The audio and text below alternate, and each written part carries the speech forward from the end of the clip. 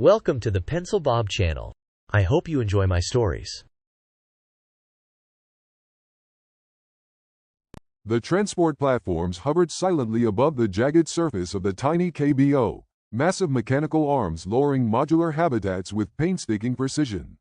Dust and frost swirled in the weak gravity, settling on suits, boots, and equipment, drifting lazily as if time itself had slowed in the void. Each habitat unfolded into its functional spaces: cramped living quarters, hydroponic bays, gravity generators, and storage compartments that had to be connected and stabilized before the drills could even be activated. The hum of the artificial gravity was inconsistent, spiking into high-pitched quivers that forced miners to steady themselves against handrails or risk being knocked off balance. Every motion, no matter how small, required attention, precision, and focus. "Keep it steady, Milo. Don't let the conduit twist," Rico Darn muttered as he tugged a generator into position. His voice carried a mix of irritation and determination, the low growl of someone used to hauling more than he should while cursing the system that made it necessary. "I swear, if this thing falls, I'm not cleaning it up." Milo Trace crouched over the main power conduit, eyes scanning fluctuating readings on a small monitor. "Relax," he said, voice calm but firm. "If it spikes, the whole line could overload. I've got it. Just don't bump it." He reached for a wrench and made a fine adjustment, the metallic click of the tool echoing softly in the thin air. His movements were measured, economical, almost surgical compared to the brute force Rico applied. Sarah Venn moved through the habitat bays like a shadow, silent but vigilant. She noticed Lyra Neve's hands trembling as she tried to thread a drill through a stubborn connector. Her brow furrowed in concentration, lips pressed into a tight line. Tarn Fisk leaned over her shoulder, guiding her hands with sharp efficiency. "No, angle it like this," he said, his voice clipped and direct. "Steady, don't force it, or you'll strip the threads." I think I got it now," Lyra stammered, swallowing hard as she repositioned her drill. Sweat slicked her gloves, and she adjusted her grip, biting her lip against frustration. Finally, Rico muttered, rolling his eyes. "Took you long enough. You'll be a pro eventually, but it ain't today." Dren Boss moved methodically through the modules, datapad in hand, scanning serial numbers, logging the condition of each unit. "Oxygen recycler in Module B is acting up," he said flatly. "Needs immediate inspection, or we're gonna have problems by morning." "Figures," Rico muttered under his breath. "Another thing to fix before we even start drilling." Milo adjusted a valve on the power conduit, fingers moving quickly over the worn controls. "Keep it steady. Don't push it to full load yet. One surge and everything goes dark." Sarah stepped closer, voice calm and even, carrying the authority of someone who didn't need to shout. "Focus on one thing at a time. Rico, finish that generator. Milo, stabilize the conduit. Tarn, keep Lyra on track. Dren, log every fault. Everyone else, prep the drills. Don't rush. Mistakes will cost us more than time. Better get used to it," Rico muttered, shoving the generator against the platform frame. "Nothing's coming to save us." Dren's datapad beeped, marking minor defects in the habitat modules. "Not as solid as the last batch. Expect more hiccups." The drills roared to life, cutting into the icy surface of the KBO. Sparks from misaligned conduits flickered across the metal platforms, reflecting off helmets and visors in tiny flashes. Lyra Neve's gloves slipped from sweat as she tightened a bolt. "I hope this holds," she said quietly. "You'll be fine," Tarn replied, his tone curt but reassuring. "Keep your hands steady, eyes on the mark." Rico stomped his boots, dragging a crate of spare parts closer. "We shouldn't be doing all this by ourselves. The company promised better supplies months ago. Not a damn thing showed up." "Promises don't keep generators running," Sarah said softly, moving past him. "We do." Milo glanced up from his monitors, adjusting outputs. "And we'll do it whether we like it or not. Don't let frustration make you careless." Even as the drills hummed and the processing units groaned under the strain, the crew moved with a tense rhythm. Muscle fatigue, mental exhaustion, and the faint but constant pressure of debt and dependency weighed on every motion. Every miner knew that mistakes here could cascade into system failures that might take days to repair, if repair was even possible. Survival depended on more than effort. It required careful observation, quick thinking, and trust in the few people who had proven themselves capable. Sarah paused near Milo, observing him recalibrating the conduit and adjusting the generator flow. "That should hold for now," she said quietly. "Keep an eye on it. If it spikes again, we'll have to reroute power." "Understood," Milo replied, nodding once. Rico shook his head and spat into the void. "I swear, if we survive another week of this crap, I don't even know what I'll do." "Retire? Ha! Shut up and move," Tarn said sharply, though the corner of his mouth twitched in something like a smile.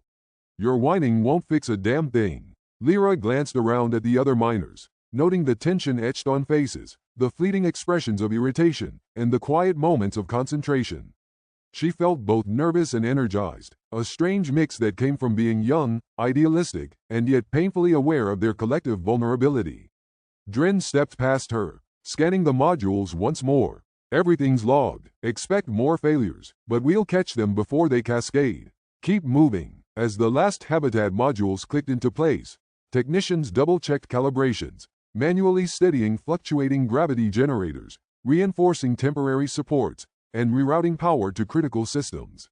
The KBO's icy surface vibrated slightly under the weight of machinery, a subtle reminder that nothing here was stable for long.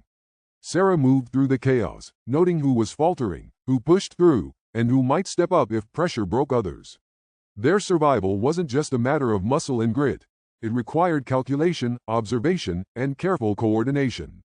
One wrong move, and a cascading failure could leave them stranded, without power or oxygen, in the far reaches of the Kuiper Belt. By the time the drills were fully operational and processing units began moving ice and rock into storage, the crew had established a fragile rhythm. Sparks continued to fly from minor misalignments, gloves slipped, bolts stripped, but small victories kept morale afloat. Lyra finally aligned her drill correctly, Milo stabilized the conduit, and Rico finished dragging the generator into place with a grunt of relief. The KBO had transformed into a small, tense outpost of survival. Habitat modules hummed unevenly, life support systems stabilized under constant adjustment, and miners moved in a practiced dance of labor and observation. They were tethered to life by necessity, dependent on one another, aware that no one outside the platforms would intervene on their behalf. The Kuiper Belt remained indifferent, vast, and cold, and the company remained distant, abstract, and merciless. Sarah paused at the edge of the main platform, watching the crew work through exhaustion, frustration, and minor victories. "We're going to make it through today," she murmured to herself. "One way or another," Rico snorted from across the platform. "You always sound like we got a choice, Sarah." "We don't. We survive because we have to." "Exactly," Sarah said, voice low but steady. "Because we have to." The first day on the ICKBO ended with small victories, sweat-streaked faces, and silent acknowledgement that survival would demand everything they had. No one could rely on the company. Every module, every conduit, every generator was a test, and the miners were already learning that failure was never an option.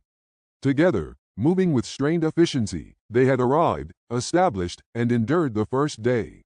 The drills bit into the icy surface of the KBO with a grinding roar, sending fine shards of ice and rock skittering across the weak gravity.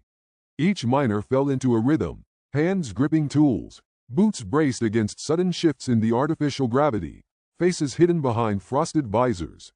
Even small errors, dropping a spade, misaligning a drill, misthreading a conduit, had consequences that could ripple through the habitat, causing power surges, oxygen shortages, or equipment failures. "Keep it steady, Lyra," Tarn Fisk called, his tone clipped but not unkind, as she struggled to lift a drill into position. Her gloves slipped against the cold metal, the suit constricting her movements more than she liked. "You're rushing. Slow it down before you break it." I'm trying," Lyra panted, sweat dampening her collar, her hands trembling as she wrestled the tool into place. Rico Darn stomped past her, dragging a heavy cart of ice rock mixture toward the processing unit. "Christ, move faster, will you? You're slowing the whole line down." He muttered critiques under his breath, muttering at every miner he passed, his own movements overcompensating with brute force. The cart rattled violently, forcing him to adjust constantly, sweat dripping into the collar of his helmet. Milo Trace crouched over the control panel of the processing unit, eyes scanning output data, adjusting levers and valves to prevent the generator from overloading. Keep an eye on the conveyor lines, he called, voice calm but carrying authority. If the load spikes, it's going to fry the motors. Dren Boss leaned against the side of a Habitat module, notebook in hand, cataloging minor slips and potential faults in the operation. We've got 3 loose fittings on the primary ice line. If anyone trips over them, the whole system's going to stall. Figures, Rico muttered, kicking at the uneven surface. Nothing ever works right the first time. Sarah then moved quietly between the miners, observing, noting which hands were shaking, which backs were sagging, which minds were starting to wander from exhaustion. Check your connections before you haul anything, she reminded, voice soft but sharp. We can't afford slip-ups. One mistake here and it's not just you who pays the price. I got it, Sarah, Lyra whispered, repositioning her drill.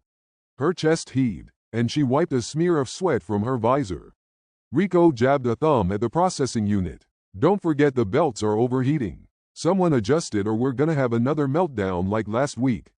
Milo's hands moved across the panel, fingers flying over switches. I see it. I've got the output under control. Just don't push more ice into it than it can handle. Tarn Fisk observed silently for a moment, eyes scanning the crew.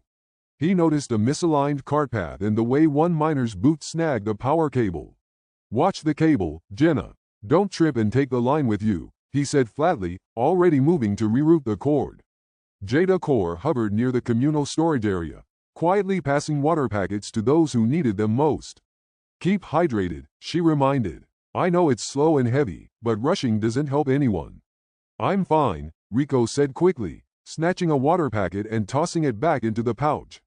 Don't babysit me, you'll get tired enough to need it later, Jada replied evenly, shaking her head. The labor was exhausting, the isolation pressing in from all directions. The faint glow of distant sunlight barely reached this far into the Kuiper belt, leaving the habitats and equipment bathed in the cold blue of reflected ice. The emptiness pressed on them, a reminder that no one would come if they failed, that the company's promises of timely replacement parts, new supplies, and fresh personnel were as hollow as the drifting ice surrounding them. I swear they forget we're out here, Rico muttered, dragging the cart back to the processing unit. They act like we can just snap our fingers and everything repairs itself. Or like we're disposable, Lyra added quietly, adjusting a drill bit. Exactly, Milo said, tightening a bolt on the processing chute. They don't care. We can't quit. We can't leave. And that debt? He shook his head. It's like a chain around our necks. The drills continued their steady rhythm, filling the air with the constant whine of grinding metal and ice. Sparks flashed occasionally where equipment scraped or misaligned, illuminating faces drawn tight with concentration, exhaustion, and irritation. Small arguments flared, about pace, dropped tools, or mismanaged loads, but the crew quickly absorbed the tension, focusing on the work they had to complete. Survival depended on it. Rico jabbed at the conveyor belt again. Slow that down. It's overloading. I've got it, Milo called, voice calm. Don't dump another cart until I finish recalibration. Lyra paused, panting, letting out a small curse under her breath. I hate this. Everything's too heavy, and my arms are killing me. You're not alone, Tarn said from nearby, wiping his helmet and checking a winch. We all feel it. Keep moving. Sarah moved closer, speaking to the crew as a whole. Focus on rhythm, one task at a time. Keep your head, keep your hands steady, and keep the lines moving. Mistakes cost lives. The miners resumed their work with renewed concentration. Even lifting, hauling, and connecting power lines required thought, planning, and awareness, every step mentally draining. Sweat and grime coated their suits, every movement a reminder of the unforgiving environment and the debts tying them to this frozen labor. By midday, small victories emerged. Conveyor belts stayed aligned, a generator held a steady output, and minor equipment faults were patched just enough to prevent collapse. Still, the absence of promised supplies weighed on every miner's mind. Hydroponic yields were insufficient, food rations minimal, and each person silently acknowledged the precariousness of their situation. Another cart ready? Sarah asked, walking alongside the processing line. Yeah, coming, Rico replied, dragging it over. If the company thinks this is acceptable, they're insane. Tell me something I don't know, Lyra muttered, dropping a small ice chunk on the tray and flinching when it bounced. Milo adjusted a lever. Everyone slow down on the next pass. We can't risk overheating the chute. Dren Boss jotted notes, voice low. We're holding for now, but fatigue is showing. Expect mistakes if we push too hard. Rico growled and shook his head. Mistakes happen anyway. Just hope they don't kill us all at once. Despite exhaustion and rising frustration, the crew kept moving, hauling, drilling, monitoring, and adjusting. Conversation was sparse, mostly short calls of warning, instructions, and muttered complaints. Yet beneath the terse communication, a subtle bond persisted, rooted in necessity and the unspoken understanding that survival depended on cooperation, not complaints. As the drills bit deeper into the icy KBO, sparks, dust, and the faint smell of hot metal mixed with recycled air. Miners worked with grim determination, muscles aching, minds alert, and hearts quietly braced for the long hours ahead. Even with limited supplies, failing equipment, and the oppressive weight of debt, the crew maintained a rhythm, a fragile balance that allowed them to survive another day in the indifferent expanse of the Kuiper Belt. The communal area was a rectangular room of steel and alloy panels, lit by pale, humming lights that reflected off scratched metal tables. The smell of recycled air, faintly metallic and faintly sour from last night's rations, filled the space. The miners filed in one by one, shedding gloves and helmets, each movement careful in the low, shifting gravity. The long tables were cluttered with ration packs, water bladders, and scraps of equipment temporarily set aside. Finally, Rico Darn grumbled, flopping into a chair, boots scraping against the floor. He yanked a half-frozen protein slab from his ration pack, tearing it open with a snap. Don't even get me started on how much they're skimming off our food. I swear, they're counting every crumb. They've always done it. Tarn Fisk muttered from across the table, eyes narrowed as he unpacked his own meal. He jabbed a fork at the protein slab with precision, as if testing its resilience against his frustration. We knew the deal when we signed up. Don't get loud about it every day. Lyra Neve's fingers fumbled with her ration pack, spilling a few morsels onto the table.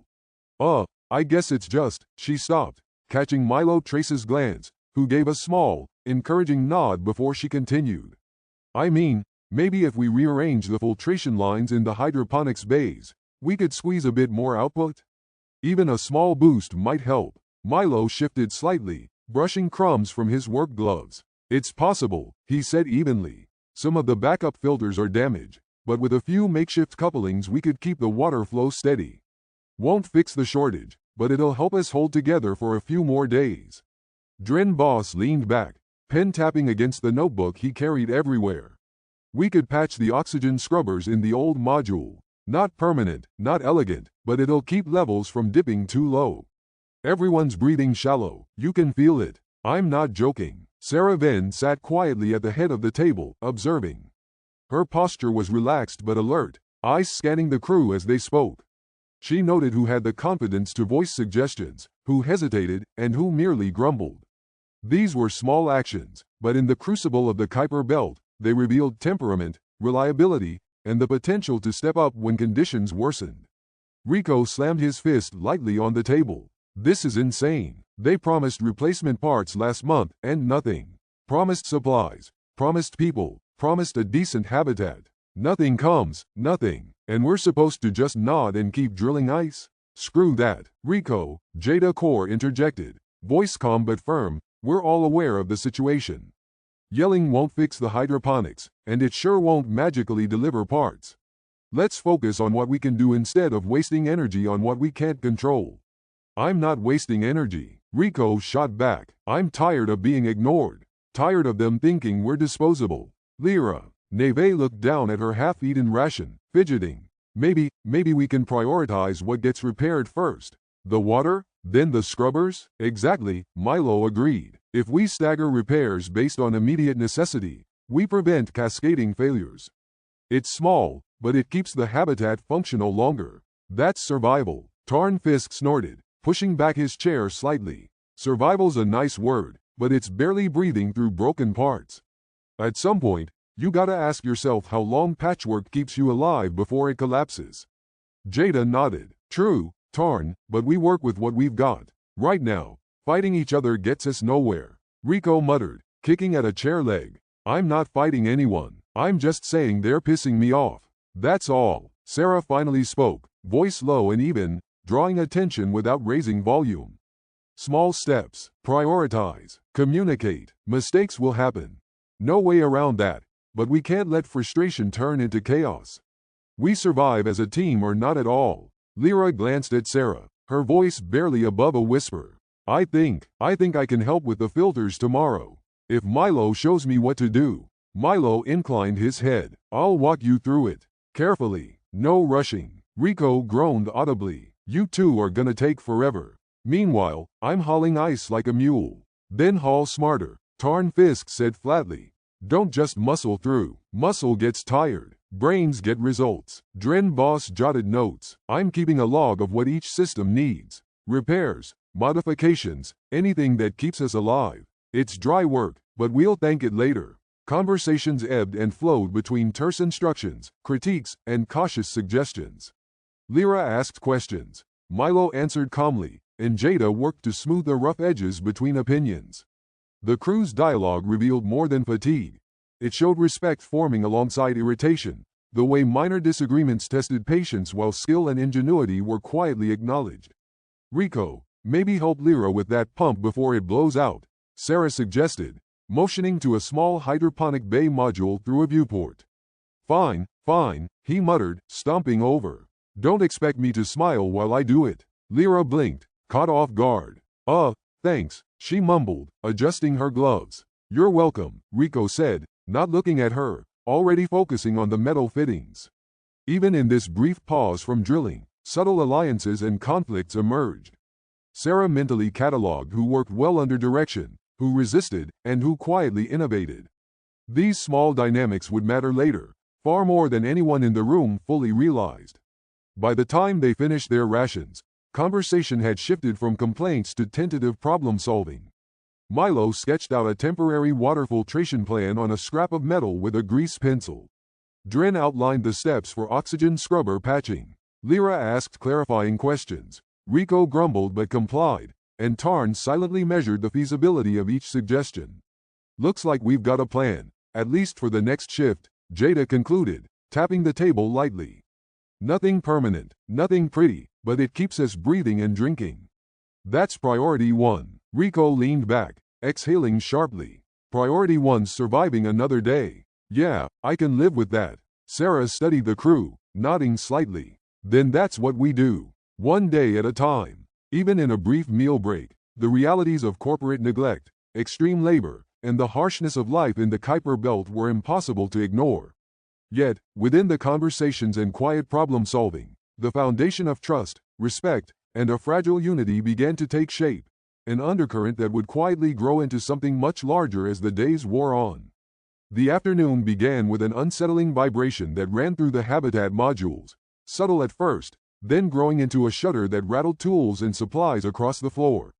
The gravity generators flickered erratically, forcing miners to brace themselves against walls or heavy equipment to avoid toppling over. Sparks danced along a nearby conduit when the power fluctuations overloaded the main circuits, cutting the drill lines for several moments. Rico Darn cursed under his breath, narrowly catching a falling crate of ice shards. Damn it, not again. Sarah then moved swiftly, boots sliding on icy metal as she navigated the erratic gravity. Hold the panels steady, she barked, voice calm but firm, as she grabbed a swinging console and locked it into place. Her eyes darted from one problem to the next, cataloging failures and prioritizing which required immediate attention. Every second mattered. One slip, one misstep, and a minor fault could cascade into a catastrophic failure. Lyra Neve's breath caught when she noticed a red warning light blinking on the oxygen recycler's panel. Sarah, she called out, voice tight with tension. Something's wrong with the scrubber. It's reading critical pressure drop. Tarn Fisk spun around, eyebrows raising, assessing the situation quickly. Show me. Lyra guided him to the panel, hands shaking slightly as she pointed to the fluctuating readings. Tarn's face tightened into a grim expression. Not bad, kid, he muttered, voice low. You saved us a breach. Rico, meanwhile, was busy yanking a sparking conduit away from the main power line. I swear these things are held together with duct tape and bad luck, he shouted over the roar of failing machinery. Jada Core moved among the miners like a calm presence in the storm, distributing emergency tools and offering concise instructions. Milo, redirect auxiliary power to the life support backups. Dren, patch the secondary lines before the recycler fails completely. Her words were steady, even, and precise, cutting through the chaos. Milo Trace's hands flew over the control panels, adjusting output, calculating loads, and anticipating failures before they could occur. Auxiliary powers online, he said, eyes scanning every readout. We have about 10 minutes before the main generator overheats if we keep drilling. That buys us some time. Dren Boss scuttled along the module corridor, hauling scavenged parts from older, broken-down units. Got a spare coupler for the oxygen scrubber, he called, tossing it to Tarn, who secured it with practiced efficiency. Not perfect, but it'll keep the flow stable for now. Good enough for me, Tarn said, nodding briefly before snapping back to another failing conduit. If this thing blows, we're not walking away. Fix it. The miners moved in a coordinated frenzy, sweat and grime streaking their visors and suits, muscles straining under the stress. Every mistake triggered terse corrections and quiet frustration. Lyra struggled with a heavy panel. Rico grabbed it mid-slip, grunting as he forced it into alignment. Careful, he barked, though his tone softened slightly once the panel locked in place. Sarah Ben's voice rose and fell like a metronome, guiding the crew through the chain reaction of failing systems. Auxiliary pumps first, then the power lines. Milo, monitor pressure. Lyra, assist Dren. Keep your head, everyone. This isn't luck. It's skill, and we've got it. Even in the chaos, subtle dynamics emerged. Lyra's careful observation and quick alarm earned Tarn's respect. Rico's brute strength paired with Milo's calm calculations proved effective. Jada's mediation kept tempers from boiling over entirely, though the air was thick with tension. I'm telling you, Sarah, Rico muttered between gritted teeth as he steadied a conduit, this company doesn't give a damn about us. They just send messages demanding production while everything's falling apart. Sarah didn't respond immediately, but her eyes darkened. I know, and that's why we have to keep it together ourselves. No one else will. Figures, Tarn grumbled, tightening a bracket on a power line. They never show up. They send a message, then expect miracles. Dren Boss glanced at a readout panel, noting the rate at which auxiliary systems were compensating. It's holding, barely. We can keep this stable if no more surprises hit us at once. The next surge of turbulence rattled the habitat, and Rico yelped as he stumbled, grabbing a dangling pipe to prevent himself from smashing into a control console. Son of a, watch your step. Lyra rushed to stabilize the panels near him. I'm here. Don't fall. Sarah moved between them, adjusting braces and cables, directing traffic like a conductor in the middle of a storm. Everyone, stay calm. Focus on one system at a time. Don't let panic spread. Power flickered, sparks flew, and one of the drills ground to a halt mid-operation. But the crew adapted, relying on instinct honed by countless emergencies. Milo recalculated loads. Dren redirected auxiliary flow. Tarn secured loose panels. Lyra assisted with emergency repairs, and Rico bellowed instructions that somehow guided without chaos. By the end of the afternoon, the flurry of emergencies slowed. Systems were stabilized enough to continue work, though the threat of failure lingered in every module. The crew slumped briefly against consoles and walls, breathing heavily, sweat dripping inside. Helmets. Sarah finally spoke, voice low and deliberate. This is what it's like every day. If we wait for the company to fix anything, we'll die. Every decision, every repair, every bit of effort falls on us. That's reality. Understand it. Rico spat onto the floor, muttering, yeah, I get it. Don't think anyone's coming for us. Lyra, still catching her breath, whispered, we did it, though. We fixed it. Sarah gave her a small nod. We survived this round. That's all that matters for now. And tomorrow, we do it again. Alone. The miners shared a moment of silent acknowledgement, the weight of responsibility pressing down on them. Corporate oversight was abstract, unreliable, and ultimately dangerous. The survival of the crew rested entirely on their own hands, skill, and coordination. The stark reality settled over them. Dependence on the company was a liability, and from here on, every decision, every repair, every ounce of effort was theirs alone. Night had fallen across the small Kuiper Belt site, the distant sun nothing more than a pinprick of light against the endless black of space. Inside the central habitat, the soft hum of functioning gravity generators filled the air, steady now after the afternoon's chaos. The light was dim, utilitarian, bouncing off cold metal walls and the scratched floors where boots had scuffed over the course of a long, punishing day. Every miner bore the visible marks of exhaustion. Streaks of sweat and grime clung to their suits, eyes drooped from fatigue, and shoulders sagged under the lingering weight of physical labor. Rico Darn was the first to collapse into a chair near the table, slumping heavily. "Hell," he muttered, rubbing at his temples. "I swear my arms are gonna fall off tomorrow." His voice carried a mix of frustration and relief. The relief that, for the moment, the systems were stable and no one had been seriously hurt. Lyra Neve sank onto the bench across from him, breathing hard through her suit mask. I didn't think we'd get through the afternoon without something blowing up," she admitted, cheeks pink from exertion. Her hands were still shaking slightly, and she fidgeted with a small wrench, turning it absent-mindedly as she spoke. "Yeah, well, that's the Kuiper belt for you," Tarn Fisk said from his seat nearby, his voice low and rough. He leaned back against the wall, arms crossed, eyes scanning the room like a predator checking its surroundings. "Everything's fragile. Everything's gonna break sooner or later. Doesn't matter what the company says, they don't give a damn." Sarah Ben moved quietly between the tables, offering nods and small reassurances where she could.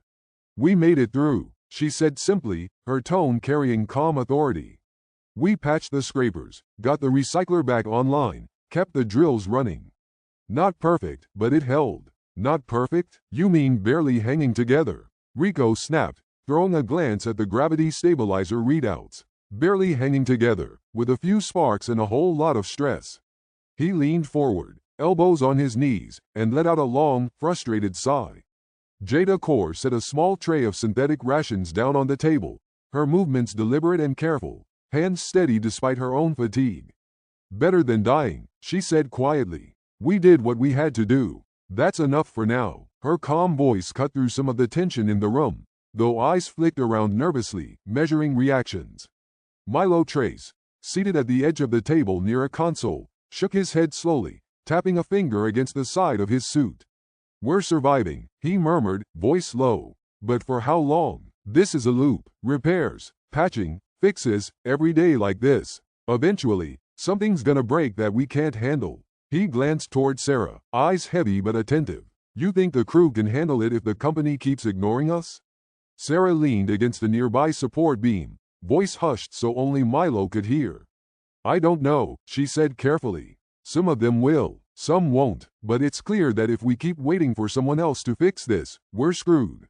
We can't rely on the company anymore. Not for safety, not for supplies, not for anything." Lyra's gaze flicked between Sarah and Milo, her youthful optimism tempered by the day's trials. "Do you think we could do something different?" she asked, almost whispering. "Like, if we actually took care of ourselves instead of waiting?" Tarn Fisk snorted, half amused, half skeptical. "Kid, don't start dreaming. We're not in charge. We follow orders, or we starve. That's the system." His words were blunt, but his eyes betrayed a small spark of acknowledgement. Even he had noticed the cracks forming in the collective obedience of the crew. Around them, scattered miners quietly ate their rations, some silent, some muttering small grievances about lost hours, broken equipment, or the ever-present debts hanging over their heads. Dren Boss scribbled notes into a datapad, calculating remaining supplies, estimating how long the systems would last under current loads. "If the water recycler holds, we've got 5 days of supply," he muttered to no one in particular. "If it goes down, we're fucked." 5 days, huh? Rico muttered, biting into a slab of protein gel. "Company'd rather see us starve than spend a credit fixing it." "Typical." Milo glanced up, frowning. "That's why we have to think. Strategize. We can't just patch and pray forever. Sooner or later, we have to decide what we're willing to risk to survive." Sarah gave him a small, almost imperceptible nod. "Exactly, and the crew is already starting to see that. Look around. They're questioning authority in quiet ways, checking systems, speaking up, offering fixes. You saw it today. Little things, but they add up. The company can't see it, doesn't care. But we do, and that's dangerous for them." Lyra's hand found Tarn's arm as he surveyed the habitat, as if seeking reassurance. Even you think something's wrong, she said softly. Tarn's gruff exterior softened slightly. Something's always wrong out here, he said, voice low. We just get good at hiding it. But yeah, maybe you're right. Rico scoffed, shaking his head. Hiding it doesn't make it better. We're stuck in the same loop, every day, until someone finally decides to do something stupid or brave. Don't see anyone stepping up yet. Jada placed a calming hand on Rico's shoulder. Bravery doesn't come in loud bursts. Sometimes it's quiet, persistent. You'll see it. As the evening wore on, miners continued small repairs and double-checked systems, even as exhaustion weighed heavily. The hum of gravity generators provided a constant undercurrent, and the faint whir of filtration units reminded everyone that life was being preserved by their own hands, not any company intervention. Conversations turned personal, brief observations about the day's mistakes, who had held the line, and who had faltered. Bonds strengthened quietly, shared hardships leaving marks deeper than the superficial frustration of the work itself. By the time the habitat lights dimmed further to simulate night, every miner knew the truth. Their survival depended entirely on themselves. Corporate oversight was abstract, absent, and negligent. Debts bound them to a system designed to exploit them. And yet, despite the weight of exhaustion, minor victories and the camaraderie that formed in shared struggle provided the faintest glimmer of hope. Sarah quietly surveyed the room one last time before settling into her own bunk area. Each miner was visible, breathing evenly under their helmets, ready for sleep but aware that the next day would be as brutal and unpredictable as this one. Her mind lingered on Milo's words and Lyra's questions, planting seeds of a thought she could not yet voice aloud. If survival depended solely on themselves, perhaps survival could also mean taking control. Not out of rebellion for its own sake, but out of necessity. The crew prepared for another long night, helmets removed, suits loosened, small comfort routines maintained. The minor victories of the day, systems stabilized, injuries avoided, tasks completed, were celebrated quietly, each miner understanding the delicate balance of life in the Kuiper Belt. And in the quiet, subtle sense of purpose, the foundations for future collective action began to take root. The crew knew it, even if no one said it aloud. Things would not improve under company control, and their dependence on corporate oversight was a liability they could no longer ignore. Morning arrived slowly over the Kuiper Belt mining site, though morning was a relative term in the endless darkness of distant space. Inside the modular habitats, lights flickered weakly, struggling against intermittent surges from the aging power grid. Gravity generators shivered in uneven pulses, creating moments where crates shifted slightly and miners caught themselves before stumbling. The familiar hum of equipment carried a new edge, tense and unpredictable, as if warning the crew that the day would not pass without complication. Sarah then moved quietly among the crew, her gaze scanning every corner of the habitat. "Check the conduits again," she said to Milo, her voice calm but carrying an unmistakable authority. "If that main line trips, half the lights and the processing units go dark." Milo Trace crouched beside a flickering power panel, tools in hand, muttering as he adjusted the connections. "Line 7's holding for now, but I don't like how the readings jump. If that generator keeps spiking, it'll blow the backup in under 3 days." He paused, glancing up at Sarah. "We're barely keeping it together." Rico Darn stomped past, dragging a crate that had shifted during the last generator pulse. "Barely keeping it together?" he snapped, voice harsh, shaking his head. "That thing's a ticking time bomb. One wrong move and someone's gonna get flattened." He kicked the crate into place, muttering darkly, "And the company doesn't give a damn." "Never does." Lyra Neve struggled with a drill, hands trembling as she tried to align it with a fractured ice vein on the KBO's surface. Sparks flew from a misfiring connection, and she cursed softly under her breath. I think it's fine, just." She looked around, embarrassed. "I'm getting this. Just need a sec." Tarn Fisk crossed his arms, watching her fumbling attempts. "That sec could cost us a suit if you're not careful," he said, voice low but sharp. "These things don't wait for you to calm down. One slip and we're cleaning oxygen systems with a dead battery." Jada Core moved to Lyra's side, crouching to her level. "Take a deep breath, Lyra. Focus, one thing at a time. We've all been there. We fix it together." Her calm tone had the effect of steadying the younger miner, though worry still clouded her eyes. Dren Boss stood near the habitat's central console, scanning a tablet filled with system logs and inventory. Gravity pulse just jumped again, he noted dryly, pointing at the readout. I'd mark it as a one-off, but we've had 3 in the last hour. He rubbed his chin. Company's not sending anyone to check it. Figures. Sarah moved over to him, voice quiet, almost thoughtful. Then it's on us. Figure out which modules need priority. Stabilize what we can and keep the rest from falling apart. Her eyes swept over the crew, noting small signs of fatigue.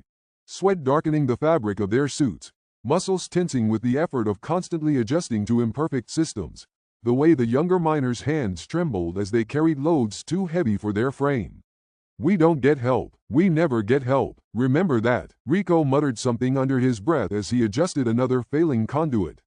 Yeah, we remember. Every damn day. Milo's fingers danced across the control panel, carefully rerouting circuits, voice low as he spoke aloud to himself. Shift load to backup line. Redirect 3-phase to stabilizers. Pull power from secondary processor. He glanced up at Sarah. If we miscalculate, half the habitat goes dark and we're dealing with oxygen loss next. Lyra wiped sweat from her brow and tried again with the drill. I can do this, she said, more to herself than anyone else. Just need one more adjustment. Tarn Fisk shook his head. One more adjustment, one more misfire, one more mistake. He stopped, eyes sweeping the crew, taking in their concentration and silent determination. And we're all dead, Lyra. Remember that, kid. Small incidents punctuated the morning. A crate slid off a support rack, narrowly missing Rico's foot. A processing unit blinked and shut down for a brief moment before Milo rushed to override the fail-safe. A minor sparking incident from a power conduit sent everyone ducking for cover. Each event added tension, tightening the crew's awareness, sharpening the unspoken knowledge that even minor mistakes carried consequences. Sarah moved to the center of the habitat, raising her voice just enough to cut through the low hum of machinery. Eyes on your work. Don't rush. Don't panic. We've done this before. We'll do it again. She scanned the crew, noting who was steady, who was shaky, and who would need support if conditions worsened. We can't wait for anyone else to fix this. Nobody's coming. Understand? Yes, ma'am, Milo muttered, though his voice carried exhaustion more than respect. Rico huffed, muttering, nobody ever comes. That's the point. Lyra swallowed nervously, focusing on her drill, hands steadying with conscious effort. We can manage it, right? Tarn Fisk grunted. Manage it, survive it, maybe. But it's a hell of a gamble every single day. Even amidst the chaos, small moments of camaraderie appeared.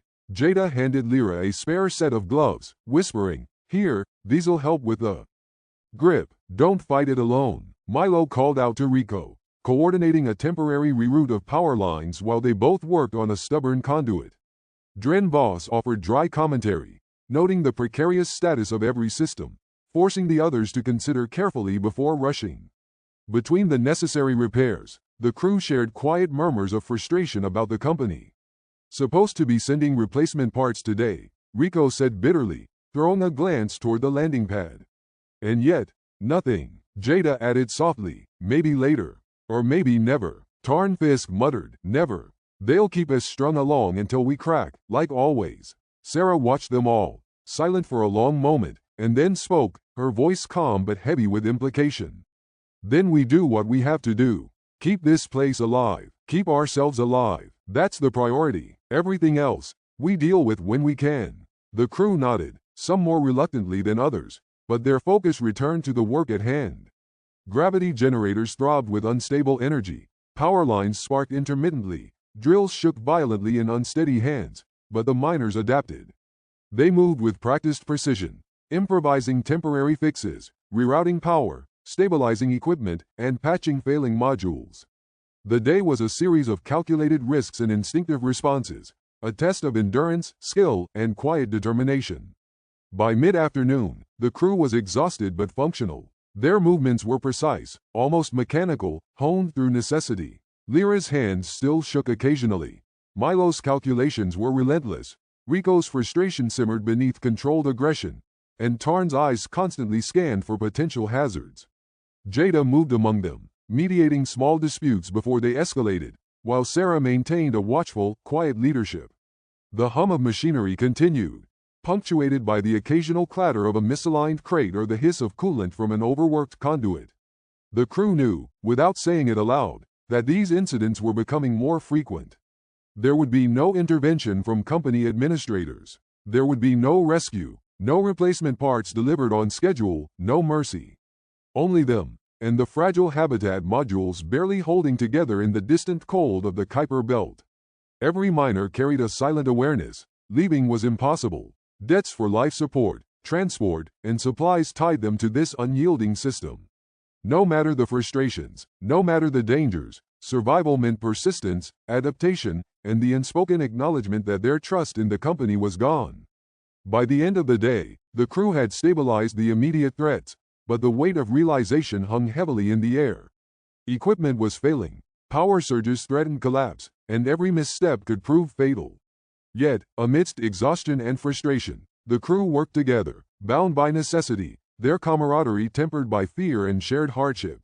Small murmurs of discontent slipped between them, quiet questions about company neglect, and the unspoken thought, if survival rested solely on themselves, perhaps survival could also mean action beyond mere maintenance. The landing pads stretched out like empty skeletons against the faint, distant glow of the Kuiper Belt. Normally, supply drones would glide in on precise courses, delivering spare parts, food rations, and equipment that kept the habitat alive. Today, the sky remained barren. The cold vacuum beyond the thin barriers of the habitat made the absence feel heavier, the silence pressing against the crew with the weight of inevitability. Rico Darn stomped toward the edge of the platform, fists clenched at his sides. "Where the hell are they?" he shouted, voice echoing against the metal supports. "Supposed to be here hours ago. We're running out of rations, and half the modules are about to fry. Where are they?" His eyes scanned the dark expanse, seeking some impossible answer from the empty void. Jada Core moved closer, stepping carefully over a stray cable. "I know, Rico," she said, voice firm but calm. "We don't have an answer. Nobody told us why they're late, and yelling won't change it." She paused, trying to meet his eyes. We have to manage with what we've got. Ration the food, prioritize what really keeps the habitat alive, and trust we can make it through until they show." Rico barked a laugh that had no humor. "Trust? Trust is what they've taken from us years ago. You want me to ration while generators spike and oxygen levels drop? You think I can trust that?" He slammed a gloved hand against a metal support, sending a small clatter echoing across the platform. "We're already running blind, and his voice broke off, replaced with a low growl of frustration. Sarah Ben walked to stand between them, raising her hand slightly. "Calm down," she said, voice carrying that weightless authority that made miners pause, if only for a second. "We don't get to control the company. What we can control is what we do next. Let's focus on the stuff we can fix ourselves. Gravity generators first, then hydroponics, then drills. Order matters. Arguments won't fix it." Tarn Fisk shifted uneasily, eyes narrowing at the disorganized cluster of crew members. "Order matters? You call chaos order? Look around. The hydroponics are at half capacity, generators are spiking, and half the tools are missing. We can't just line everything up like neat little boxes." He kicked at a loose panel near his boot, sending it skidding a few inches, and muttered, "Careless bastards." The panel bounced against a support column, narrowly missing him. Milo Trace stepped forward quickly. "Watch it," he snapped, catching it before it could topple further. "This isn't a playground. If someone gets hit, that's on us, not the company." Jada Core placed a hand on Milo's shoulder, softening his edge. "I know, Milo. Everyone's tense. We just have to work smarter, not harder. If we fight over priorities, we lose twice, first to the equipment, then to each other." Lyra Neve fidgeted with a wrench in her hands, glancing from Rico to Sarah. "I think, maybe we could split into teams," she suggested quietly, voice barely above the wind whistling through the habitat airlocks. "One group fixes the generators, one group checks the hydroponics, and, maybe, some of us can prep the drills. That way nothing's ignored." Rico turned sharply, pointing at her. You think you're splitting teams? You barely keep a drill steady half the time. You're green, kid. This isn't some lesson in polite teamwork. This is survival." Lyra flinched, eyes downcast, but Jada Kaur placed a reassuring hand on her shoulder. Ignore him for now. He's frustrated, not thinking straight. Your idea has merit. If we assign people to specific tasks, we can cover more ground without stepping on each other. Tarn Fisk shook his head, muttering under his breath. Merit? It's chaos dressed as merit. Assigning people won't stop generators from blowing. It won't fix the hydroponics if the company refuses to send parts. Sarah then took a deep breath, glancing up at the dim glow beyond the landing pads. None of it will be easy, she said. We all know that, but we have to start somewhere. Split into teams, check the lists, and focus. We fix what we can today, and maybe the company shows up tomorrow with the stuff we can't. Rico muttered something unintelligible, muttering as he walked toward the generator room, hands trembling slightly. Show up, or not, doesn't matter. We're already dead if it doesn't. Dren Voss lingered near the edge of the pad, hands in pockets, notebook clutched under one arm. Dead might be exaggerating, he said dryly, eyes flicking from crew member to crew member. But we're definitely not getting help from the company. Not today, not tomorrow, and probably not ever. Best we accept that fact and act accordingly. Small accidents continued to punctuate the morning. A loose support panel slipped from a stack, clattering near Tarn Fisk, who spun on his heel with a sharp curse. Watch where you're putting things, he snapped, voice cutting like a whip. I swear, one of you's gonna get crushed if you don't start paying attention. Milo rushed over to steady the panel, cursing under his breath. You think I don't know that? He growled. We're all on edge because nothing's working the way it should. The air crackled with tension as miners debated what to prioritize. Gravity generators were critical. Hydroponics sustained life. Drills kept production going, which kept the company at bay. Every decision carried weight. Every choice was a gamble. Arguments flared, voices overlapping, and for a moment, it seemed like the crew would splinter entirely. Sarah moved between them, hands raised, voice firm. Enough. You all have your points. Here's what we do. Milo, you handle generator stabilization. Tarn and Lyra, check the hydroponics and systems. Rico, prep the drills carefully, no shortcuts. Jada, coordinate food and parts inventory. Dren, monitor everything and report. She paused, letting the weight of her words settle. We stick to these teams. Focus. Argue later. A collective, reluctant nod passed through the crew. No one spoke further. They moved to their assigned tasks, faces tight with concentration and frustration. The silence that settled was tense but functional, the kind that spoke of necessity rather than comfort. Minutes turned into hours as the crew worked under the dim, fluctuating glow of the habitat lights. Milo recalculated circuits multiple times, checking every junction. Tarn and Lyra adjusted nutrient flows in hydroponic bays, sweat beading along their temples. Rico muttered curses under his breath as he prepared drills, glancing frequently toward the empty landing pads with simmering resentment. Jada moved between teams, quiet but firm, guiding hands, redirecting energy, mediating where sparks of argument threatened to ignite. Dren documented every adjustment, every decision, quietly cataloging patterns that would later inform repairs and strategies. As the day wore on, the crew began to recognize the stark reality. Company oversight was ineffective at best and woefully neglectful at worst. No one would arrive with replacements, no one would swoop in to prevent disaster. Their survival depended entirely on their own resourcefulness, their own ability to coordinate, and their quiet willingness to endure, even as exhaustion and frustration gnawed at the edges of every mind. By the end of the first full work cycle, the habitat modules were marginally stable. Gravity surges continued, hydroponic output was patchy, and drills were prepared but vulnerable. The crew, though tense and irritable, had proven something. Even without company intervention, they could manage. They could improvise. They could survive. And yet, beneath every accomplishment lay the uneasy awareness that survival alone might not be enough, that the company's neglect was deliberate, and that the cracks they were patching today would widen tomorrow. The sudden screeching alarm from the processing unit sent everyone scrambling in an instant, a high-pitched wail that echoed through the cold metal corridors of the habitat like a warning shot. Sparks erupted from the control panel, small arcs of blue light jumping across the cracked surface, and a low hum of electricity fluctuated dangerously as the machinery shuddered. Lyra Neve froze for a moment, her gloved hands clutching the nearest railing, eyes wide. We can't keep going like this, she stammered, voice trembling with a mix of fear and frustration. If this thing blows, we're all screwed. We have to slow down, double-check everything before someone gets hurt. Rico Darn shot her a sharp glance, voice cutting as he stepped forward, leaning over the panel with clenched fists. Slow down, he barked, the vibration of anger in his chest audible even through the layers of suit insulation.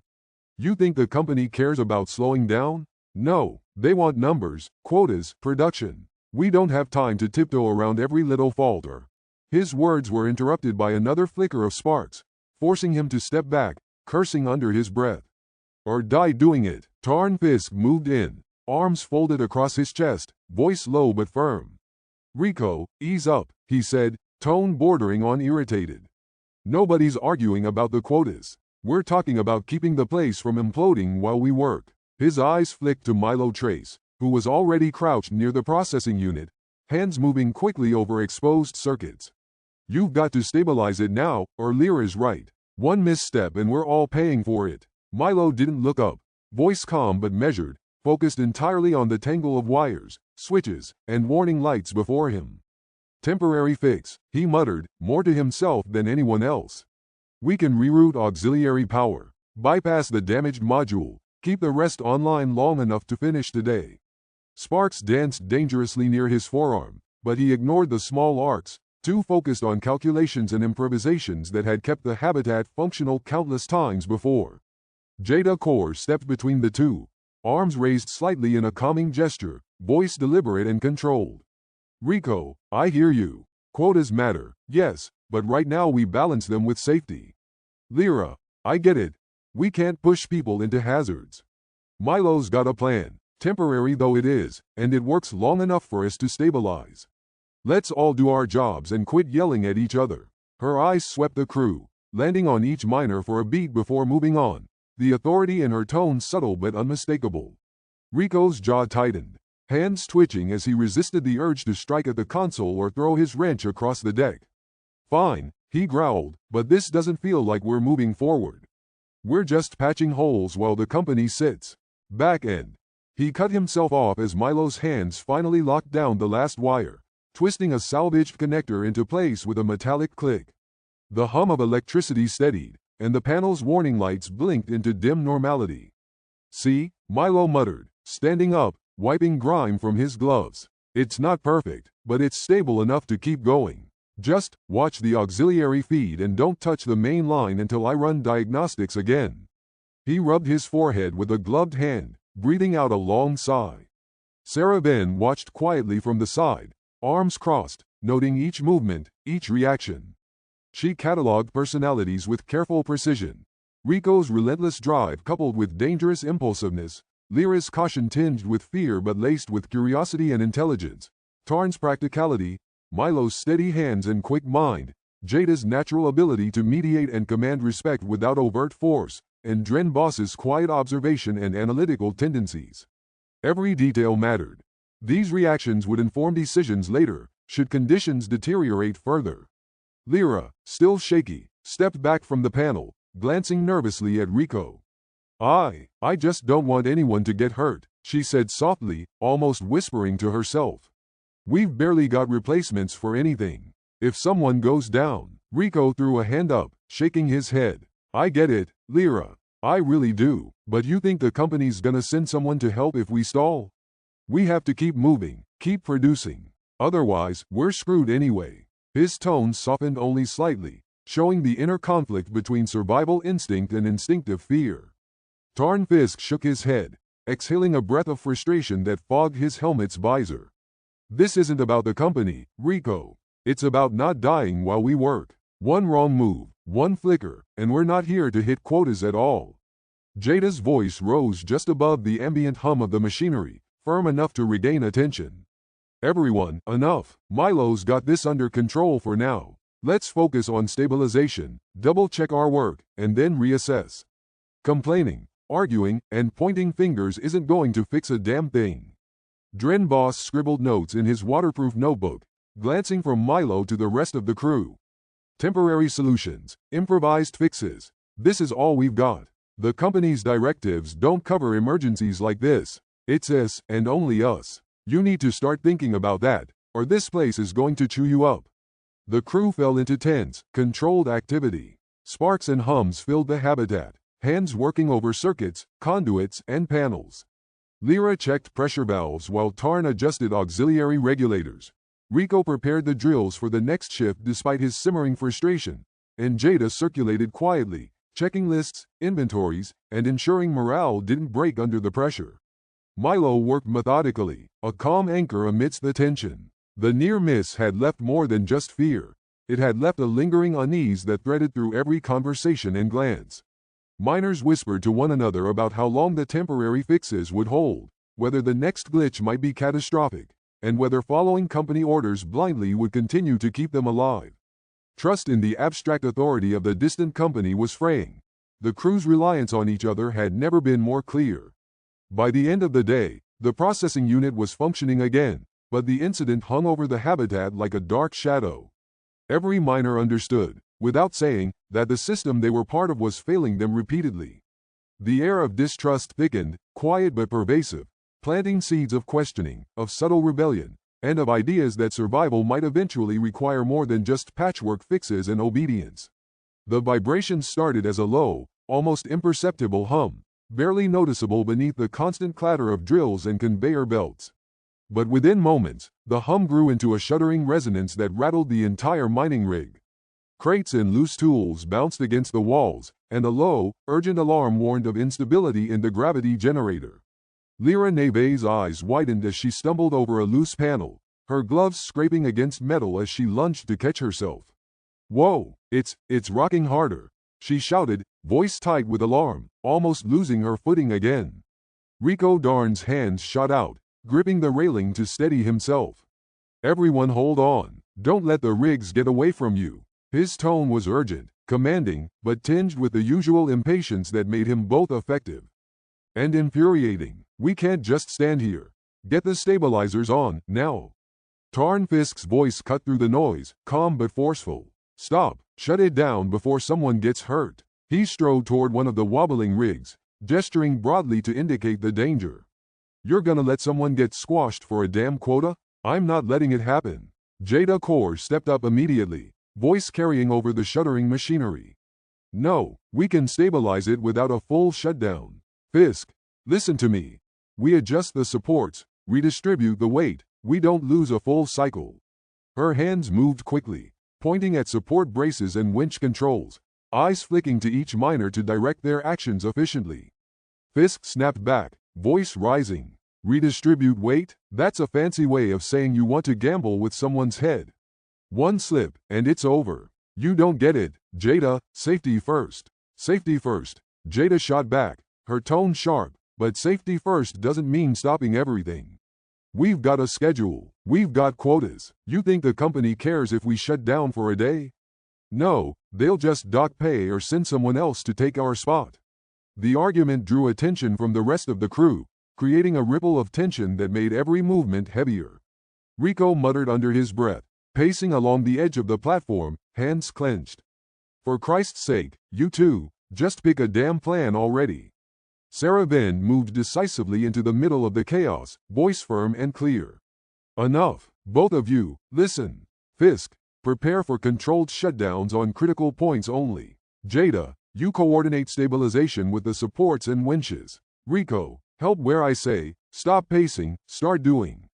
Everyone else, follow Milo and Lyra. Keep the rigs from tipping and watch your teammates." Her tone left no room for argument, and the crew responded immediately, rushing to stabilize the machines.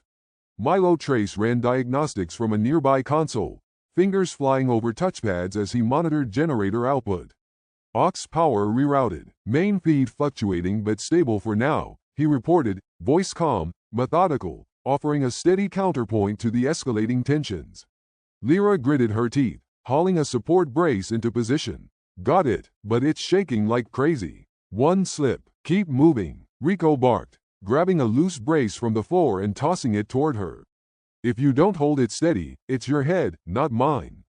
Tarn Fisk growled, muttering curses under his breath, but he tightened a winch cable and stepped back to evaluate. "This is insane. We're patching a hurricane with duct tape. Jada Core, voice still sharp, directed another miner. Secure the rig on the left side, now. Milo, check that tension reading. It's off by 10%, too much load. The miners moved like a single, tense organism, each performing critical tasks under extreme pressure. Sparks flew occasionally from frayed wires, and the low vibration of the rigs sent reverberations through the floor. Sweat slicked helmets and gloves, and the taste of fear mixed with metal and dust in the air. Every breath felt heavier, every movement deliberate, each miner aware that a single error could result in serious injury. Amid the chaos, Sarah Venn kept a careful eye on the personalities at play. Rico's drive and impatience, Fisk's insistence on absolute caution, Jada's push for efficiency balanced with strategy, Milo's calm analytical mind, Lyra's nervous diligence, and Dren Boss's quiet observation, all intertwined in a complicated dance of survival. The dynamics were fragile. If the wrong word was said, tempers could ignite again, potentially halting the operation entirely. The rigs creaked under the stress, but slowly, through combined effort, the miners began to regain control. Braces were secured, winches tightened, and auxiliary supports held the sway of the largest units. Milo adjusted the main power feeds, steadying the systems enough to allow cautious continuation of the drill. We're stable, he reported, voice low but steady, for the next cycle. Keep an eye on the generator and brace all heavy loads. Sarah exhaled, wiping sweat from her visor. Not perfect, not even close, but it's enough to keep going. Rigs stay upright, everyone stay sharp.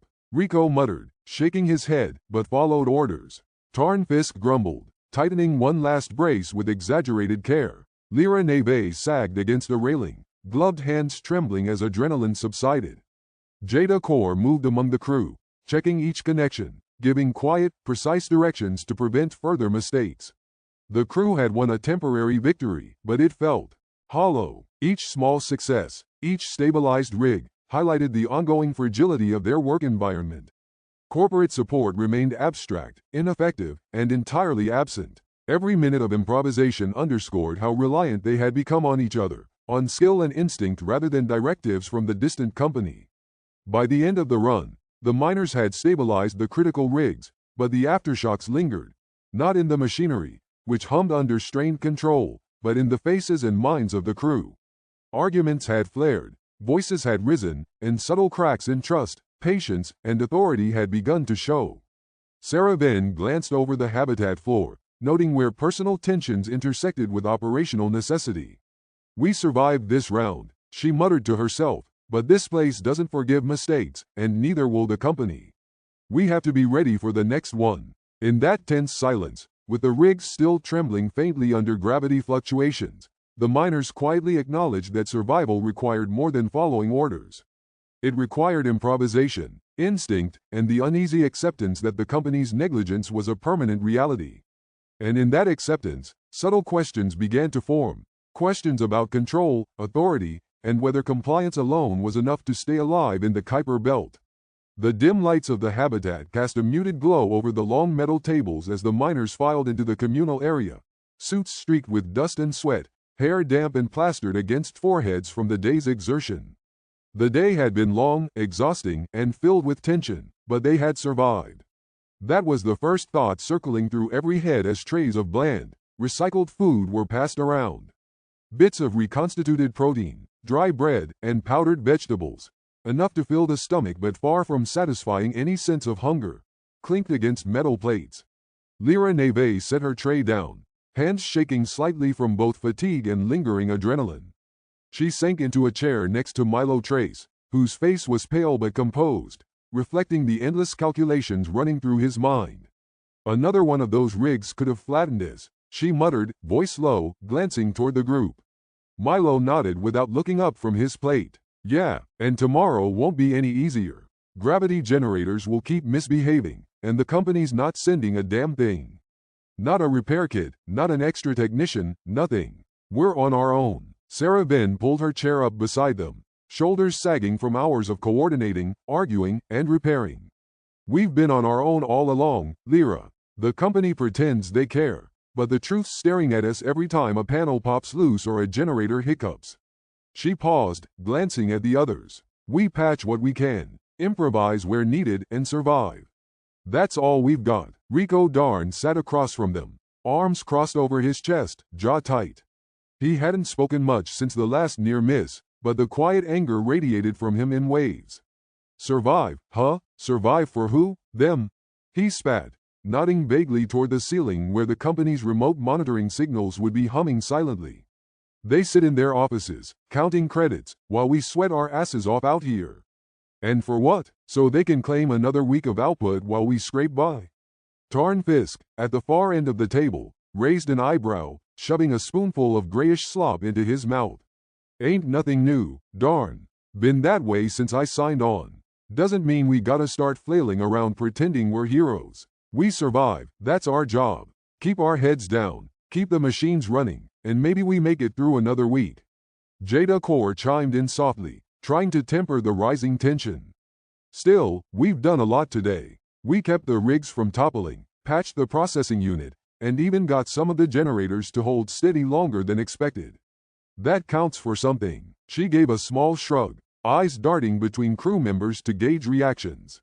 Not much, but something. Dren Boss, quiet as ever, finally spoke, his voice low and contemplative.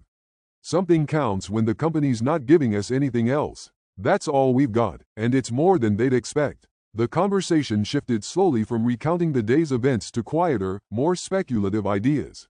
What if we slowed production tomorrow? Lyra asked, almost tentatively. I mean, just ease off a bit. Let the rigs settle. Give the generators a break. Maybe we wouldn't have to worry about a near miss every hour. Rico's eyes sharpened, and he leaned forward, voice hushed but intense. That's not enough. Slowdowns, tweaking numbers, whatever, we need to make them see we're serious. I'm talking stopping the whole damn thing if we have to. Let them feel the consequences of neglecting us. Sarah shook her head slightly but didn't argue, letting him speak. Instead, she exchanged a glance with Milo, who understood her concern. We can't just wreck the systems, Milo said quietly. If we push too hard, we risk the entire operation, and ourselves. But we can test limits, see how much they rely on us, see if anyone notices when we start doing things our way. The conversation rippled around the table, careful whispers of, what if, and hypothetical plans, each minor gauging reactions from the others. Even Tarn Fisk, skeptical and cautious, listened closely, noting every suggestion, every subtle glance exchanged between the more ambitious crew members. He didn't voice agreement, but neither did he dismiss them outright.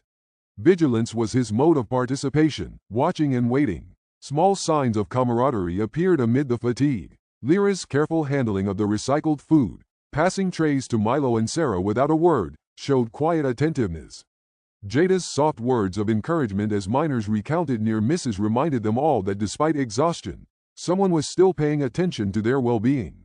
Even Rico, in his simmering anger, cracked a brief, ironic grin when Milo's calculated comment about rerouting auxiliary power was met with a dry chuckle from Fisk. Yet beneath the quiet moments of connection, the tension remained. Miners caught themselves assessing each other's reliability, noting who might lead if the company vanished entirely from their lives, and who would falter when faced with the next crisis. Sarah's mind cataloged everything. The alliances forming, the grudges held, the sparks of potential leadership hiding in fatigue-lined faces. As trays emptied and lights dimmed further, the crew began the slow, deliberate process of cleaning and securing the habitat. Tools were stacked, consoles monitored one last time, and improvised stabilizers checked.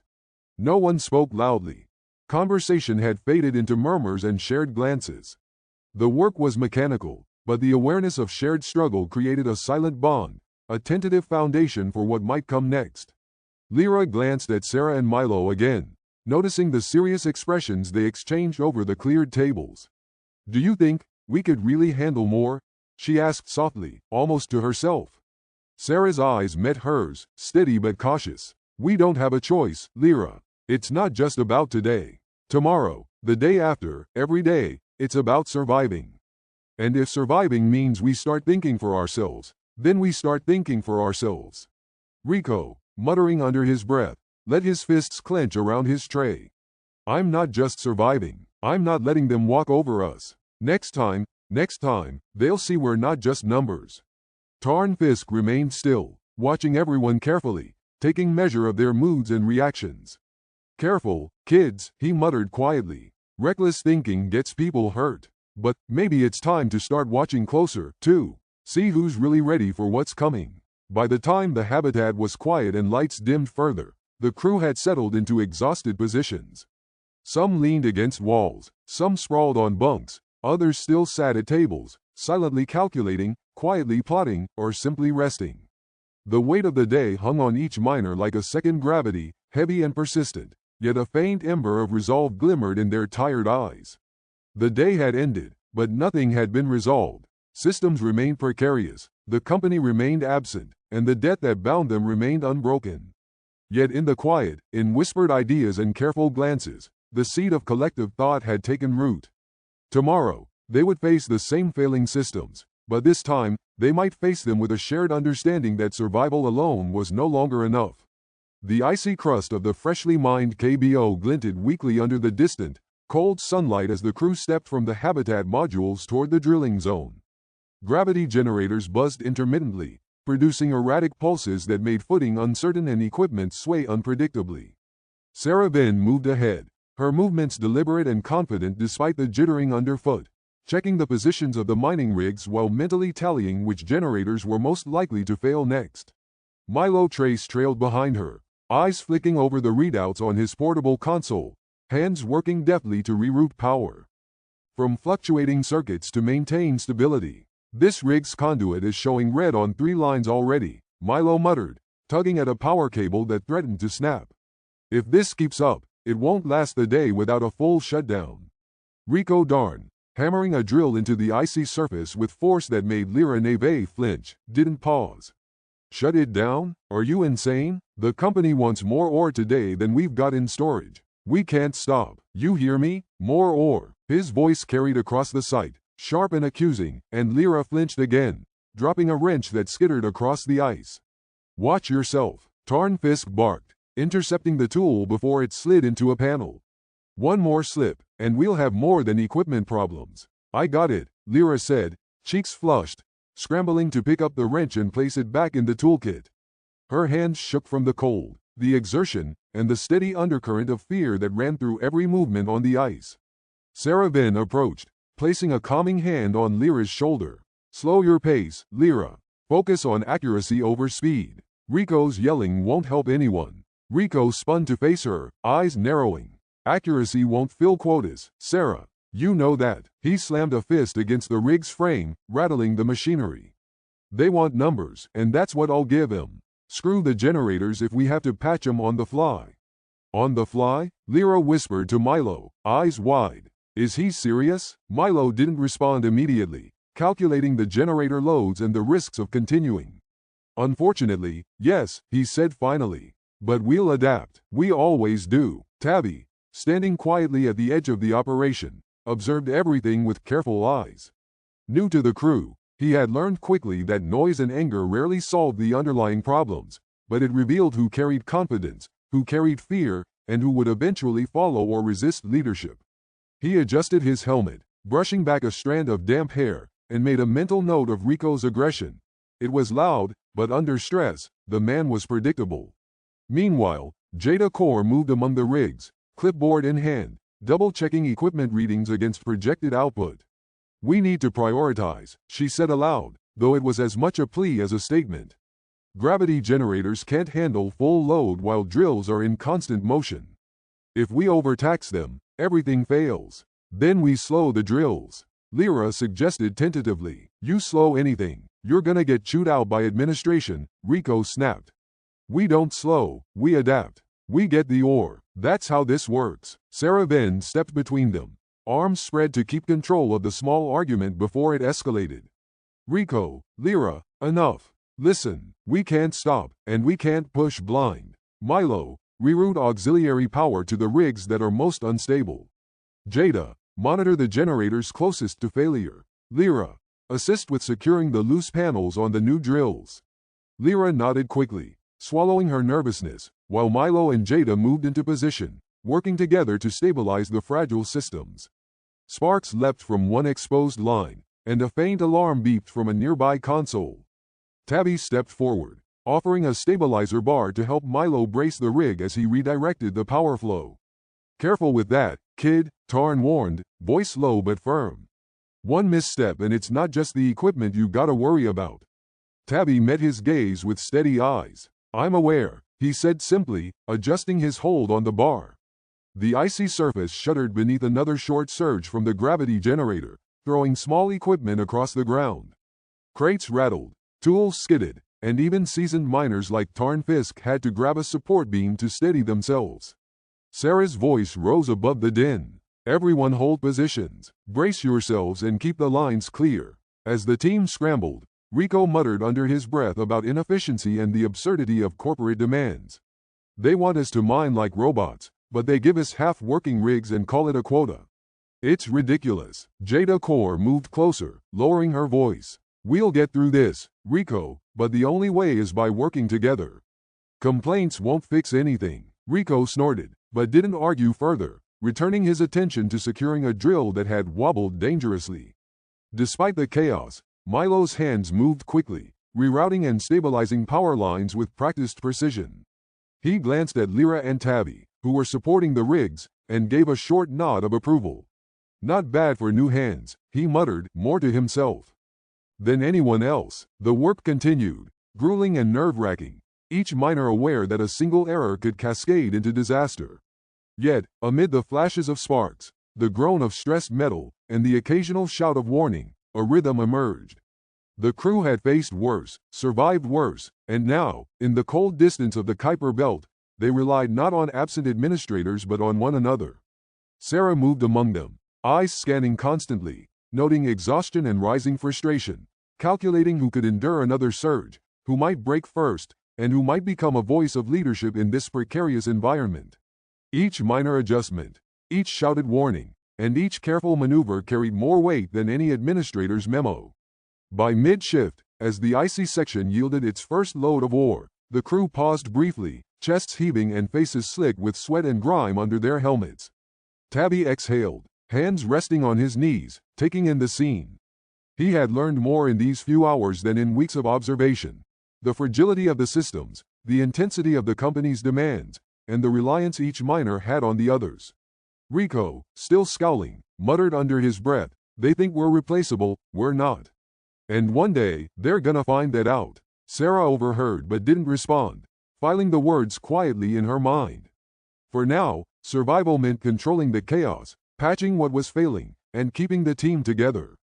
But somewhere beneath the snow, the metal, and the buzzing generators, the first seeds of organized thought had begun to settle. The drill run had left the icy surface littered with loose tools, panels, and small piles of extracted ore, all of it catching weak sunlight and casting long shadows across the uneven terrain. The crew retreated to the communal module, boots clanking against the metal deck, suits streaked with grime and ice dust. Their movements were sluggish, energy sapped not just by the physical strain but by the unrelenting tension that hung in the air like static electricity.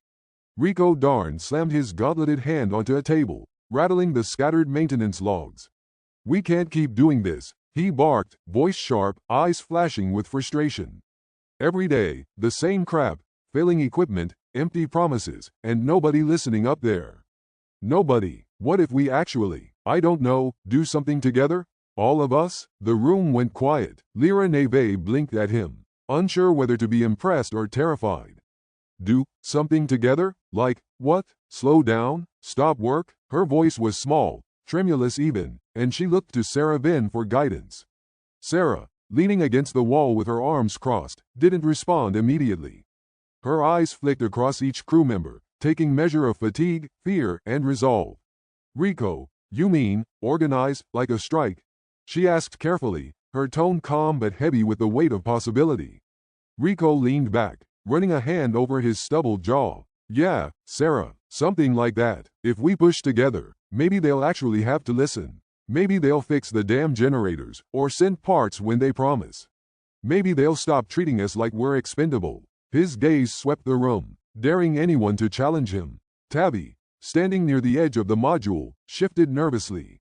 He was still new to the crew, still learning the subtle lines between caution and courage. Yet, something in Rico's words resonated. Even small coordination, Like warning each other. Checking systems before someone gets hurt. That could save lives, he said softly, almost under his breath. Jada Core's eyes narrowed, worry knitting her brow. You're talking about tampering with company orders. That's not a joke, Rico. One wrong move, one screw up, and it's not just work stoppage. They'll dock pay, threaten us with fines, maybe even worse. Her voice caught slightly, betraying the anxiety she usually hid behind authority. Tarn Fisk, leaning against the console with arms crossed, scratched his chin thoughtfully. She's right, there's a lot we don't know. Company's not forgiving, and they're not stupid. But, I'm listening. I'm not dismissing it outright. His gaze lingered on Rico for a moment, calculating the man's seriousness. If we do something, it has to be precise. No mistakes, no assumptions. Lyra's eyes lit with a hesitant hope. I think it could work. If we all did it together, carefully, we could finally have a say in what happens here. Maybe even make it safer. Her voice grew steadier as she spoke, the first flicker of conviction breaking through her fatigue. Rico's grin was quick, sharp, like a flash of lightning in the dimly lit module. See? Someone gets it. It's not just me whining in the dark. We've got numbers here. We can do it. Dren Boss, silent until now, shifted in his seat, rubbing the back of his neck. I dunno, sounds like trouble. But, I've seen what happens when we keep following orders blindly. Could be worse if we do nothing. His words were cautious, measured, but they carried weight. Sarah finally spoke, her voice calm but firm. All right, nobody's acting yet. This is a conversation. We need to understand the risks, and we need a plan if we even consider trying this. Rico, I hear you, but no rash moves. Rico huffed, running a hand through his hair. Rash? Sarah, we've been surviving on patch jobs and half-broken drills for weeks.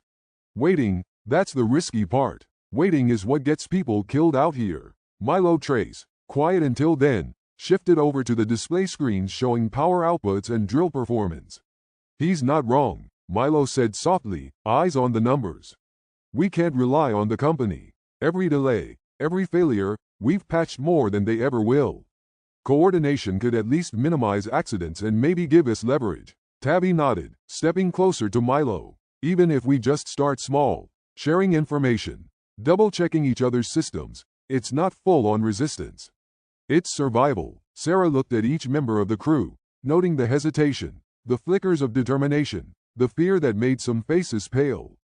Fine, she said at last. We talk, we plan, carefully. No one acts without everyone on board. Understood? A chorus of murmured agreements followed.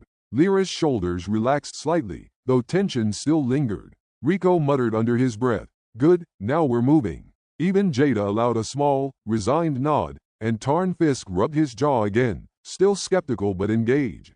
The discussion had lit a fire, small and cautious, but fire nonetheless.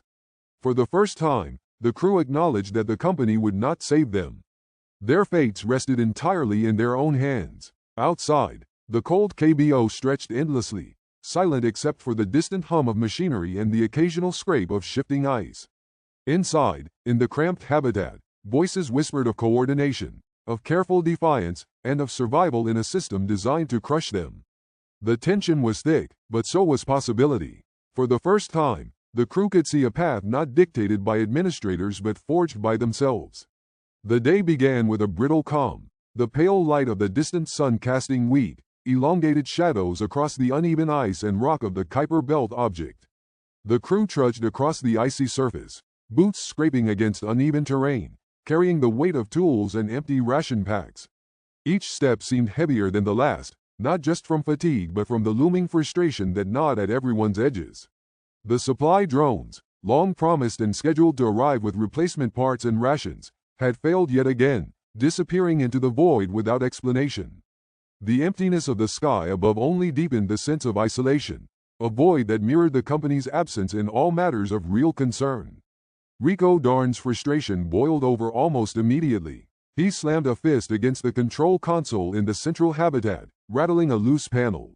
This is bullshit. Every day, the same empty promises. They don't care if we live or die. His voice carried through the module, sharp and insistent. We can't wait for them to fix this. We gotta do something ourselves, all of us together. Otherwise, we're screwed. Sarah Ben paused, her hands on her hips, eyes scanning the room and flicking from miner to miner. Rico, we're not doing anything reckless. Nobody's dying today because of a plan that's half-baked, but we do need to talk about what we can actually control. Her tone was measured, carrying authority yet still patient. Tabby, who had been quietly observing from the edge of the room, stepped forward, hesitantly but with a flicker of resolve in his gaze. Even small things, right? Like sharing power readings, helping each other check equipment, watching for ice buildup that makes the rig slip. That stuff could save people. He glanced nervously at Rico, then Sarah, clearly gauging the response. Rico's glare softened, a hint of approval flickering in his eyes. Exactly. We stop relying on them. They're not coming. Every time we wait, someone gets hurt or things break down worse. We need coordination, real coordination, not just words. Meanwhile, the hydroponics bay flickered unevenly, the dim lights betraying the strain. On the power systems, Milo Trace and Lyra Neve worked quickly to reroute auxiliary lines, improvising a temporary circuit from scavenged parts to keep the water pumps operational. Milo, I don't know if this'll hold, Lyra muttered, sweat dripping into her visor, hands trembling slightly as she twisted wires together. Milo shot her a quick glance, voice tight but steady. It's fine for now, Lyra. Just keep it steady. We'll check it again in 30. No sudden movements. His focus was laser sharp, eyes darting to readings, constantly recalculating power loads, making sure that the improvised patch didn't overload the remaining circuits. As they worked, minor accidents punctuated the tension. A crate toppled over near Tarn Fisk, narrowly missing him, and he cursed under his breath, grabbing it just in time.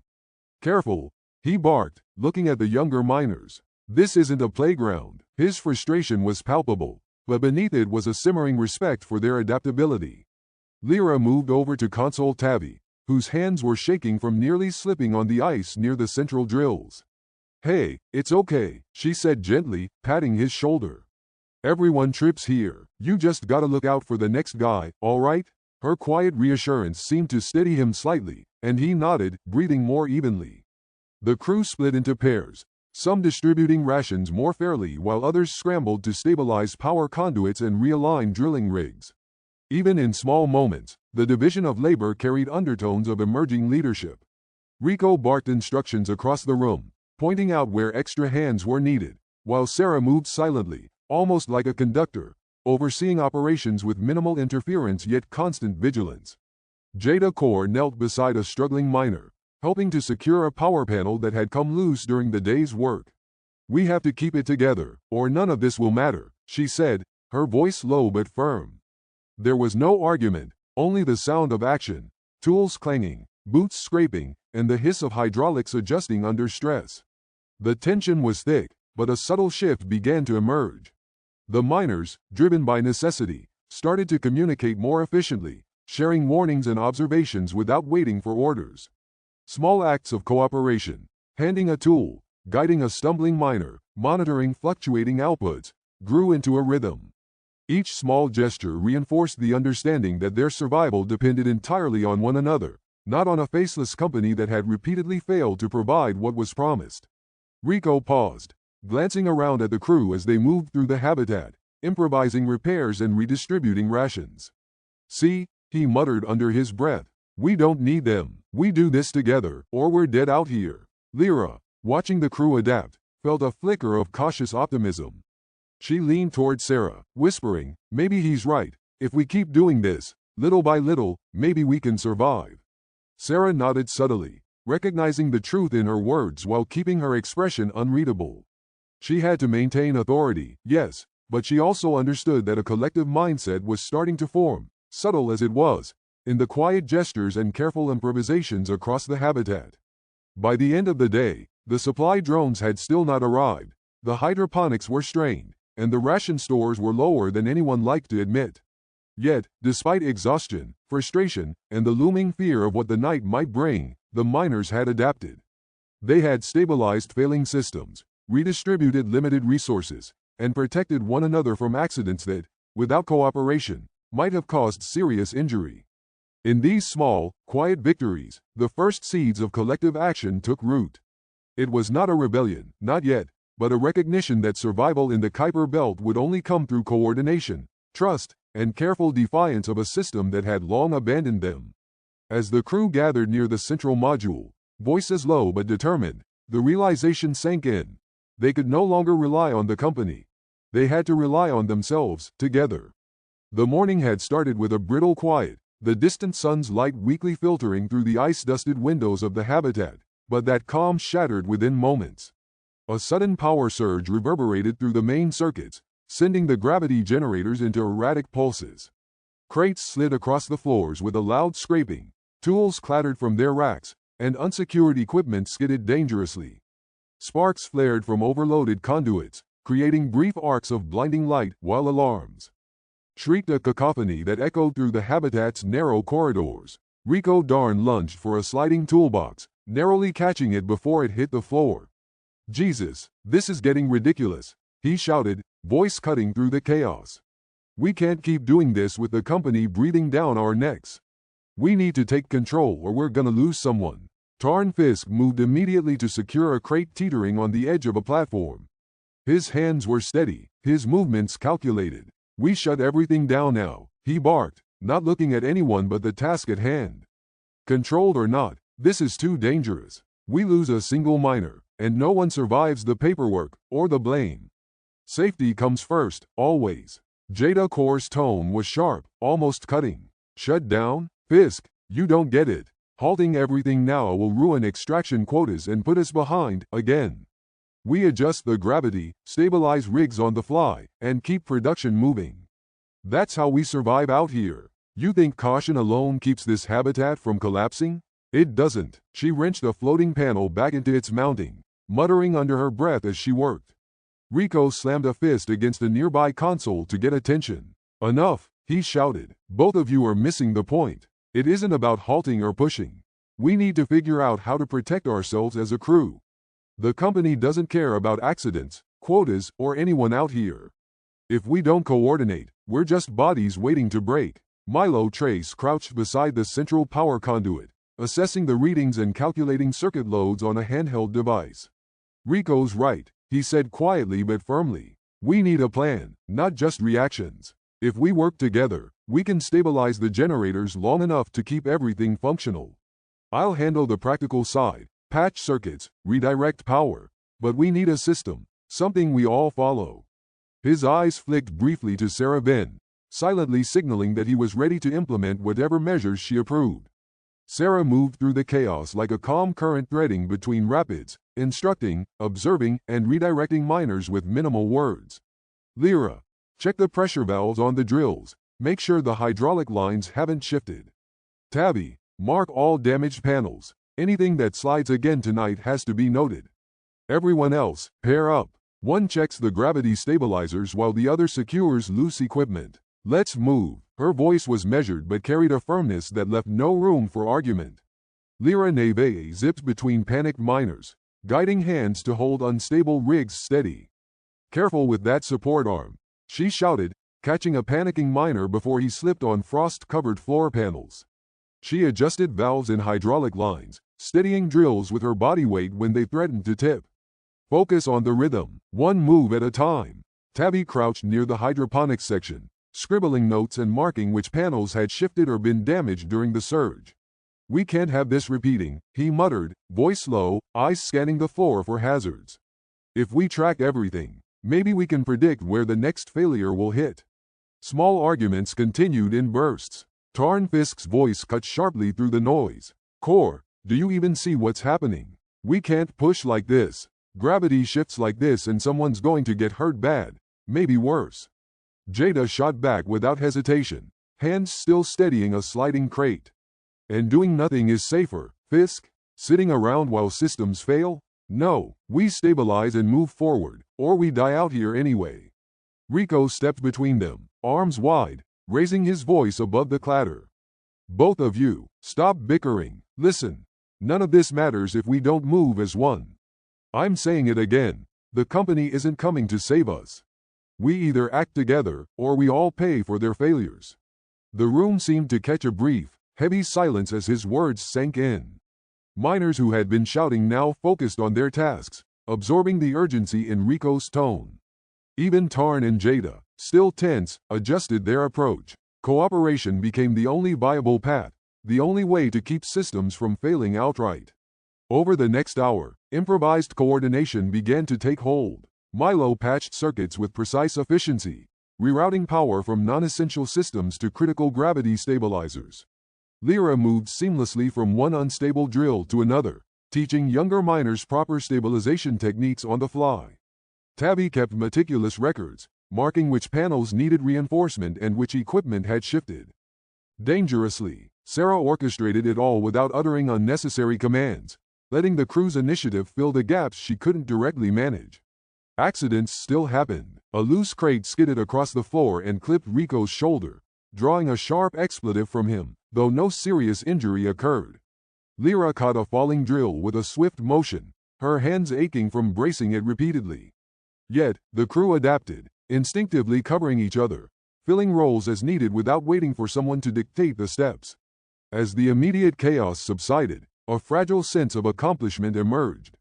Gravity stabilized, equipment was secured, and no one had suffered more than minor bruises.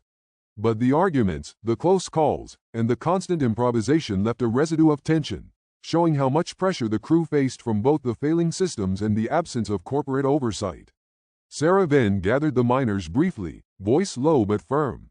"Good work holding things together, everyone. But this isn't over. We've seen today how fragile this habitat is. If we're going to keep functioning, we rely on each other, not some faceless company that doesn't show up. Remember that. Every decision you make matters." Rico Darn's eyes met hers, a faint nod acknowledging unspoken agreement. "We keep moving, together. That's the only way out." By the end of the shift, exhaustion had set in, but so had a grudging respect among the crew for their collective abilities. The incident had revealed the cracks in both equipment and relationships, but it had also shown them that coordination, even in chaos, could prevent disaster. Little by little, the idea that they might need to depend entirely on one another, perhaps even organize beyond immediate repairs, was beginning to solidify in quiet corners of thought and whispered conversations. The central habitat was dimly lit, the soft hum of the gravity generators the only background noise as the crew slowly made their way inside, suits dusted with frost and grime, boots dragging from exhaustion. The day had been brutal, equipment failures, surging currents through power conduits, and near misses on icy surfaces had left muscles sore, hands raw, and tempers frayed. The miners congregated around the long metal tables, some collapsing into chairs with visible relief, while others paced, still restless, unable to release the tension of the day. Rico Darn leaned against one table, rubbing the bruise on his shoulder from the earlier crate incident. His eyes were sharp, scanning the tired faces around him. "Look," he started quietly but deliberately, "we've been run ragged long enough. Equipment's failing, supplies keep getting delayed, and no one's coming to help. We can't wait for the company to fix this, they won't. Not now, not ever." His voice carried the weight of frustration but also a spark of urgency, drawing attention. Lyra Neve, her suit half unzipped to reveal layers of insulated clothing beneath, nodded in agreement. "Rico's right," she said softly, trying to steady her trembling hands. "We've already seen what happens when systems fail. If we work together, even just a little, we can prevent more accidents. We've got the skills here. We just need to figure out how to use them collectively." Her eyes wandered over Tavi, who was quietly taking inventory of minor damages sustained during the day. Tavi met her gaze and offered a small nod. "Even if it's just coordinating watches for weak equipment or swapping tasks to reduce fatigue, it helps. If everyone pitches in the right way, we might actually survive without relying on anyone else." His voice was calm, almost clinical, but there was a clear undercurrent of hope, tiny, fragile, but present. Sarah Venn sat at the head of the table, elbows on the metal surface, chin resting in her hands. She didn't speak immediately, allowing the murmurs and quiet discussions to ripple across the room. Every shift in posture, every glance exchanged between crew members, was logged in her mind. She mentally cataloged potential leaders, those who might resist coordination, and those who would follow instructions without hesitation. Sarah had learned long ago that survival out here required both skill and judgment, and the social dynamics were just as important as mechanical aptitude. Rico leaned closer to her. We need some kind of plan. Something that protects everyone, not just a quick patch or a single repair. We need procedures, routines, signals. Something we all understand and can follow. His hands were animated, slicing the air for emphasis. Because if we wait for the company, we're dead before anyone even notices we're missing. Milo Trace, still hunched over his datapad, glanced up. We can prioritize critical systems, reroute power when generators fluctuate, and schedule inspections on equipment that shows early signs of failure. But it won't work unless everyone knows their role. Otherwise, we're just putting out fires instead of preventing them. He paused, eyes narrowing thoughtfully. I've got ideas for temporary fixes and backup circuits, but we need more hands on deck, and people willing to step outside their usual tasks. That's the only way it works. Jada Core, sitting across the table, raised an eyebrow. Step outside their tasks? Milo, you mean like risking more than what we already do every shift? People are tired. They've got limits. And if someone screws up under pressure, we could lose more than circuits. We could lose people. She sighed, rubbing her temples, frustration evident in every movement. I don't disagree with coordination, but it's gotta be careful, methodical. No heroics, no taking shortcuts. Tarn Fisk, leaning against the wall with arms crossed, snorted softly. Careful and methodical? That's cute. We're beyond cute. We're patching systems with scrap and half-working modules, and we're expected to hit quotas like nothing's wrong. Someone's gonna crack if we don't get real. Rico's right. Coordination isn't optional, it's survival. His voice carried both exasperation and reluctant respect for the young miner's courage to speak up. Lyra bit her lip, glancing at the older miners around her. She was still young, still carrying traces of idealism and hope, but exhaustion made her wary. So, we try something small first. Maybe monitoring each other's work? Checking weak points? If it goes well, we expand. If it doesn't, we at least know who needs help immediately. She kept her tone low, conscious of how her words might be received. Rico nodded quickly. Exactly. We start small, manageable. Nothing fancy, but we all have to buy in. If even one person doesn't, it falls apart. That's the risk we take, but it's the only risk worth taking. Tabby piped up, pointing to the schematics he had been reviewing on his tablet.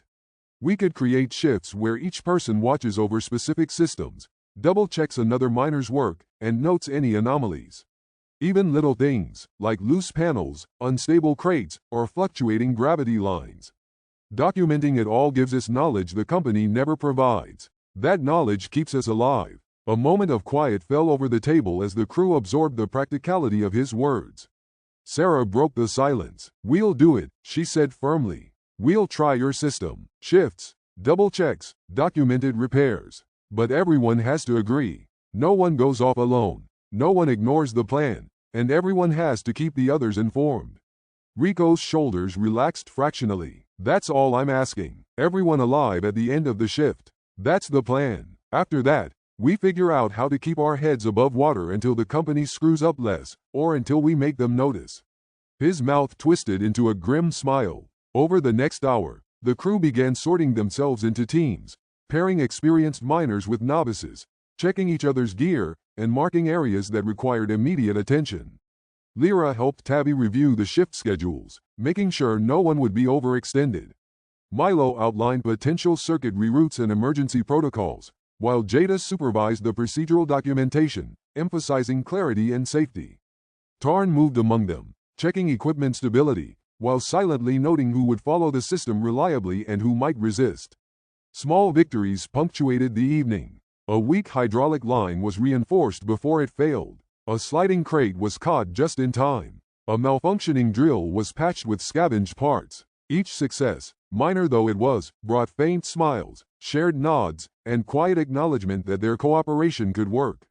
Even Rico allowed a small smirk as he watched the crew adapt, seeing in their faces the flicker of something he had hoped for, a shared commitment, a budding trust.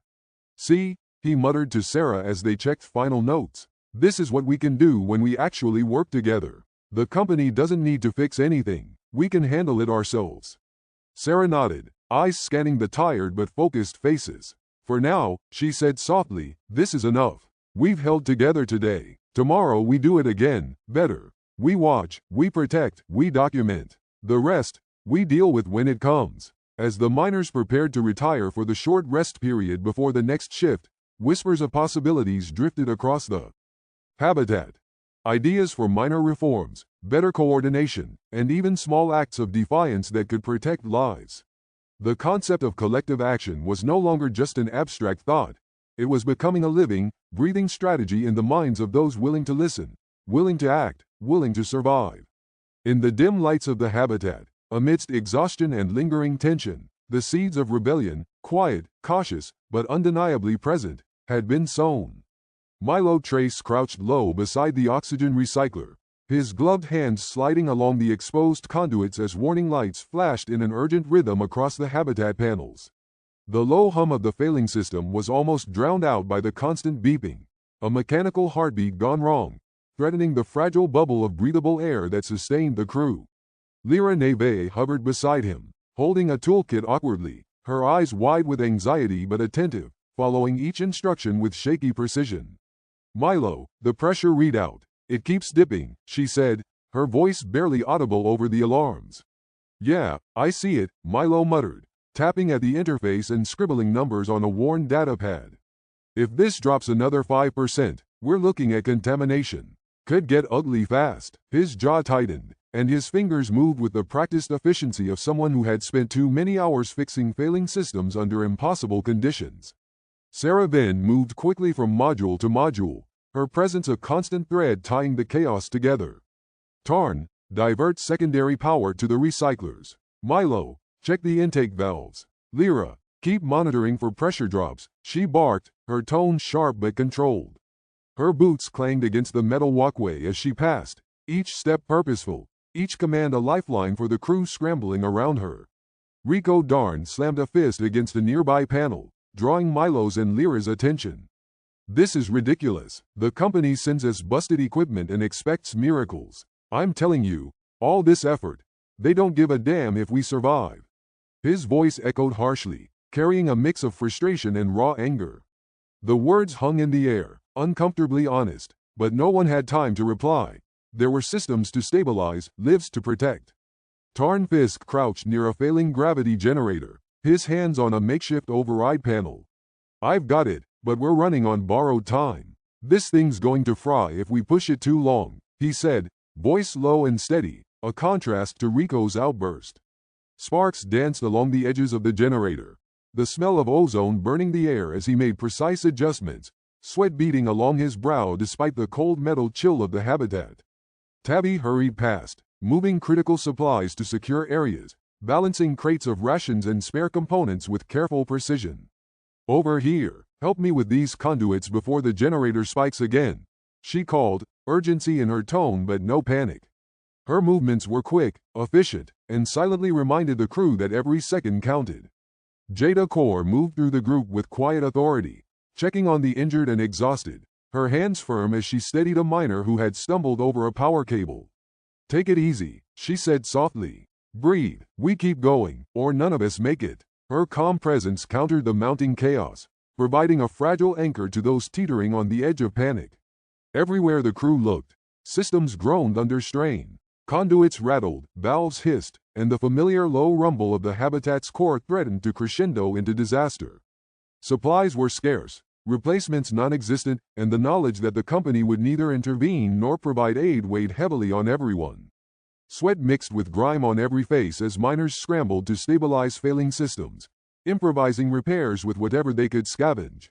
Rico paced near the oxygen recycler, muttering under his breath, "They can't keep doing this. They just can't." He jabbed a finger at the blinking alarms. "We're bleeding time, and for what? For some abstract quota that doesn't even care if we live or die." Milo glanced up, eyes sharp despite exhaustion. "We survive because we make it happen, not because of them." His words were quiet, almost swallowed by the machinery, but they carried weight. Lyra nodded beside him, gripping a conduit to steady herself, taking in the full scope of what survival demanded. Sarah's voice cut across the module, firm and resolute. "Listen up, stop panicking and start acting. Every second wasted is another risk we don't need. Move, now." She directed a miner to reroute a failing power line, gestured to another to secure a vent tube, and then checked the oxygen readouts herself. Her mind ran on instinct and experience, cataloging who was capable under pressure and who might falter if the situation worsened. Tarn Fisk's hands were steady despite the adrenaline pounding through his veins. "We can hold it for now," he said to Sarah, "but we push any harder without backup, we're gambling with everything." Rico's frustration flared again, but this time tempered by reality. "Then what? Sit here and hope the company notices? They won't. We're on our own, every damn time." A brief pause fell over the crew as they processed the truth in his words. Milo adjusted a valve, the hiss of air resuming a steady rhythm, and Lyra wiped sweat from her brow. Tabby repositioned the last crate of emergency supplies. Jada checked vitals and offered a reassuring nod. Sarah exhaled, a sharp, controlled release of tension, then surveyed the habitat. Every system was still precarious, every miner stretched to their limits, but for now, they were holding together. The lesson was unavoidable. Survival depended entirely on their own efforts. No help would come from the distant company. No administrator would intervene to save them from mechanical failure, starvation, or the thin air of a Kuiper Belt station.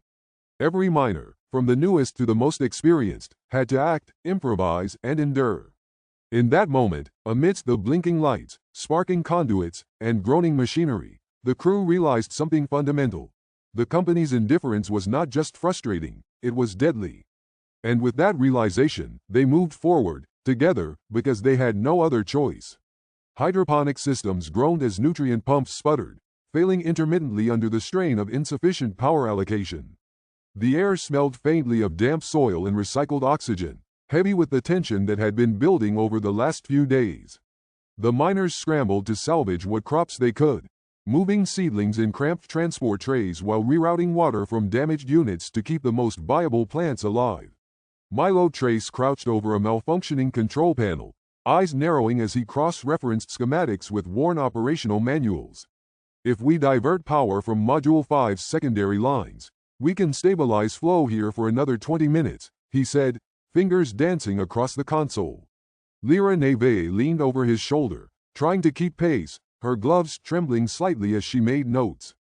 20 minutes isn't enough, Milo. If the pumps fail again." Her voice trailed off, leaving the unspoken reality hanging over them. Every second counted, and every failure could mean starvation or death. Rico Darn paced along the narrow catwalks of the habitat, frustration evident in the set of his shoulders.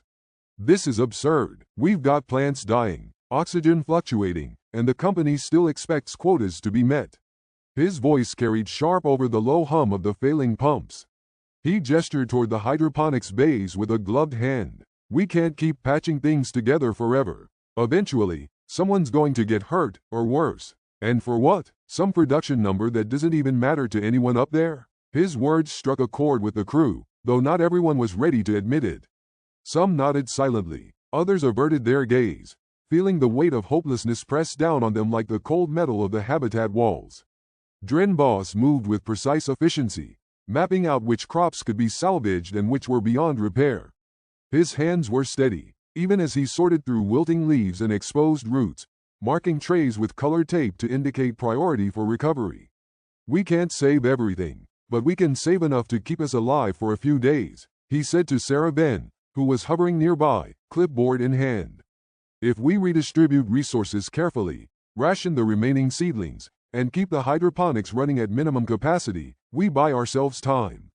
His tone was calm, almost clinical, but the urgency in his movements betrayed the pressure he felt. Sarah nodded, her eyes scanning the habitat like a commander surveying a battlefield. She moved to Lyra Neve and Milo Trace, crouching beside them to inspect the control panel. "Milo, keep monitoring the intake pressures. Lyra, help Dren with rerouting nutrient flows. Tabby, make sure the emergency water reserves are secured and accessible. Everyone else, patch lines and move damaged trays to temporary containment." Her orders were concise, authoritative, and necessary, though the exhaustion in her voice barely masked the fear that she too was feeling. Every minute was a balancing act between survival and catastrophe. Tabby moved quickly, shifting crates of seedlings and bundles of emergency rations. Her fingers were raw from gripping icy handles, sweat pooling under her helmet despite the habitat's artificial climate control. "We'll need to make sure none of the pumps overdraw from the reserve lines." That's the only way we keep anything alive until we get backup, or until the next power allocation cycle, she said, her words practical but laced with anxiety. She placed a crate carefully on the reinforced floor, making sure the seedlings wouldn't be crushed if the gravity generator flickered again. Jada Kaur moved among the group, checking on the more fatigued members. She stopped beside Lyra Neve, placing a hand on her shoulder. Keep it steady, Lyra. One step at a time. Don't get overwhelmed by the numbers. They're useless if we all collapse before the systems are stable. Her presence was a subtle anchor amid the chaos, offering reassurance while allowing the crew to continue improvising under extreme pressure. She had seen too many failures and near misses to let fear completely halt action, though the rising tide of frustration was nearly overwhelming. Rico Darn threw himself against a nearby railing, glancing toward Milo and Dren with a glare that mixed exhaustion with defiance. Look at this, the hydroponics are barely holding. We're scavenging through old modules for parts, rerouting every line like we're trying to play God in a death trap, and for what? This company doesn't care if we die. Do you all get that? We're doing everything, ourselves. His voice cracked slightly, betraying the tension coiled tight in his chest, and a few of the younger miners flinched at his intensity. Still, his words struck a nerve. They had all felt it. The bitter knowledge that no one would send help, no one would intervene, and any failure would land squarely on their shoulders. Milo glanced at him, expression tight but controlled. We survive because we act, not because anyone else cares. We need calm, not anger, if we're going to get through this. Keep moving, keep thinking. Every second wasted arguing is a second closer to disaster. His tone was firm, though it carried the quiet acknowledgement of Rico's point. They were on their own, and every member of the crew was aware of it now, whether they wanted to admit it or not. The hydroponic bays were a frenzy of activity. Tubes hissed and rattled, water diverted through temporary channels, and damaged seedlings were quickly identified and moved to secure zones. Tarn Fisk crouched by a severed conduit, rewiring with a mix of salvaged wiring and sheer determination. Sparks arced lightly as his hands worked deftly, and he muttered under his breath, calculating the risk of each connection. He caught sight of Rico moving past, muttering to himself about the company's negligence, and gave a short nod, not approval, but acknowledgement that they were aligned in the understanding that survival was up to them. Lyra Neve hovered near Milo, occasionally glancing at the remaining seedlings. Milo, we're going to run out of nutrients soon if the pumps fail again. There's no margin left, she said, her voice tight with anxiety. Milo looked up briefly, then back at the readouts. I know, that's why we're prioritizing critical trays first. The rest, we may have to let go. Focus on what keeps us alive. Tabby helped reinforce the temporary water lines with scraps of tubing and clamps scavenged from broken modules. She moved with a quiet urgency, communicating with Dren over hand signals to reroute the remaining nutrient flow efficiently. If we stagger the pumps, we can extend output another hour, she said. It's not perfect, but it keeps anything alive until we can figure out a longer-term fix. Small accidents punctuated the work. A crate tipped over, spilling seedlings onto the icy floor, and a miner slipped, barely catching himself on the edge of a support beam. Jada rushed over to steady him. Watch yourself. Every misstep costs us. Her voice cut through the general hum of the habitat, emphasizing the sharp reality of their situation. One wrong move, and the fragile network of systems could collapse entirely. By mid-shift, every miner was coated in grime and sweat, the toll of constant improvisation and physical exertion apparent. Rico Darn, though still seething, helped secure nutrient lines, his anger channeled into protective action rather than just complaint. Tarn Fisk continued rewiring power conduits with quiet focus, while Sarah Ben's eyes darted across the habitat, noting every failing system, every stressed crew member, cataloging strengths and weaknesses alike. Dren paused to check the viability of salvaged seedlings. We're losing some, but the majority can survive another cycle. If we keep this pace and maintain focus, we hold the hydroponics for now. It's fragile, but it's something. His words brought a brief, quiet sigh of relief from a few of the miners. A minor victory, but one that kept morale from collapsing entirely. Rico Darn leaned against a support pillar, still tense but quieter than before. We keep doing this, day after day. We're carrying everything ourselves. They'll never send help. Never. Not until we hit a wall. And when we do, they won't care if we survive or die." The words hung in the air like a warning, a bitter truth that the crew could not ignore. Sarah then approached him, her tone low but firm. "Then we make sure we survive. Together, we patch, we reroute, we stabilize. Every second we get through is proof that we can handle this. Don't waste energy yelling at the company. They're irrelevant to our immediate survival." Lyra, Neve, and Tavi exchanged glances. "We have to work together," Tavi said, voice small but clear. "If anyone acts alone, we lose more than just crops." Lyra nodded, gripping a tubing clamp with renewed determination. Hours passed, and the crew moved in a tense rhythm, improvising repairs, stabilizing hydroponics, and rationing remaining resources with grim efficiency. Every minor victory, a pump stabilized, a tray salvaged, a power line rerouted, was celebrated silently with nods and quick exhalations of relief. Each success was fragile, temporary, yet absolutely vital. By the end of the shift, the hydroponics were functional again, though marginally. Seedlings had been salvaged, water lines rerouted, and energy allocations carefully monitored. Sweat, grime, and fatigue coated the miners, but the grim satisfaction of survival, however temporary, provided a fragile sense of accomplishment. In the quiet aftermath, as the alarms quieted and the hum of machinery stabilized, Sarah Ben gathered the crew. "We're not safe," she said softly, voice carrying over the exhausted silence. "Supplies are still low, equipment is still failing, but we've made it through this, and we've done it ourselves." Her eyes swept across each face, noting the exhaustion, the frustration, the determination. "If we keep this up, together, we might survive the next wave. If not," her words trailed off, but the meaning was clear. Survival required unity, improvisation, and relentless focus. Rico Darn gave a short nod. "Then it's us. We handle it ourselves. No one else will." The weight of the statement settled over the habitat, heavy and undeniable. Every miner understood, in that moment, that they were on their own.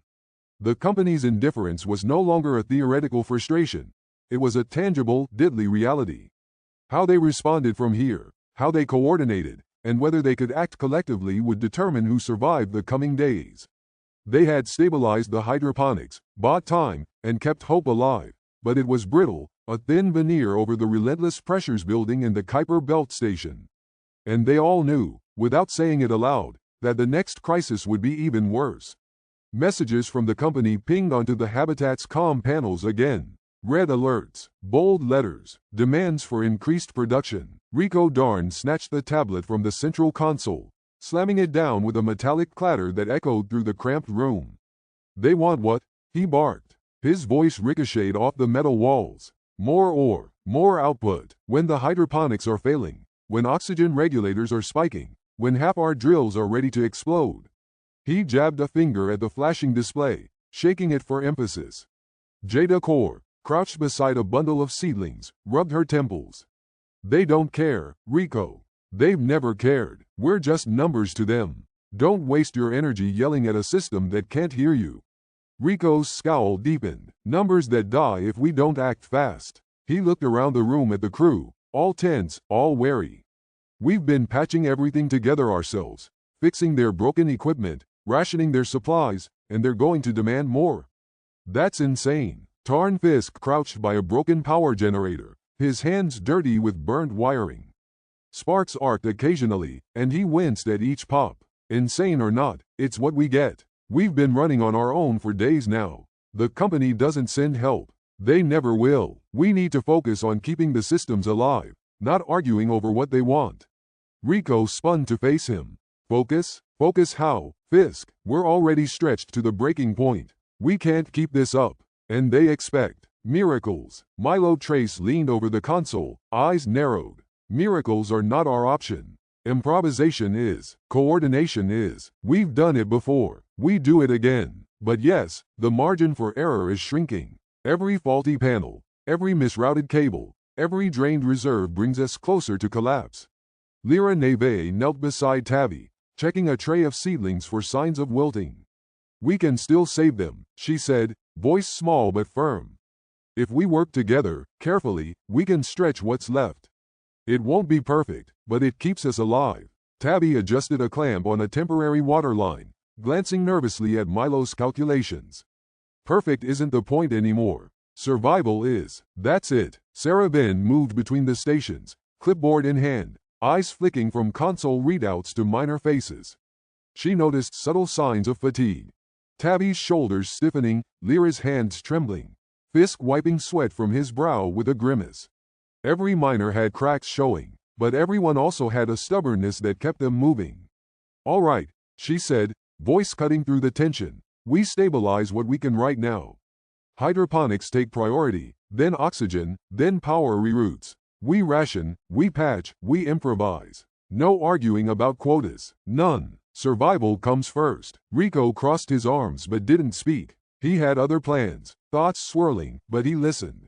For now, Dren Voss moved with quiet precision, rerouting nutrient lines from dying units to those that could survive another cycle. He marked each connection with colored tape, red for critical, yellow for temporary, blue for observation. "We don't have much margin left," he said, voice calm, almost eerily so. "If anything fails, it fails fast. Be ready to adapt." A sudden clank echoed from the far side of the habitat. A crate of seedlings had toppled, spilling onto the slick floor. Lyra gasped, rushing forward to scoop them up. Milo quickly ran a sensor sweep over the temporary water lines, ensuring nothing had ruptured. Sparks flew from a nearby generator, and Tarn Fisk swore under his breath as he ducked to rewire a loose connection. Every small accident ratcheted up the tension. The habitat felt alive, unpredictable, almost hostile. Gravity pulses sent tools sliding. Every step had to be measured, every handhold calculated. One wrong move, one misjudged patch, and the cascading failures could overwhelm them all. Jada Core knelt beside a trembling miner. "Take a breath, step by step. You'll get it right." Her voice was steady, grounding, an invisible anchor in the chaos. She had a knack for calming others while the work continued around her, a skill that was rapidly becoming indispensable. Rico Darn stomped toward a failing oxygen vent. "This is ridiculous. We're constantly firefighting, constantly patching, constantly scrambling. And what do? Send demands, send paperwork. They don't care if anyone lives or dies. We can't rely on them. Not anymore." Sarah Ben watched him carefully. He was right, and he knew it. The others had yet to internalize the total abandonment, but Rico's words carried a dangerous clarity. She didn't reprimand him, only noted which miners were paying attention, who would listen, and who might resist. Every word, every glance, was data. The hydroponic trays had to be rotated. Milo calculated the precise interval for nutrient circulation. Dren Voss, Tabby, and Lyra executed the rotation, arms straining with heavy loads. Each tray had to be positioned just right. Too much tilt, and the nutrient balance would fail. Too little, and the roots would dry out. The air was thick with tension, every breath a conscious effort to remain steady under the fluorescent lights. Tarn Fisk had finished rewiring a failing generator. He stood and surveyed the habitat floor. "We've stabilized power temporarily," he said. "It won't last more than 2 cycles without more replacements. We're running on scraps." Rico snorted, bitter. "Scraps, that's the company's solution. Our lives on scraps. We patch, we risk, we fight, and they just wait. Until someone dies." Sarah stepped beside him, hands on her hips. "Then we make the scraps last. And we make sure no one dies today. That's all we can do. Stop dwelling on them. Focus here. Focus on us." Even in exhaustion, the crew moved efficiently. Lyra Neve's hands shook, but she continued to stabilize seedlings. Tabby coordinated water lines like a seasoned engineer, despite barely sleeping the night before. Milo monitored systems, adjusting power allocations with surgical precision. Rico occasionally barked orders, criticism, and suggestions, each laced with anger but also the sharpness of someone unwilling to let failures go unchecked. Small victories came in bursts. A tray rotated successfully, a vent stabilized, a generator kept from surging. Each success was a momentary relief, but also a reminder. Survival was entirely fragile. One misstep, one failure of coordination, and it could all collapse. Hours dragged on. The miners were soaked in sweat, grimy from the constant contact with equipment, water, and soil. The smell of recycled oxygen mixed with nutrient runoff and heated metal. They moved in a tense choreography, improvising at every turn. Rico leaned against a support beam, catching his breath. We do all this, every day, and for what? For a company that doesn't even know our names. He ran a hand over his face, fingers slick with grime. We need to start thinking about protecting ourselves, not their numbers. Sarah Ben watched him, eyes sharp. She didn't respond immediately, letting the words hang. He was right. Everything they had done so far was reactive.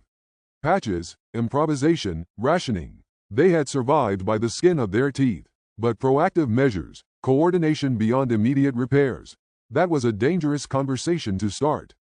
Tabby straightened a crooked waterline. We need plans, she said, voice low but firm. Small ones, immediate ones. If anything else goes wrong, we can't rely on someone upstairs to fix it.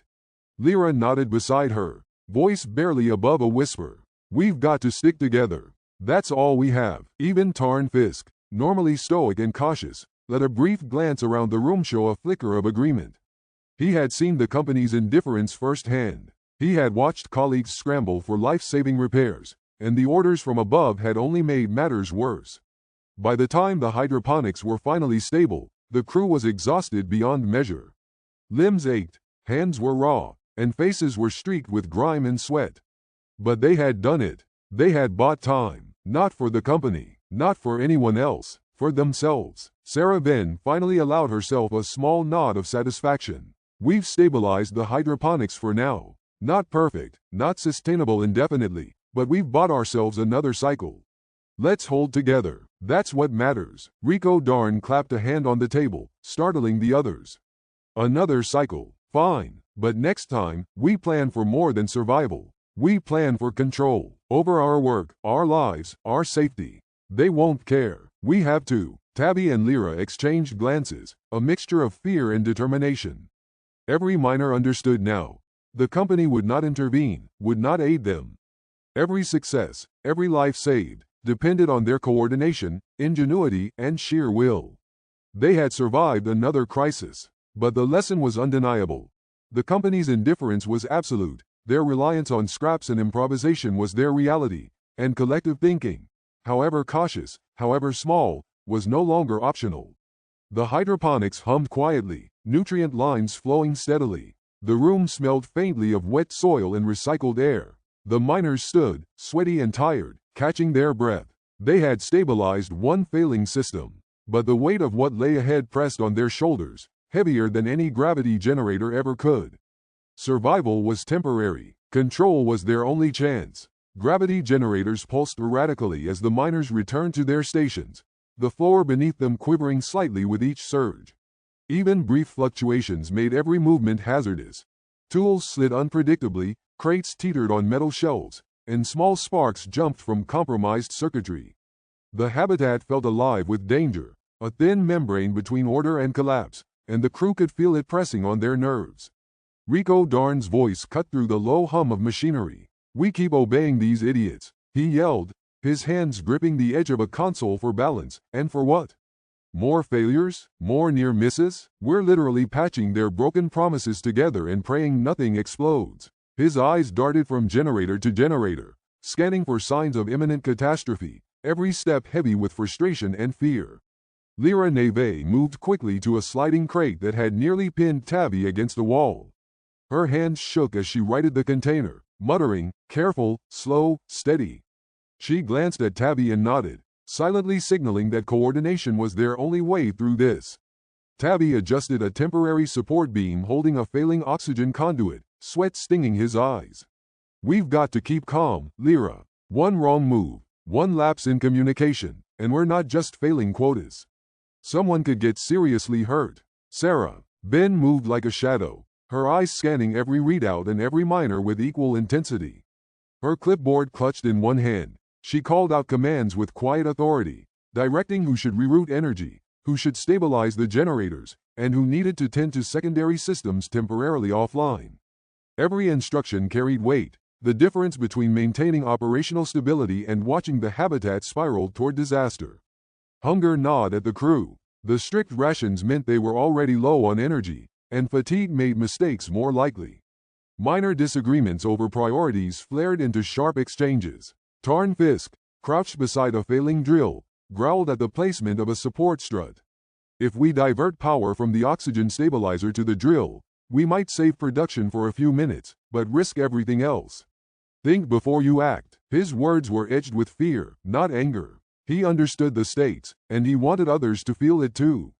Rico stomped over to Fisk, chest heaving. We're all thinking about survival, Fisk. But survival also means keeping something moving. If we just sit here babysitting machines, nothing will get done. Nothing. They'll write us off as dead weight, and no one upstairs will bat an eye. Dren Boss, hunched over a pile of broken modules, held up a stripped cable and examined it carefully. We can't rely on production numbers or management directives. All we have is what we can scavenge. If we're smart, we can extend what's left of the modules, get a few extra hours out of critical systems. He started pulling usable parts from a damaged oxygen panel, a grim determination lining his face. Everything else is risk. Every choice is risk. Milo Trace hovered over the habitat's energy matrix, tapping calculations into a tablet. His voice, calm but tight with urgency, carried across the room. If we allocate power in this configuration, oxygen and gravity systems remain stable for another cycle. We can't extend it much further without risking total failure. We have margin for one more critical surge. One. After that, we're improvising blind. Lyra Neve glanced at Milo's display, then at Rico. That's barely enough. We can survive the next cycle, but if another surge hits, we could lose life support integrity. Her voice was soft, but the words hung heavy in the humid, recycled air. She swallowed, trying to push back trembling hands, knowing that panic spread faster than any failing system. Rico ran a hand through his hair, muttering under his breath. Barely enough? That's not surviving, that's gambling with our lives. The company doesn't care. No one does. We have to decide. Do we keep patching, or do we start acting as one, as a crew, to take some control? Sarah Ben's eyes caught his. She didn't answer immediately. Her silence was strategic, letting the weight of his words sink into everyone present. She was cataloging reactions. Who would step up if the conversation went further? Who would hesitate, and who might actively resist? Every glance, every micro-expression, every tightened jaw or widened eye was data. Tabby shifted, adjusting a failing nutrient line to ensure seedlings weren't lost. We can act as one, he said quietly, almost to himself. Even small coordination can save lives. It doesn't need to be a revolution. Not yet, just control over what we can manage. Lyra nodded, voice steadier now. We can't keep waiting for the company. They'll never help. We patch, we ration, we fight for each day ourselves. That's all we have. The habitat lights flickered as a gravity surge pulsed through the module. Crates slid, tools rattled across the floor, and sparks danced from exposed conduits. The miners immediately leapt into action.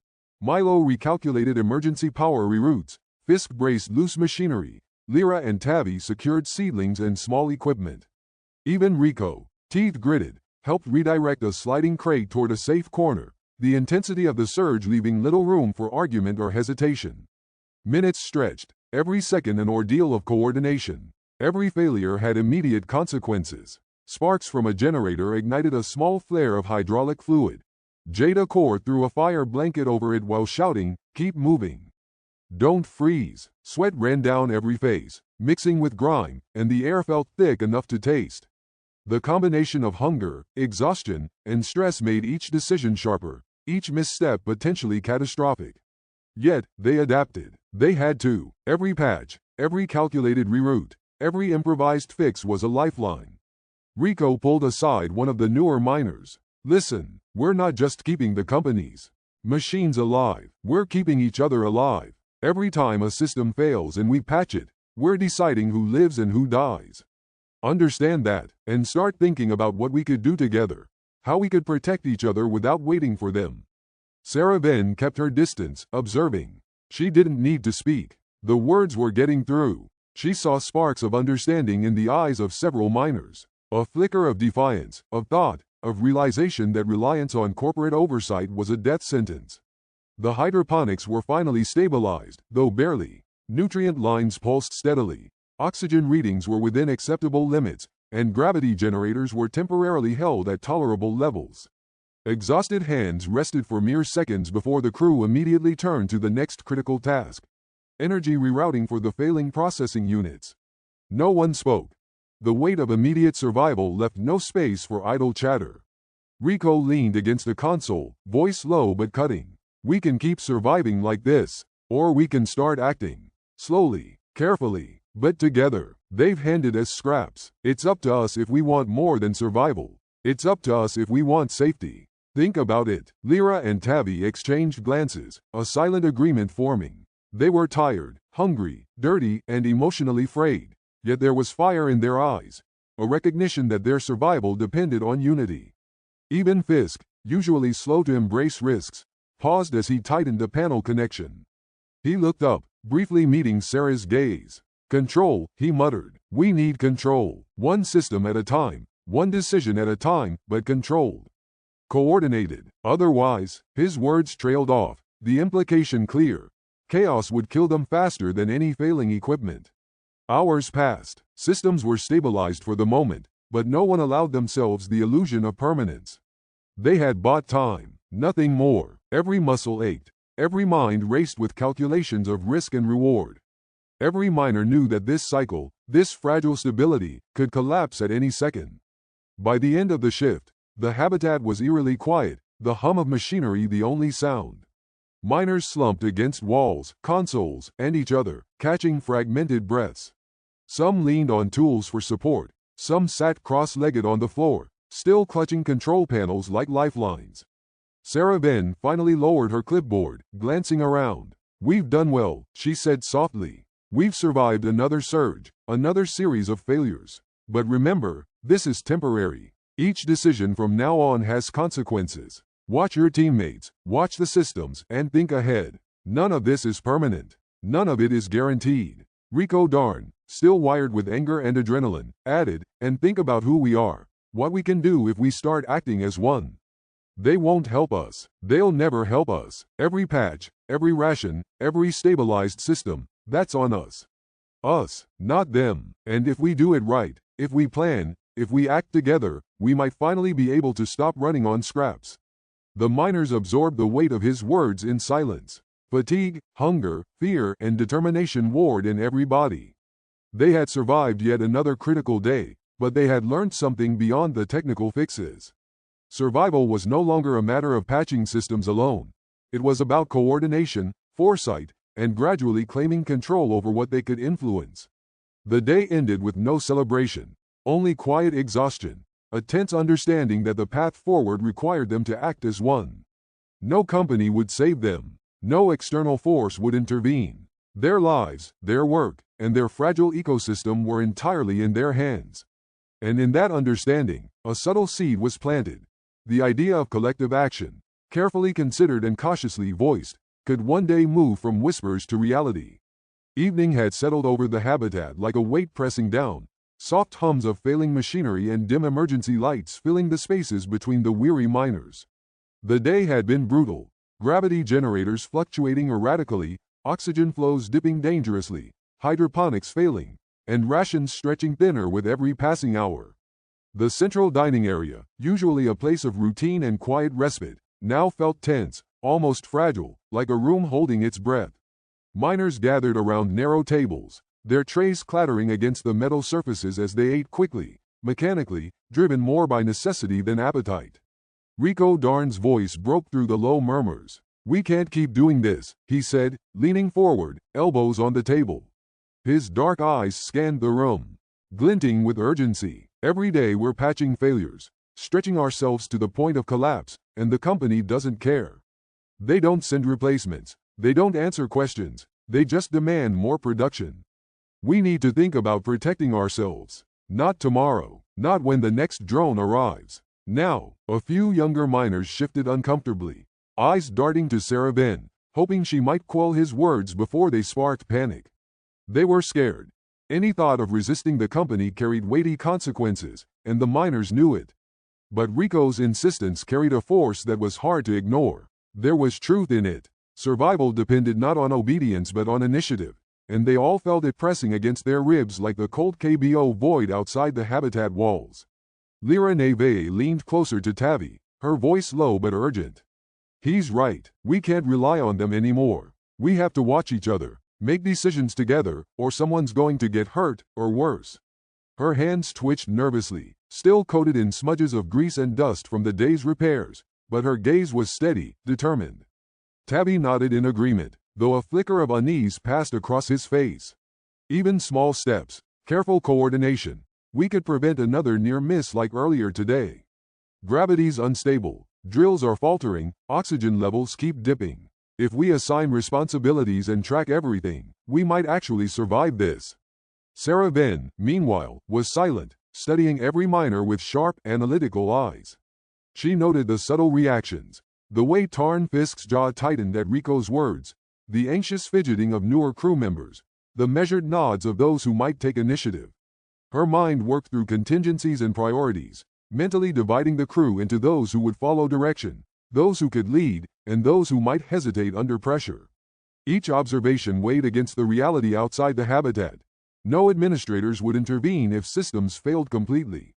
Every decision, every action, and every misstep would fall on the crew alone. The room smelled of recycled air, sweat, and metal, an almost tangible tension hanging between the miners. Conversations were low, deliberate, punctuated by the scrape of trays and occasional sighs.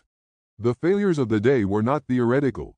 They had almost killed someone earlier when a loose hydroponic panel nearly toppled onto a miner, and each member knew the stakes. Survival had shifted from being an abstract goal to an immediate, pressing demand. Rico leaned back, gaze still sweeping over the weary faces. We've proven we can fix things. We've patched generators, stabilized oxygen flows, and even salvaged hydroponics. But patching and surviving isn't enough. They don't care, and we can't wait for someone to send help. We need to act together, before it's too late. Lyra Neve swallowed hard, then whispered to Tavi, we have to figure out a system. Who watches what? Who checks the panels? Who responds to surges immediately? Small coordination now could save lives tomorrow. Tavi's fingers drummed the edge of his tray. And not just systems, each other. We can't be spread too thin. If someone collapses, who catches them? Who keeps the drills and rigs from going haywire while someone's down? We need a chain of responsibility. A real plan. Sarah Venn finally spoke, her voice calm but weighted with authority. Coordination must be deliberate. We assign responsibilities based on experience and skill, track everything, and remain alert to each other. Mistakes now could be fatal, so we move carefully. We cannot be reckless, but we also cannot wait for them to intervene. Our survival is in our hands. Around the table, murmurs of agreement rippled quietly. Even Tarn Fisk, who normally bristled at Rico's boldness, gave a small nod. The truth was inescapable. No one outside the habitat would step in.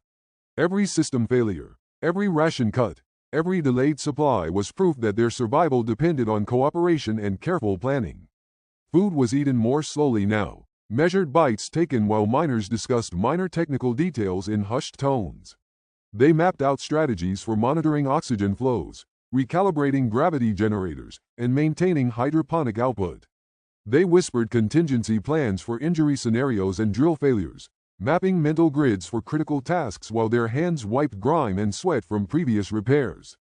Even amidst exhaustion, a sense of purpose began to coalesce, fragile but tangible. The small victories of the day were acknowledged in silence, patched generators holding steady, stabilized hydroponics. That might yield enough for another cycle, and narrowly avoided injuries that could have been catastrophic. Each was a reminder that their efforts mattered, even if the company did not recognize them.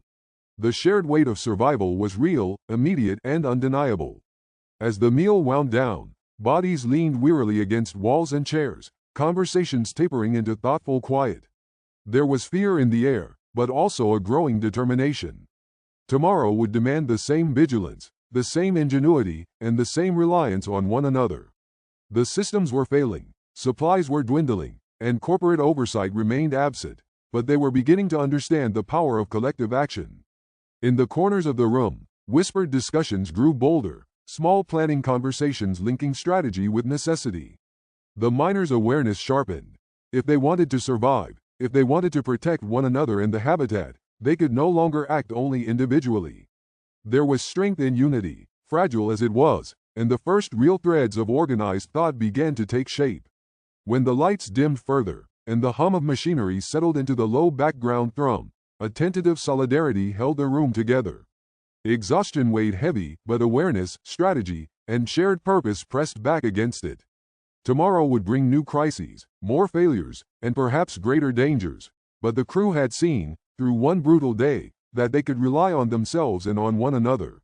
Survival, once an individual struggle, had become collective, and somewhere in that recognition, amidst rationed food and whispered plans, the spark of rebellion flickered quietly, unspoken but understood by all.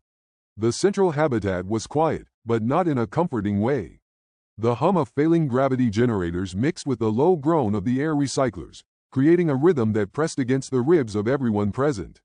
Miners moved slowly, shadows flickering across their exhausted faces under dim, flickering lights. Sarah Venn stood near the middle of the room, her posture tense but steady, eyes scanning each member of the crew as they arrived. The day had been grueling. Oxygen levels fluctuating, drills misfiring, hydroponics dying in patches, and supplies running thinner than any of them had seen in weeks. Sarah gestured to the few remaining chairs around the tables. "Sit," she said quietly but firmly, her voice cutting through the tension like a scalpel. "We need to talk." Some miners hesitated, casting wary glances at Rico Darn, who had already planted himself near the edge of the table, leaning forward eagerly. His dark eyes glimmered with urgency, reflecting the energy of someone who had spent the day watching systems fail and knowing the company wouldn't intervene. Tabby and Lyra Neve whispered among themselves, their voices low but determined. "We have to make sure the newer miners don't panic," Lyra said softly, rubbing a patch of grime from her forearm. "They're scared, and fear will get us all hurt if we don't take care of each other."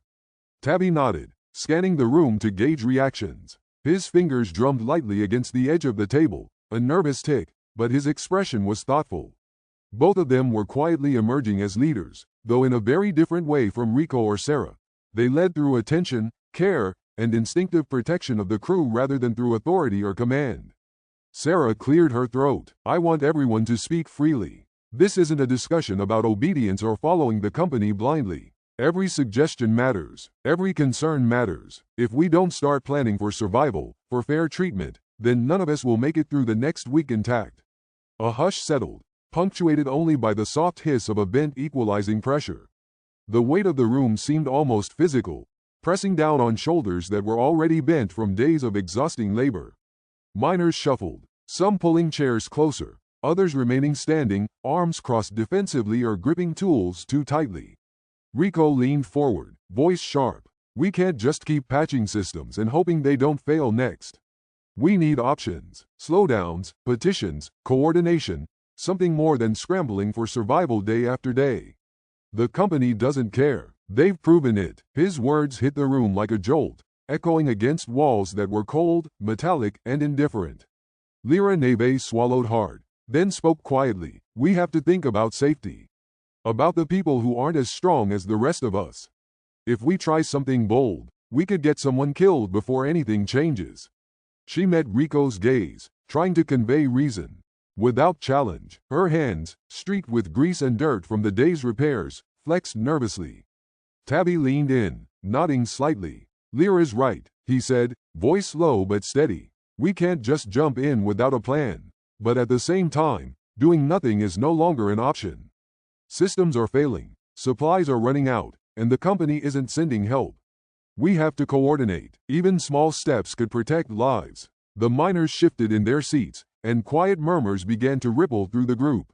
Some nodded subtly, others hesitated, casting glances at those they trusted, or didn't trust, most. Sarah observed it all carefully, cataloging reactions, mental notes forming as she considered who might take the initiative, who might resist, and who would follow if a plan were set into motion. Rico's impatience grew, and he jabbed a finger at the table. "We've proven we can stabilize equipment. We've patched oxygen flows. We've salvaged hydroponics just to keep going.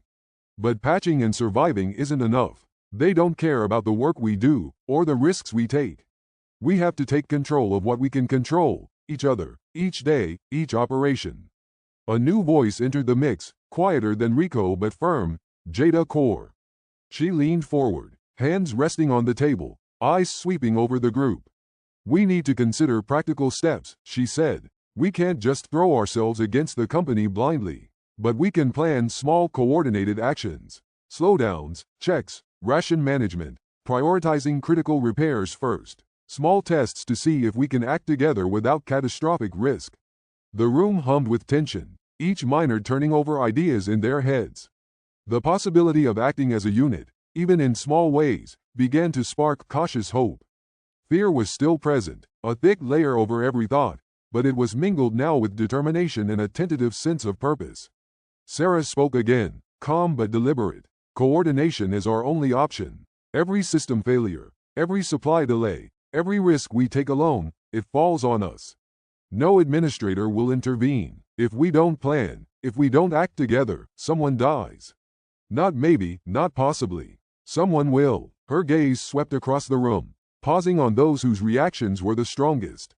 We move carefully. We assign responsibilities. We track progress. We protect one another. And we make sure that when we act, it counts. Around the table, murmurs of agreement spread more visibly now. Even Tarn Fisk, who had remained silent and guarded until now, gave a small nod, eyes narrowed but thoughtful.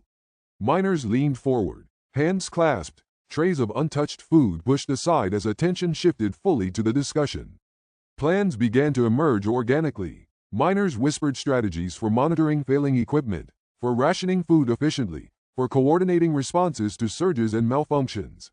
They outlined chains of responsibility, who would check on whom, and how to communicate across modules if critical failures occurred.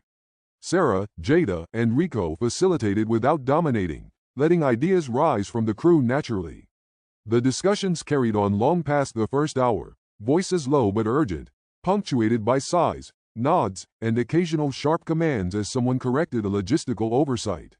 Exhaustion weighed heavy on everyone, but it was tempered by focus and a shared understanding of stakes. Every suggestion, every plan, every observation built a fragile web of collective strategy. By the end of the meeting, a tentative unity had begun to take hold. Small coordinated actions, careful monitoring, rationing, cross-checking each other's work, were agreed upon as initial measures. Sarah emphasized the importance of patience and observation, noting who might take the lead in implementing these small acts of defiance and who might falter under pressure. Rico's energy, usually explosive and impatient, now carried a sharper edge of purpose. Tabby and Lyra Neve leaned toward cautious optimism, understanding that even tiny steps could yield protection and cohesion. Jada Core's quiet resolve became a stabilizing force, keeping the conversation practical while ensuring morale did not fracture. As the miners dispersed to return to their quarters or tend to minor repairs, the room hummed with a sense of restrained tension. Fear remained. Certainly, it was not gone, but it had been tempered by deliberation, planning, and a growing awareness that they were not powerless. For the first time, the crew understood that their survival was dependent not just on patching failing systems, but on deliberate, organized cooperation. The last flickers of light from the habitat's failing panels reflected in tired eyes, each miner carrying away mental notes, contingency plans, and the seeds of rebellion. When the doors sealed behind the final pair of miners, the room retained a charged silence. It was not victory, it was not safety. It was, however, a beginning, a quiet assertion that the crew could and would act for themselves, even in the face of indifference, risk, and exhaustion.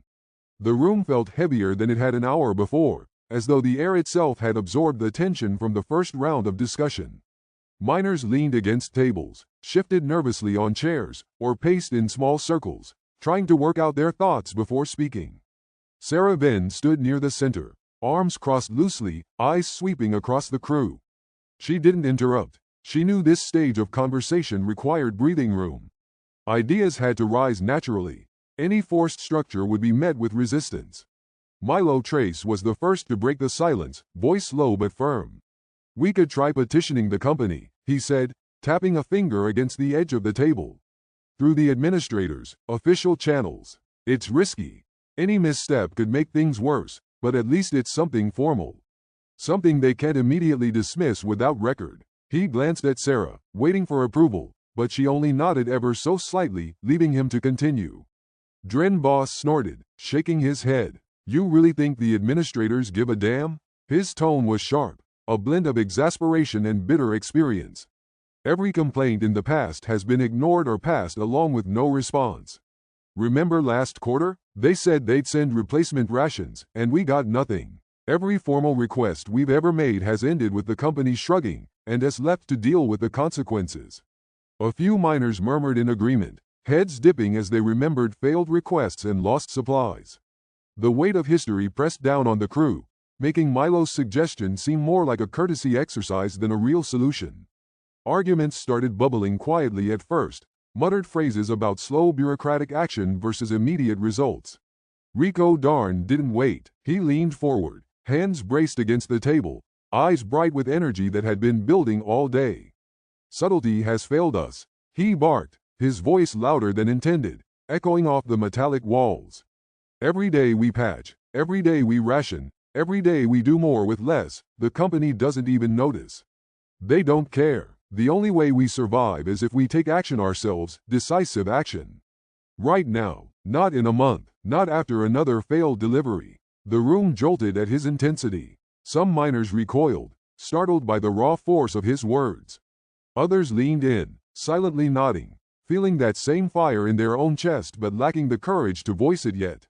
Tabby's fingers twitched nervously on the table. He took a breath, then spoke carefully. I agree with Darn, he said, voice calm but deliberate, but we have to be careful. If we provoke the company too soon, someone could get hurt. Or worse, any action we take has to be measured, even if the goal is decisive. Lyra Neve's brow furrowed as she considered both sides. She had spent the past months absorbing everything. Failures, accidents, injuries, small victories. She understood the risks, and she understood the stakes. Finally, she nodded slowly. Maybe we can combine both approaches, she said, voice quiet but firm. We start with small, organized steps. Test our cohesion. See who follows, who hesitates. If we can prove to ourselves that we can act together, then maybe we can escalate, safely, deliberately. We need to be ready before we commit fully to anything radical. The room became louder as miners began debating the balance between safety and necessity. Each argument overlapped the next, sometimes calm, sometimes heated. Voices rose and fell like waves, the energy of frustration and fear fueling each statement. Some suggested rationing only certain supplies. Others suggested assigning small teams to specific systems to test efficiency and obedience. Rico Darn argued that testing could waste time, that boldness was the only way to ensure survival. Milo insisted on incremental measures, citing calculations about power, oxygen, and life support capacity that could easily be overwhelmed if they moved too fast. Sarah moved quietly among the crew, occasionally interjecting to clarify points or remind the miners that extreme measures needed careful thought. We are not making war, she said firmly, scanning each face. We are not trying to destroy the habitat or sabotage operations. We are trying to survive. Every step must be considered, every risk calculated, but every voice is valid. Every suggestion will be heard. No one acts alone. Dren Boss leaned back in his chair, arms folded, watching the exchanges with a mix of skepticism and grudging approval. Fine, he muttered. We test. Small actions. Coordination. But don't expect me to pretend the company gives a damn. This is all on us, and we have to remember that. Rico Darn slammed a fist on the table, rattling cups and empty containers. Then we test fast. We organize fast. We show that we can act, not beg for scraps or wait for incompetence to do us in. Some miners flinched at the outburst, but a few nodded, silent acknowledgement of the truth in his anger. The tension rose, pressure building like the charge before a storm, until voices melded into a frenzied hum of conversation, overlapping strategies and frantic ideas. Sarah stood at the center, her arms crossed, listening and cataloging each personality. Who argued, who deferred, who hesitated, who pushed. Her mind was already planning contingencies based on the reactions she was observing. The discussion stretched on, miners taking turns speaking, arguing, and countering. Questions were raised about logistics, about morale, about who would oversee critical systems while others tested the waters with minor slowdowns or small refusals. The room filled with scribbles on scraps of paper, diagrams drawn in dust and on tablet screens. Mental maps passed verbally from one miner to another. Lyra leaned over to Tabby quietly, whispering, if we fail, if the company reacts badly, someone's going to get hurt. We have to be smart. Tabby nodded, scanning the room again. I know, he whispered back. But if we don't act, we'll all be hurt anyway. This is survival, one way or another. Sarah finally raised a hand to call for focus, voice cutting clearly through the din. We've heard enough proposals for now. The key is coordination. Small actions, careful observation. Everyone knows their role, everyone watches for others. And we adjust as we go. Test, learn, protect each other. And remember, we do not act for punishment or revenge. We act because it's the only way any of us survive. The room settled gradually, though tension still thrummed beneath the surface. The miners sat back, breathing heavy, processing the plans and debates that had surged through them. Even Rico Darn, still sparking with energy, let his shoulders drop slightly, taking in the gravity of measured action instead of impulsive rebellion. By the end of the session, the crew had tentatively agreed on initial steps: monitoring critical systems together, rationing supplies collectively, assigning small test teams to slowly reduce output in ways that would be noticed but not immediately punished. Sarah made mental notes on who might lead these efforts and who might hesitate or break under pressure. Even in the quiet that followed, whispers circulated. Miners shared concerns, small observations, and subtle agreements about the next day's operations. Fear had not vanished. It couldn't, but it had been tempered with purpose. For the first time, the crew felt that action was possible, and that it was something they could achieve together. The room seemed smaller now, suffused with the hum of life support systems and the faint, persistent hiss of failing hydraulics in the distance. Jada Kaur stood up slowly, letting the tension build before she spoke. Her voice was calm, but carried over the restless murmurs like a tether in a storm. Enough, she said firmly. We're losing sight of what matters. We can argue forever about bold moves, subtle moves, or complete rebellion, but none of it means anything if we collapse before we act. Supplies, power, safety, those are our lifelines. Let's focus on what we can control first. Heads turned toward her, some reluctantly, some with the relief of a voice that could temper the chaos. Miners leaned over workstations, notebooks, and tablet screens, scribbling down observations or diagrams. The conversation shifted immediately from abstract debate to logistics. How much food remained, how long the hydroponics could survive under the current power allocations, and which oxygen recyclers were the most vulnerable. Sarah then moved quietly among the crew, observing and listening, her own mind racing. She noted Milo Trace frowning over energy allocation charts, tapping a finger nervously as if the numbers themselves might explode under pressure. She catalogued Rico Darn's fiery insistence, the way he leaned forward with clenched fists, ready to challenge anyone who hesitated, eyes bright with raw intensity. Lyra Neve sat slightly apart, jotting notes in a tablet, lips pressed tight as she considered scenarios for small-scale coordination. Tabby hovered near her side, whispering quietly, trying to balance caution with encouragement. The miners began to speak more deliberately now, brainstorming practical scenarios. If we slow output, the gravity generators will consume less energy, right? A younger miner asked, voice barely above a whisper. And that means more power for life support and hydroponics. Exactly, Jada Kaur responded. But only if we assign monitors, make sure no one overdraws power by mistake. We need accountability. Every action has to be deliberate and documented internally, at least within the crew, so no one panics and undoes progress. Rico Darn shot back immediately. Documenting internally is fine, but while we waste time checking each other, the company still moves like nothing's wrong.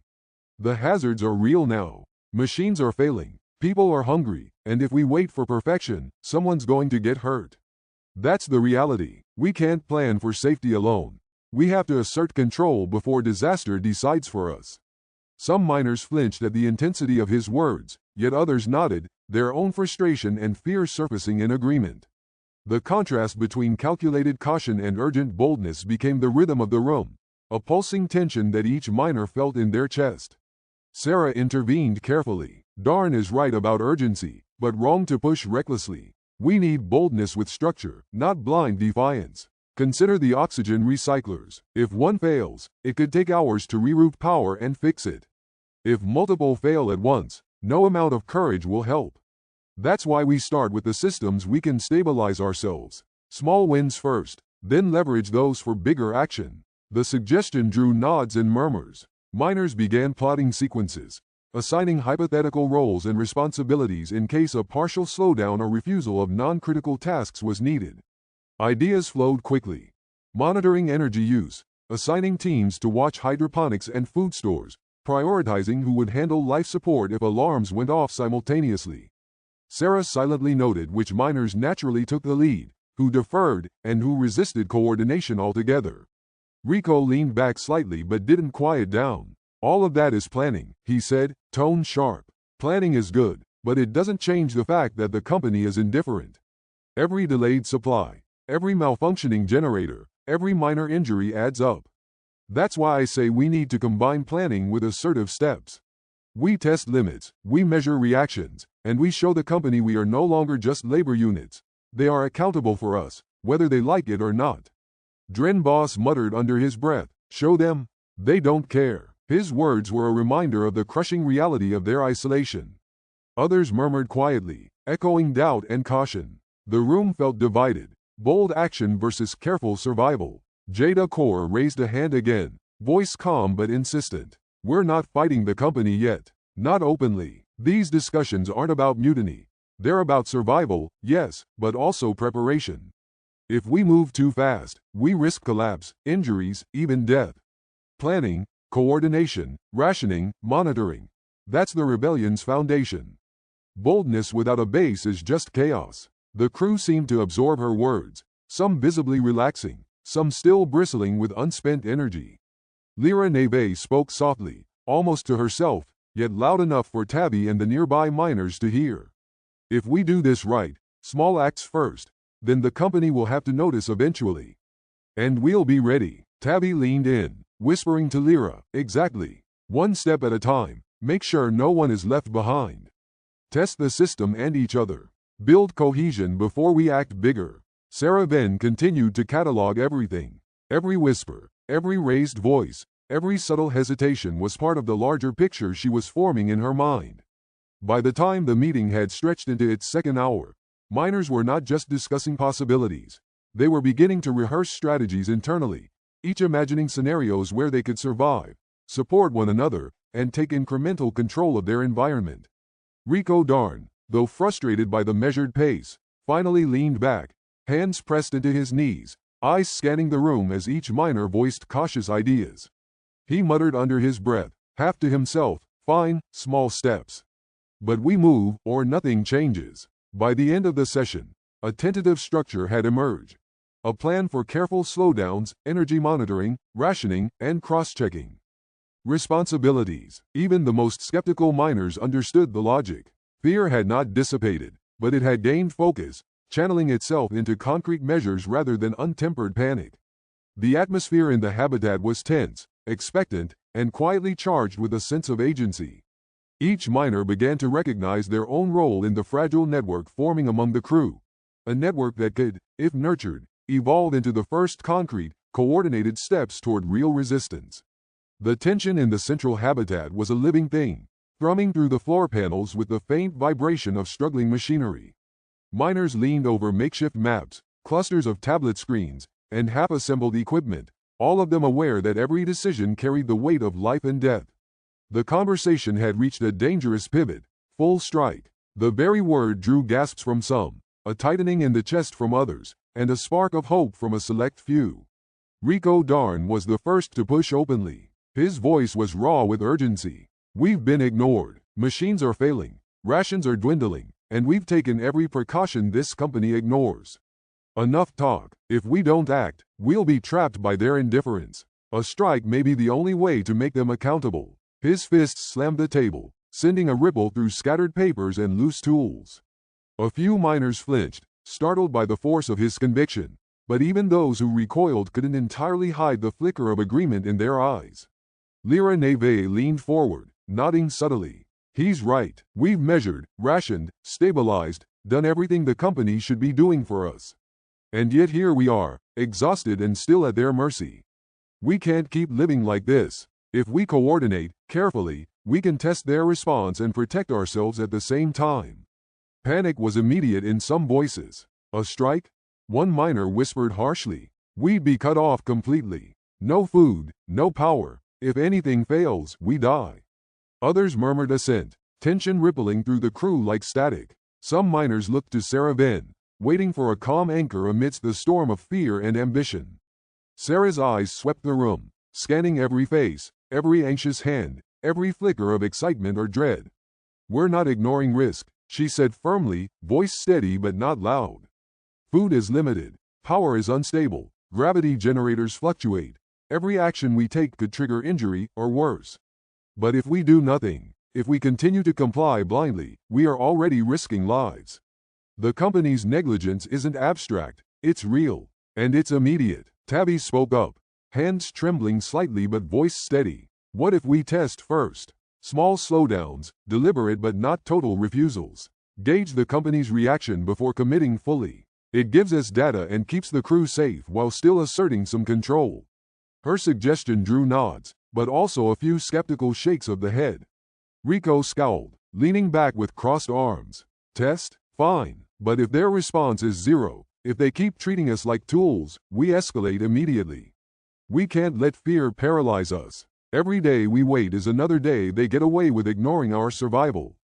Tarn Fisk, who had been silent, observing every gesture and expression, finally spoke. His voice carried authority born of years in the field, measured but firm. "We need a strategic assessment. Look at where the system is weakest. Power reroutes, hydroponics, oxygen cycles. If we target carefully, we can maximize effect without immediate catastrophic risk.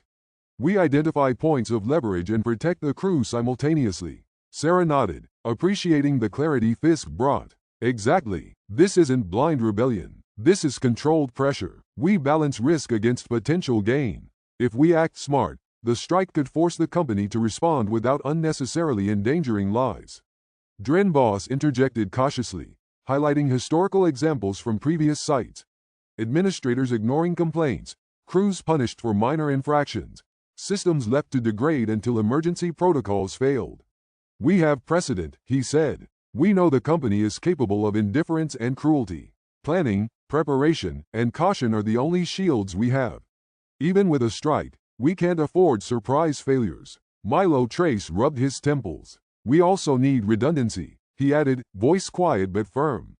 "Power reroutes, backup oxygen, ration buffers. If one module fails while the strike is underway, we can't have it cascade into a disaster. Every step must be calculated." The crew fell silent for a moment, imagining the implications. Food stores were already critically low. Every hour of inaction strained supplies further. The hydroponics teetered on the edge of collapse, gravity generators oscillated unpredictably, and morale hung by a thread. The stakes could not have been higher, yet within that tension, an unmistakable energy began to build. Solidarity. Rico Darn broke the silence. "We're ready. Not all of us, not yet, but enough to start testing. Enough to show that we won't accept indefinite neglect." He glanced at Lyra and Tabby, who nodded back. "We start small, but we escalate if they ignore us. Survival isn't optional. They've made that clear." Lyra added, "We'll coordinate roles. Who handles hydroponics, who monitors oxygen, who keeps power rerouted. Each of us has a responsibility to the others. That way, even if we slow or refuse work, no one is left vulnerable." Voices rose and fell as others joined in, debating specifics. Which drills could be paused without risking structural collapse? How to manage shift rotations to keep life support functional while signaling defiance? Where could they allocate remaining rations to minimize risk to the crew? Every contribution was measured, practical, grounded in survival even while planning rebellion. Sarah Ben remained in the background, cataloging each suggestion, weighing risk against utility, noting who hesitated, who asserted leadership, and who had the ability to influence others. Each miner's personality, skills, and temperament were now part of a growing mental map that could guide the early stages of resistance. The debate continued for hours, stretched over whispered disagreements, passionate interruptions, and cautious agreements. Tension remained palpable, but with it, a sense of cohesion emerged. A fragile, untested network of minds and intentions aligned around the single goal of crew survival and asserting some measure of control over their fate. By the end of the session, a plan of phased action had formed. Small slowdowns, selective refusals, monitoring systems, and cross-checks, enough to start testing the company without provoking immediate catastrophe. Confidence was cautious but present. Even the most fearful miners recognized that inaction was now the greater threat. As the crew disbanded, weary and alert, the air seemed charged with possibility. Fear was still there, but mingled with determination.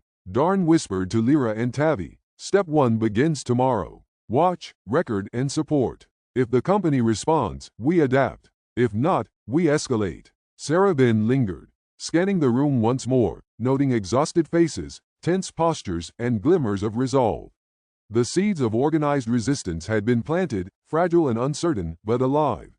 The stage was set. The central habitat hummed quietly, a low vibration threading through the floor panels, carrying the echo of machinery working at its limits.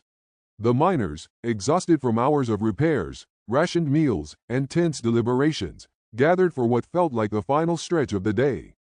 Their bodies were heavy with fatigue, but their minds were charged with the adrenaline and anxiety of the decisions made during the meeting. Every glance across the room, every subtle gesture of hesitation or encouragement, carried the weight of their uncertain future. Saraben stood at the center, her presence calm but commanding. She let the silence stretch for a moment, letting the crew feel the enormity of the moment before speaking. "We're not in a position to act rashly," she began, voice even but resolute. "Every choice we make now carries risk. Supplies are low, systems are failing, and any misstep could lead to injury or worse. But we also cannot continue waiting for a company that will not act. They have shown us time and time again that our survival is not their priority." Rico Darn shifted in his seat, fingers drumming against the edge of a table. His eyes sparkled with determination, almost defiance. "They can ignore emails, reports, petitions, or any complaint we make. They can pretend they care from 1,000 kilometers away. But we're here, and we know what's at stake. They can't ignore us if we act together. Even small steps will send a message they can't simply delete from their logs." Tavi, sitting nearby, exchanged a glance with Lyra Neve. Both were younger, less experienced, but their eyes were bright with the first stirrings of organized thought. Tavi leaned forward slightly. "We need to be careful, but deliberate. We don't have to leap into a full strike today or tomorrow. But even small coordination, slowdowns, careful refusals, monitoring each other, can protect lives and show that we're not powerless." Lyra added softly, "It's about survival. Yes, but also about agency. If we can start observing, supporting, and coordinating in minor ways, it will prepare us for larger actions if the company continues to neglect us. We learn how to move together before risking everything." Sarah nodded, pleased with the measured voices. "Exactly. It's about establishing patterns, routines of oversight and care for one another, without drawing attention that could backfire. If we practice small coordination now, it will give us the foundation for more serious resistance later, should it be necessary." The miners began discussing specific approaches in hushed tones. Ideas flowed tentatively at first, sharing duties to lighten the load on critical systems, cross-checking rations and oxygen levels, creating logs of broken machinery that could be used as leverage in any future discussions with the company. Every suggestion was weighed with care. A single misstep could result in injury, equipment failure, or company punishment. Every step forward had to be deliberate. Rico Darn's energy was infectious. "We start small, yes," he said, voice low but intense, "but we don't hesitate when we see a way to assert control over our circumstances. If the company ignores us again, the groundwork we lay tonight will allow us to escalate without putting the crew at unnecessary risk." Even Tarn Fisk, usually measured and skeptical, leaned in. He outlined the parts of the habitat and mining operations most vulnerable to stress: the oxygen recyclers, hydroponic arrays, and gravity generators.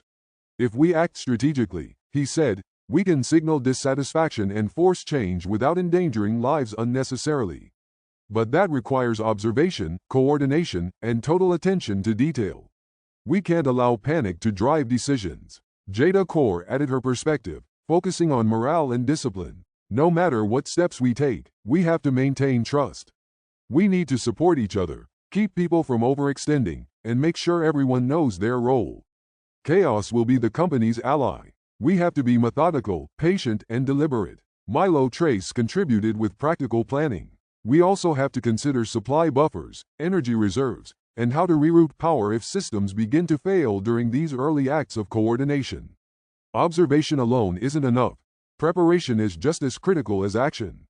If any failure occurs, it must be contained and corrected immediately to prevent cascading problems. Dren Boss raised the point of communication, emphasizing subtle signals and coded routines to prevent the company from learning of their efforts prematurely.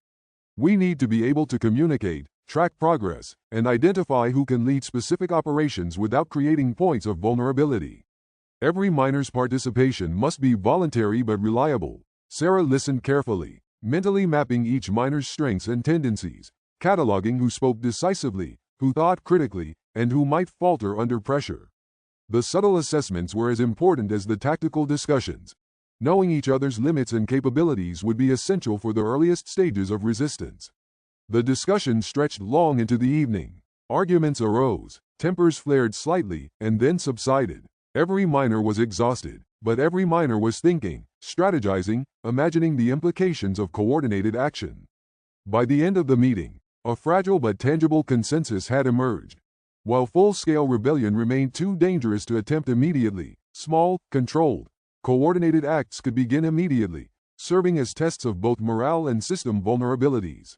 Rico Darn smiled faintly, energized despite fatigue. We have a path, one step at a time. If we remain vigilant, careful, and united, the company will notice.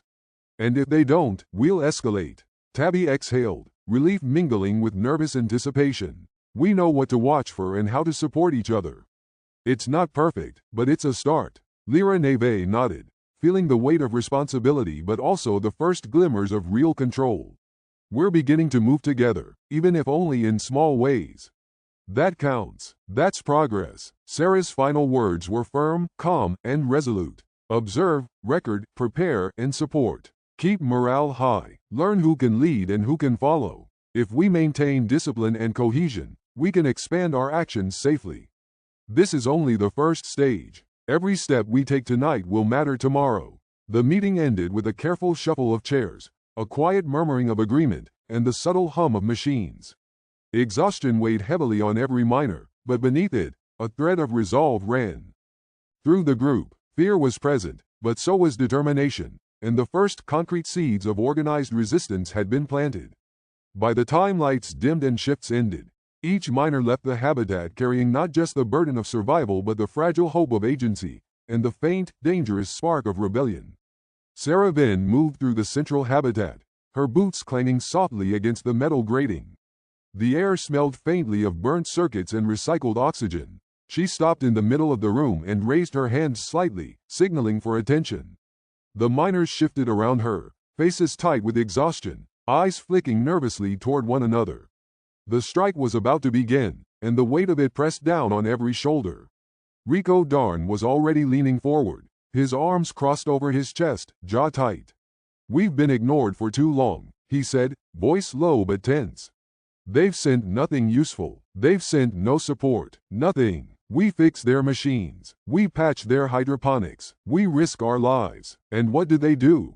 Sit back and calculate profits. His gaze swept the room, daring anyone to disagree. A few miners muttered agreement. Some stared down at the floor.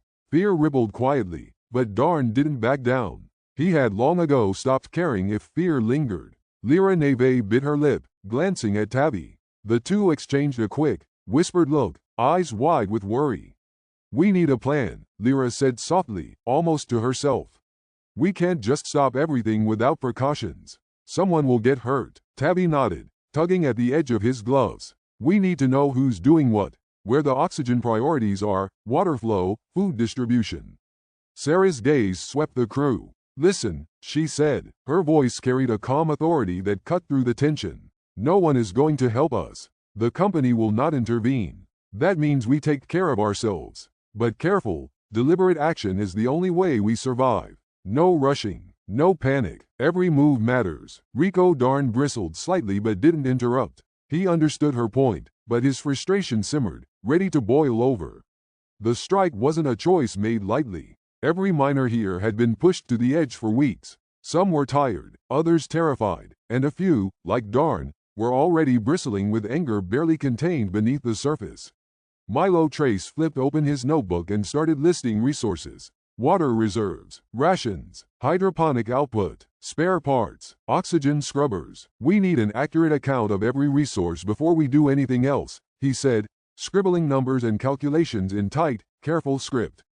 Dren Boss moved among the storage modules, separating usable parts from broken machinery. He worked quickly, silently, methodically, marking sections with colored tape. One glance from Sarah and he nodded, eyes returning immediately to his task. The miners murmured amongst themselves. Some whispered anxiously about the strike, the risk, the consequences. Others complained quietly about rationing, hunger, exhaustion, and overwork.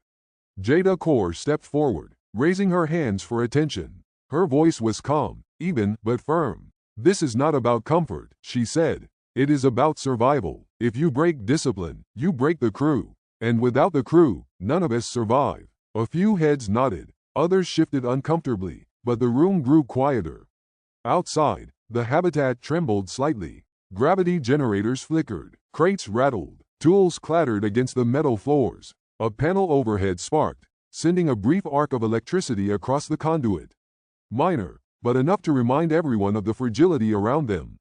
Rico Darn stomped a boot against the floor. We know what's at stake, he said. We can't pretend it's just another day. Either we do this ourselves, or we keep dying trying to meet impossible quotas. I don't care what the company says. We have to take control. Lyra Neve stepped closer to the younger miners. We need to watch one another, she said quietly. Safety first. If we fail each other now, this strike could end before it begins. Tabby nodded, distributing small rolls to a few miners nearby. Eyes flicked nervously as tasks were assigned. Even in these early moments, coordination began to take shape. Sarah Venn moved silently between teams, observing. Her eyes lingered on Rico, on Milo, on Dren. She noted who was steady under pressure, who hesitated, who might panic.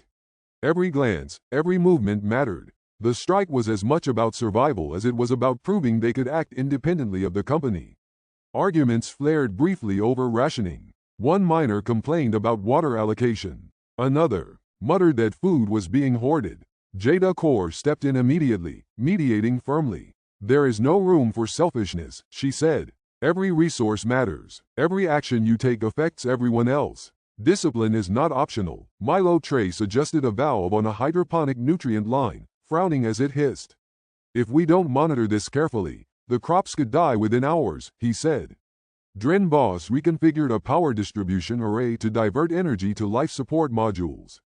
Sparks flew from a faulty connection, and a brief alarm sounded, but no one panicked.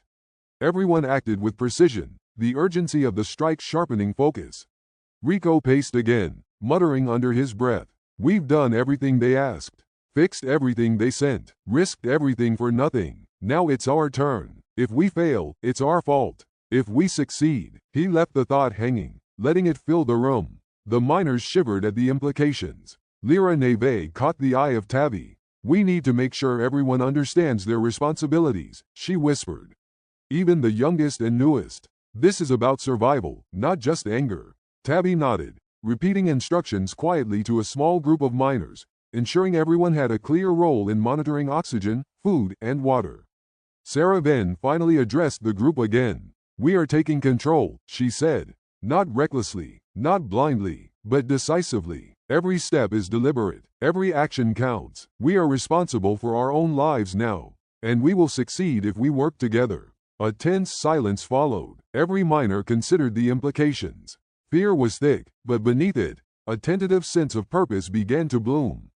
The strike was not just rebellion, it was survival. And in that room, under flickering lights and trembling floors, the first real unity of the crew began to solidify. The gravity generator shuddered again. Crates slid slightly across the floor. Milo adjusted a brace. Dren checked wiring. Tabby reminded two newer miners to secure loose tools. Lyra whispered reassurance to a young technician trembling near the back. And Sarah Venn, standing in the middle of it all, breathed, feeling the weight and promise of the strike settling into place. For the first time in months, the crew moved not for the company, not for quotas, not for unseen administrators. They moved for themselves. Every task, every adjustment, every measured step reinforced that truth. And despite the exhaustion, despite the fear, despite the uncertainty, They began to feel something that had been absent for too long: control. The strike had begun. The air trembled with the hum of approaching ships. The company collection vessels moved toward the habitat, metal hulks designed to strip the KBO of every ounce of ore. Miners froze in place, eyes narrowing, scanning for weak points and potential hazards. Every pulse of light across the hull seemed like a warning. Rico Darn stepped forward, his jaw tight. No loading. Not a single crate leaves while we're on strike. His tone carried authority born of desperation. Some miners nodded, others hesitated, their hands hovering over controls, torn between fear and the new resolve swelling inside them. Milo Trace immediately began organizing the defensive teams. Dren, with me. Tabby, you coordinate the habitat bays. Make sure all automated loaders are offline, and seal the access points. He didn't wait for replies. Instructions were barked and received in rapid succession. Everyone moved, bodies tense, muscles coiled for sudden action. Dren Voss ran a quick sweep of the storage units. His fingers brushed over crates and racks, checking seals and identifying weak points. These bays are exposed. If they push hard, the rails could jam or snap. He shared the details in clipped sentences, directing miners to apply temporary locks and disable motors without causing structural damage. The team moved like a single organism, fluid yet fraught with strain. A low murmur spread across the habitat. Some miners protested quietly, worried about retaliation from company security or the risk of damaging vital equipment. Rico ignored the hesitations, his gaze sharp. We either protect ourselves, or we let them take everything. Nothing in between. Lyra Neve stepped between two arguing miners, her hands out. Focus. We keep people safe first, then the equipment. Nobody gets hurt because of fear or hesitation. Her voice was calm but firm. Younger miners nodded, some drawing courage from her steadiness, while a few of the veterans gritted their teeth, unwilling to show weakness. Tabby moved through the crew, checklist in hand. Hydroponic modules offline, oxygen rerouted, batteries redistributed. Everyone knows their post and stay alert. The coordination was precise, almost militaristic. Every action minimized risk while maximizing control. The habitat became a tense theater of preparation. Outside, the company ships edged closer. Metallic docking arms extended, scanners whirring. Automated instructions blinked on displays, insisting that loading operations commence. The miners didn't flinch. Tarn Fisk moved alongside Rico, checking mechanical overrides and securing vulnerable nodes. They'll push. We need to hold every access point. He didn't add warnings. Words weren't needed. The danger was palpable. A sudden spark from a misaligned power conduit sent a hiss of static across the floor. A miner yelped, stepping back as Milo grabbed a fire-resistant blanket to smother it. Stay sharp, Milo barked, tension snapping in his voice. We can't afford mistakes now. The crew stiffened, eyes darting, every muscle aware of the fragile balance between control and chaos. Rico surveyed the habitat bays. He could see the tension in each posture, the way younger miners hesitated before touching controls, how the older ones tightened their grips on tools, unspoken challenges in their eyes. He called out, voice carrying, stick to the plan, no improvisation beyond safety. We're doing this together. Arguments flared, short bursts of frustration. One miner demanded they destroy the automated loaders completely to ensure nothing left. Another insisted that any physical confrontation with the collection ships could be suicidal. Lyra Neve and Tabby moved quickly, calming tensions, reminding everyone of priorities. Life first, property second, discipline always. Dren Voss returned from a quick inspection of the forward storage bays. Motors secured, rails locked. Any attempt to override will trip safety interlocks. We can hold them off for now, but the next hour is critical. His voice carried a measured urgency. He handed spare locking plates to a pair of miners, who worked swiftly to reinforce vulnerable docking clamps. Rico Darn checked the perimeter monitors. Flickering lights from company sensors scanned the habitat exterior, probing for weaknesses. Ignore the lights. Focus on the access points. They can see, but they can't touch us if we stay vigilant. His words galvanized the crew. The tension didn't ease, but it focused into action.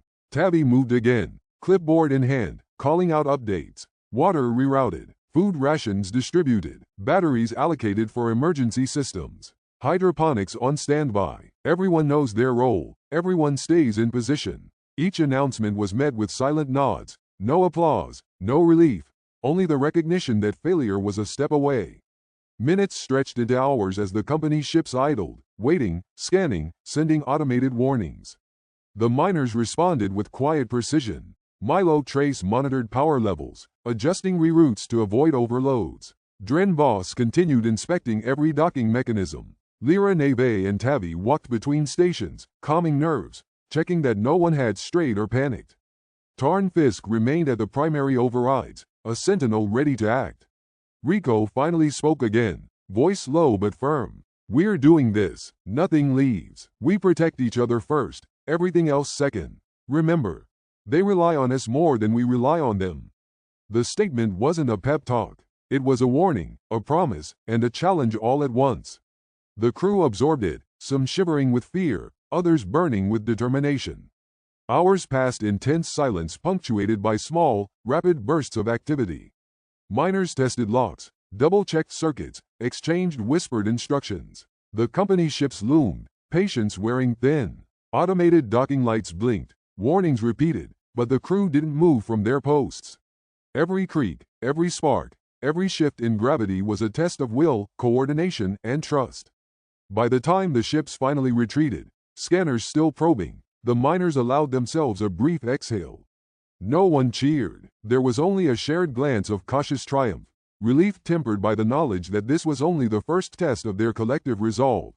The strike was real. The stand against the company was no longer theoretical. They had survived the first challenge. Rico Darn's chest rose and fell, eyes scanning the crew. "This is what it looks like. Stick together. Protect each other. We do it our way, or we fail alone." Silence followed, heavy but charged. The crew, exhausted and tense, returned to monitoring and repair tasks, knowing that every moment of vigilance could prevent disaster. The strike had begun, not just as refusal of orders, but as proof of their growing independence. The habitat hummed with mechanical life, but it was an anxious, brittle hum. Gravity generators shifted unpredictably, their rhythmic pulses forcing miners to brace against sudden weight fluctuations. One slip, one misstep, could send them colliding with equipment, with walls, or worse, with each other. Rico Darn moved quickly along the narrow corridors, checking connections, tightening bolts, and barking terse instructions. "Watch your step. That conduit's loose." His voice carried over the machinery hum, authoritative, sharp, a mix of fear and defiance. The crew responded with a tense nod, some biting their lips, some shaking their heads at the sheer exhaustion on their faces. Milo Trace crouched near a failing oxygen recycler, tools spread around him like a battlefield. Sparks leapt from exposed wiring. His hands moved with deliberate precision, salvaging pieces of circuits and connectors from broken panels. "If we reroute these, we can keep oxygen stable for another cycle," he muttered, mostly to himself. Dren Boss hovered nearby, clipboard in hand, noting the repairs, marking which components could be reused, which were too damaged. "Don't let it overload," Dren said, glancing at Milo. "We can't afford another shutdown tonight." His tone was careful, controlled, trying to balance urgency and calm. Milo nodded without replying, eyes glued to the delicate wiring. Elsewhere, Lyra Neve moved between teams, her hands guiding nervous miners through water distribution adjustments and hydroponic reroutes. "Keep the pressure steady. Don't let it spike," she urged. Her voice had a quiet authority, encouraging those too young or too jittery to act decisively on their own. She saw the fear in their eyes and fought against it with every word. Small arguments flared. One miner accused another of hoarding power allocations for personal stations. Another argued that the hydroponics should be sacrificed for oxygen stability. Rico jumped into the middle of one debate. "We don't get to pick favorites. Priorities are survival, period. Everyone's alive or no one is." The sharpness in his tone stilled the argument, but the tension lingered like a bad taste. Tabby moved with precise energy, monitoring each system's performance. "Flow's stabilizing, but we can't push the batteries too hard. Rotate teams every hour to check readings." His instructions were calm, methodical. He didn't shout, didn't gesture. He simply moved, commanding respect through efficiency. Jada Core patrolled the corridors, keeping miners aware of their own fatigue. She reminded them to breathe, to step back from a task if their hands trembled, to take brief rests. It wasn't authority as much as stewardship, but it mattered. Exhaustion was as dangerous as the failing machinery. Tarn, Fisk, and Rico collaborated to reinforce the gravity generator nodes. Sparks flew from improvised connections, the air thick with ozone. If this doesn't hold, we're talking serious injuries, Tarn warned, ducking as a panel popped loose. Rico grunted, adjusting the panel. We hold it. That's non-negotiable. Across the habitat, Dren Boss reconfigured storage bays to maximize efficiency. Crates were stacked tighter but secured with emergency braces. Every spare inch of space was used to prevent the company's collection ships, or even an accident, from causing catastrophic loss. He marked critical supplies with color-coded tags, assigning miners to monitor water, rations, and repair parts. Sudden alarms shrieked as another gravity spike sent a loose crate sliding down a corridor. Lyra Neve jumped, catching it before it struck a corner. Careful, this isn't a game, she shouted, her voice carrying the stress and fear of a near miss. The miner she saved exhaled shakily, hands trembling as he steadied himself against a support beam. Rico's team took over a blocked conduit. He barked rapid instructions, cutting power to non-essential circuits, rerouting flow, and making emergency connections. Sparks ignited near his boots, and he kicked them aside without breaking focus. Step back, he shouted. This is going to be tight. The miner beside him hesitated, but Rico grabbed his shoulder. Now, they worked in silence except for the hiss of electricity and the snap of wiring connectors. Milo moved on to the hydroponic water pumps. A misaligned seal threatened to leak nutrient solution across the floor. He adjusted it, sweat dripping into his eyes, the smell of ozone and recycled air thick around him. One wrong move, and we lose the plants, and that's food gone, he muttered. Lyra Neve knelt beside him, offering an extra hand, steadying the fragile equipment. Tabby's voice cut through again. Heads up, oxygen levels fluctuating slightly, monitor closely. Miners adjusted valves and watched displays, eyes darting from meters to panels to each other. Every action had consequences. Every delay could escalate into disaster. Arguments continued, but the tone changed.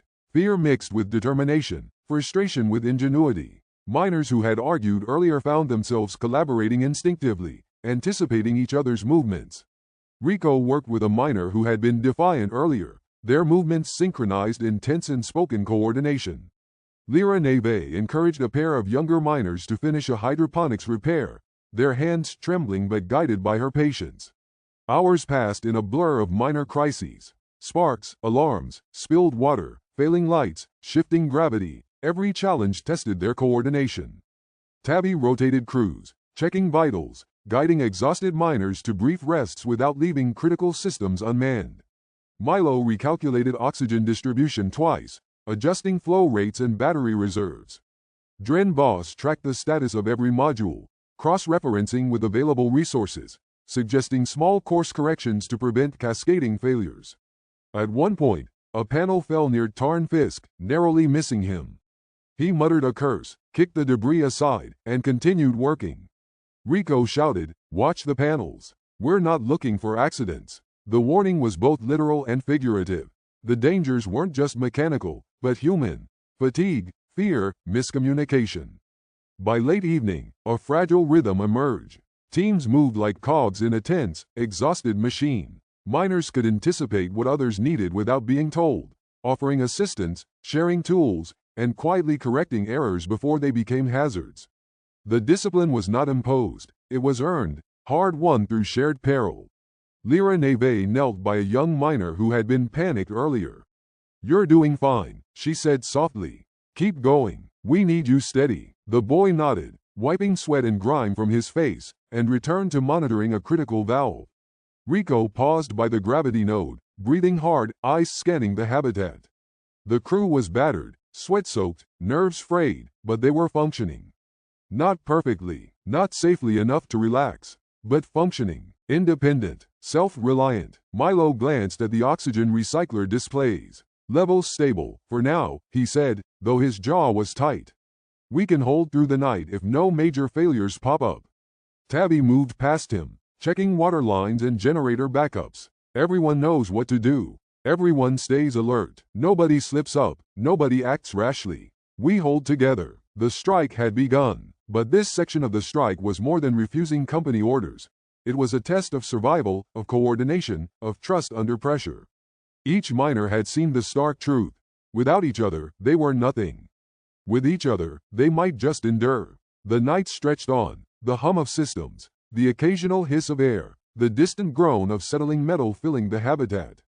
The crew worked, argued, adjusted, and endured. By the time they allowed themselves a brief pause, a silent acknowledgement passed through the team.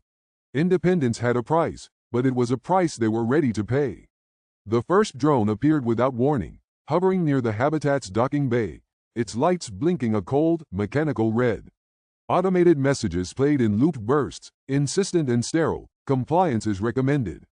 Production must continue. Failure to cooperate will result in consequences. The words, though calm, sounded like threats to ears already tuned to fear and frustration. Rico Darn gestured sharply. Ignore it. That's not here to help us. Treat it like a hazard, like one of those fucking gravity spikes. His voice cut through the air, urgent and sharp. Some miners froze, uncertainty and instinct clashing in their minds, while others immediately grabbed improvised tools, ready to intercept the drone if necessary. Tarn Fisk stepped forward, assessing the situation with a calculated eye. We can't just swing at it blindly. It could damage our systems, hurt someone. Split into teams, one for deflection, one to maintain operations. He barked orders, moving fast to organize volunteers. Miners shuffled nervously into groups, some armed with padded barriers, others with simple shields and ropes. Improvisation was their only option. Company-issued safety protocols were useless here. Lyra Neve's voice rose softly above the low murmur of preparation.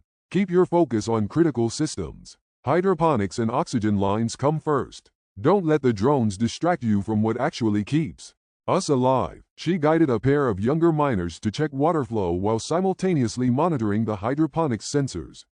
Her calm, measured tone contrasted sharply with the panic spreading among a few hesitant crew members.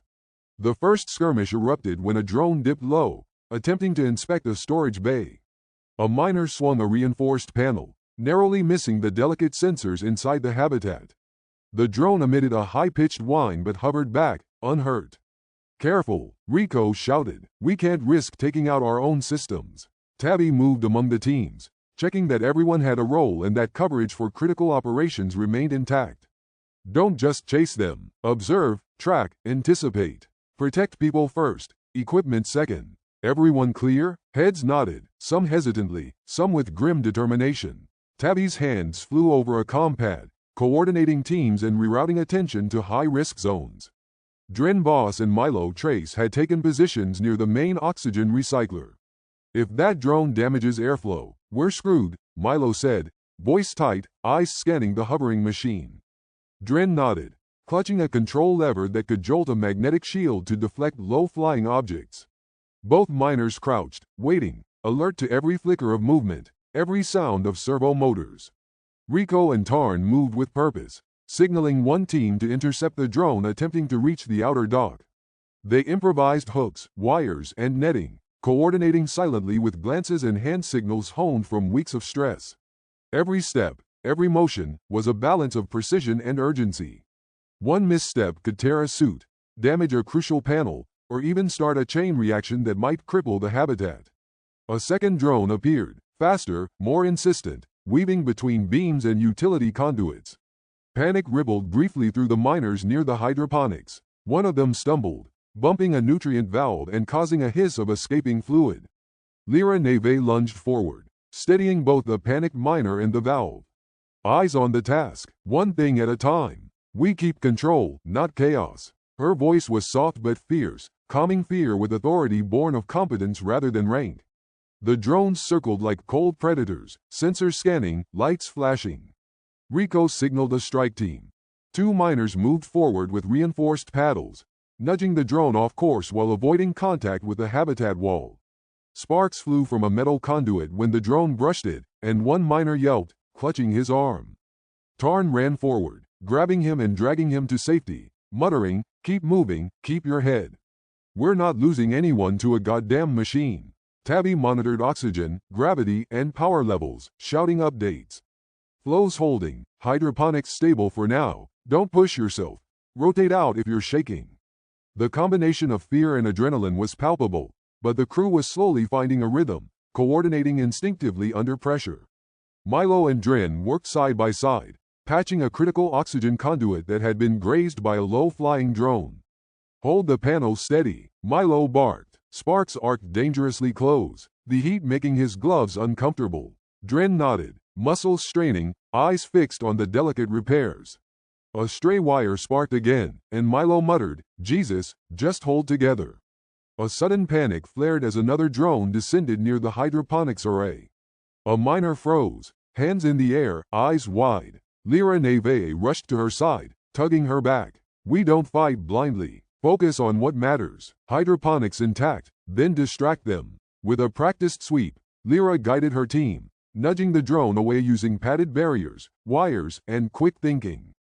The miners learned quickly. Improvised measures became more precise, more coordinated. Rico's team anticipated the drone's flight paths. Tarn's squad set up defensive nets to catch or redirect the drones without triggering damage to the habitat. Tabby tracked the status of critical systems, calling out warnings before errors became emergencies. Even miners who had initially panicked began to understand the rhythm, anticipating tasks and helping each other without needing direct orders. Hours passed in tense bursts. Each encounter with a drone tested their nerves, skill, and cooperation. Oxygen fluctuated, gravity shifts sent unsecured tools clattering, and minor injuries occurred, but the crew adapted instantly. Each crisis was a lesson. Collective action under pressure was not optional, it was survival. Rico moved through the habitat, shouting directions, lifting morale, and coordinating tactical maneuvers. "Every drone we stop keeps us alive. Keep your heads." His energy was relentless, feeding off the tension and adrenaline around him. Lyra Neve circulated calmly among the crews, checking vital systems, reassuring panicked miners, and quietly offering encouragement. Tabby's precision in monitoring and coordination became indispensable, ensuring that even as some miners confronted danger, critical operations continued. By nightfall, the drones hovered reluctantly at a safe distance, their inspection loops less effective as the miners' vigilance forced them to retreat from immediate interference. The crew exhaled collectively, tension spilling slowly out in small gestures, hands running through hair, leaning against consoles, brief quiet murmurs of relief. Yet the underlying strain remained, the knowledge that the corporate eye was watching, always present, unyielding, and indifferent. Sarah Venn observed from her position near the command center. Her face was impassive, but her eyes scanned constantly, measuring responses, noting who had faltered under pressure, who had risen. The strike was no longer just about refusing company orders. It was about proving that the miners could survive independently, think strategically, and act decisively under constant, unpredictable threat. Tarn and Rico checked the last deflection nets, giving final adjustments. "That should keep them from getting too close," Tarn said, chest heaving. Rico gave a short nod, then gestured to the rest of the team. "Good work. Stay sharp. They'll try again." Even amid exhaustion, the miners felt a spark of confidence. They were holding territory, defending the habitat, keeping critical systems running, and, crucially, standing together. The night stretched long and silent for moments, but the echo of drones and the distant buzz of alarms lingered. They were tested, they were strained, but they had survived the first night of drone interference. The hardships solidified the miners' self-reliance. Improvisation, coordination, and trust were no longer optional, they were their lifeline. And the knowledge that the company's presence could be countered, that threats could be mitigated without surrendering, left a brittle but growing sense of empowerment. By the end of the night, the crew regrouped briefly, trading small reassurances, checking vital systems once more. Rico, Lyra, and Tabby exchanged silent nods. The strike was fragile, the tension unrelenting, but the miners had faced external interference and survived. The stakes were clear, the risks constant, and the crew understood the magnitude of their independence. They were alone, but no longer helpless. Night had fallen across the frozen expanse of the Kuiper Belt, the low sun long gone, leaving the habitat encased in the quiet hum of recycled air and the distant glint of icy debris. The miners moved with slow, deliberate steps, exhaustion etched into every line of their bodies. Small groups gathered near the central dining module, carrying trays of carefully rationed food. Even the act of eating felt like a tactical exercise. every crumb measured, every sip of water precious. Rico Darn sat at the edge of one cluster, his eyes scanning the tired faces of the crew. He spoke quietly, leaning forward so only the nearest miners could hear. Tomorrow, we maintain the strike. Nothing leaves these docks unless we say so. Every system we can hold must stay operational. We can't slip up. His words, quiet but firm, carried authority. A few miners nodded, swallowing hard, the weight of their new responsibilities settling over them. Across the room, Sarah Vin moved from group to group, her presence calm but commanding. She checked on oxygen levels, asked quietly about power fluctuations, and noted the performance of critical systems. Each response fed into her mental map of the crew's capabilities and weaknesses. She spoke softly to those who faltered under the strain, reinforcing confidence without shame. We're still standing. That counts for something. Focus on what you can control, not what the company might do. Her tone struck a balance between reassurance and discipline, a guide for a crew learning independence under fire. Jada Core sat with a small group of nervous miners, offering quiet guidance. Keep talking to one another. If someone's struggling, step in. Don't let fear fracture us. She distributed small rations with care, ensuring the younger or more exhausted miners had their share. Her methodical approach reassured some, while for others it became a quiet anchor amid the chaos of untested independence. Tabby and Lyra Neve circulated among the tables, observing body language and offering subtle encouragement. They whispered reminders about checking systems during breaks and advised pairs to keep watch over one another, reinforcing a sense of community. Lyra knelt beside one of the newer miners, placing a hand on his shoulder. You've got this. Just focus on your task and your partner. We survive together. The words, simple and grounding, carried far more weight than any corporate edict ever had. Milo, Trace, and Dren Boss moved between workstations, reviewing their makeshift repair plans one last time before the night fully set in. Milo checked the oxygen flow, tracing lines of salvaged tubing for leaks. Dren tested the emergency power circuits, noting weak points that might fail if the strike continued another day. They spoke in low tones, their conversations technical and precise, ensuring that critical systems would remain operational without drawing undue attention to failures that could escalate panic. A low murmur of conversation spread through the habitat as miners shared small victories from the day. A duct patched without oxygen loss, a gravity fluctuation averted, a hydroponics tray saved from collapse. Each miner's success was celebrated quietly, almost ritualistically, as if acknowledging survival itself had become an achievement. Pride and exhaustion mingled, the crew simultaneously buoyed and drained by the reality of their self-reliance. Outside, the faint hum of the Kuiper Belt's environment pressed against the reinforced walls of the habitat. The dark expanse, punctuated by glinting ice and distant, cold stars, reminded them of isolation, but also of the vastness of their capability. They were cut off from the company, yes, but they had control over their immediate surroundings. Every valve adjusted, every rationed meal, every monitored oxygen line was proof that they could act independently, without waiting for directives that never arrived. Rico leaned back, scanning the room one last time before the meal concluded. We need to keep this momentum. Every check, every repair, every step is part of holding the line. We're not just surviving, we're building the framework for what comes next. His eyes lingered on Sarah and Jada as they coordinated quietly among the crew. The two women nodded subtly, acknowledging his words while maintaining their own watchful attention to the miners' morale. The younger miners, still wide-eyed and tense, clutched trays tightly, glancing around at those who had been through longer rotations. Tabby crouched near a cluster of them. Rest now if you can, but don't let your guard down. Work together, watch one another. Every mistake we avoid is a life saved. The words were repeated like a mantra, embedding discipline without fear, a subtle preparation for the days ahead.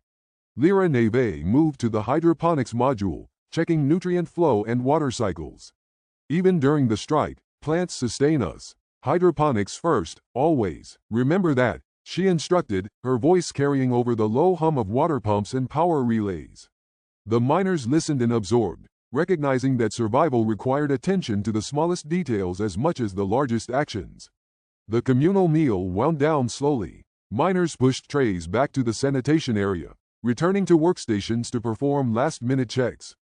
Milo rechecked oxygen lines, Dren reset a circuit breaker, and Rico conducted a quick walkthrough, ensuring that all teams had clear priorities for the night. Sarah lingered near the command console, silent but alert, eyes scanning data readouts, body language radiating control. Even in exhaustion, subtle signs of empowerment were visible. Miners exchanged nods of acknowledgement, reassured each other quietly, and double-checked critical systems together. Tasks that had been frantic and chaotic earlier in the day now fell into a rhythm, small teams moving almost instinctively to balance duties. Fear remained, yes, but confidence was emerging in equal measure. The night deepened, lights dimmed to conserve energy, and the hum of machinery became a constant, comforting undercurrent. Miners rotated through brief rest periods, some finding moments of sleep, others keeping watch. Conversations softened to hushed tones, reflections on the day, observations of how the crew had handled challenges, whispers of strategies for the days to come. Each word, each exchange, reinforced the fragile unity that had begun to take root.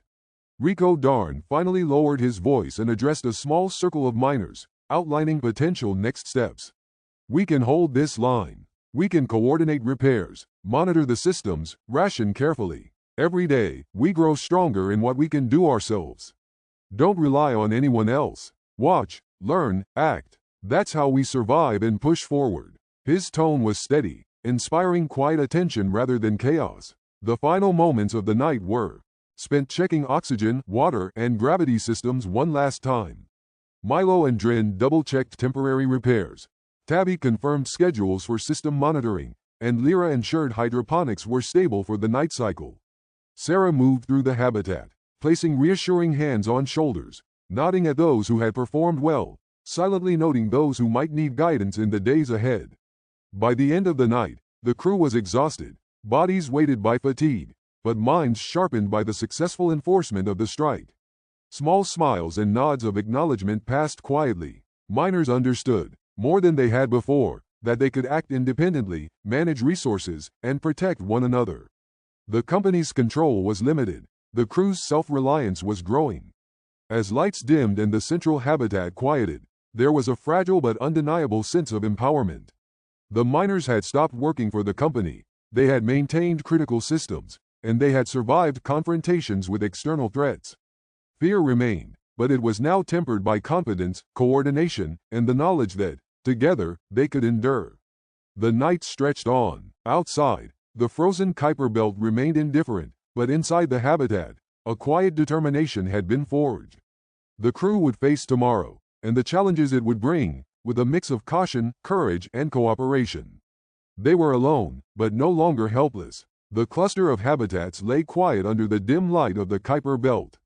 Even the distant stars seemed sharper, colder, reflecting off the metal surfaces of the mining modules. The faint glimmer of reflected starlight danced across antenna arrays and hull panels, giving the impression that the structures themselves were shivering. Here they come, Rico Darn muttered, his voice low, tense.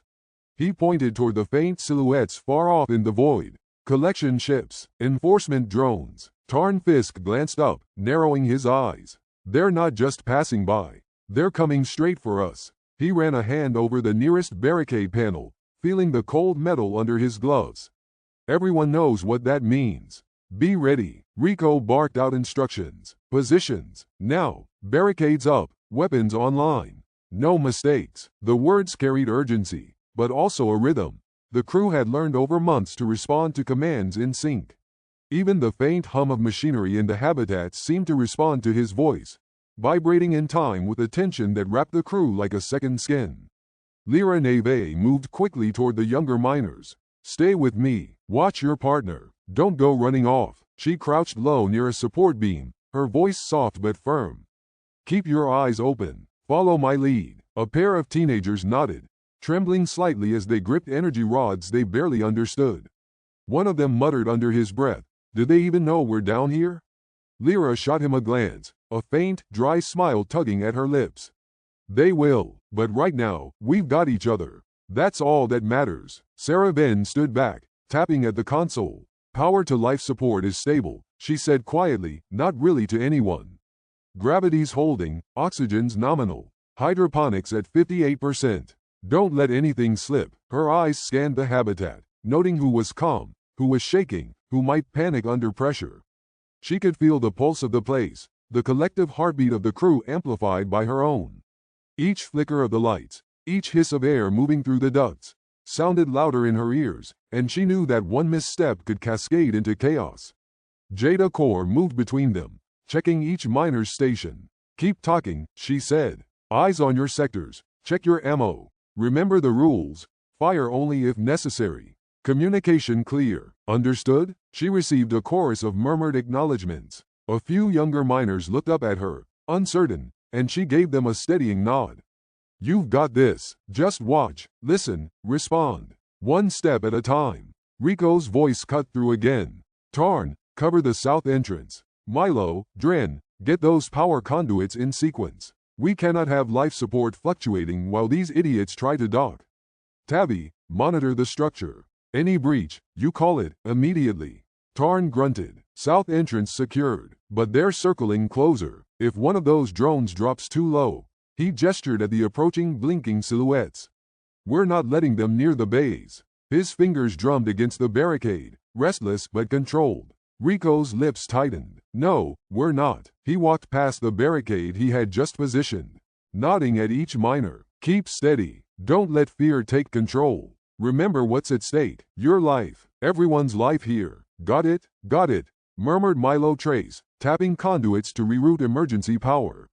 Sparks leapt briefly as he adjusted the flow. "Everything's online. Weapons, backup systems, sensors, green across the board." Dren Boss added, "And all storage bays are locked. No way they can just snag ore while we're watching." He glanced at the reinforced bay doors, giving them a confident nod. Rico glanced back at the incoming ships.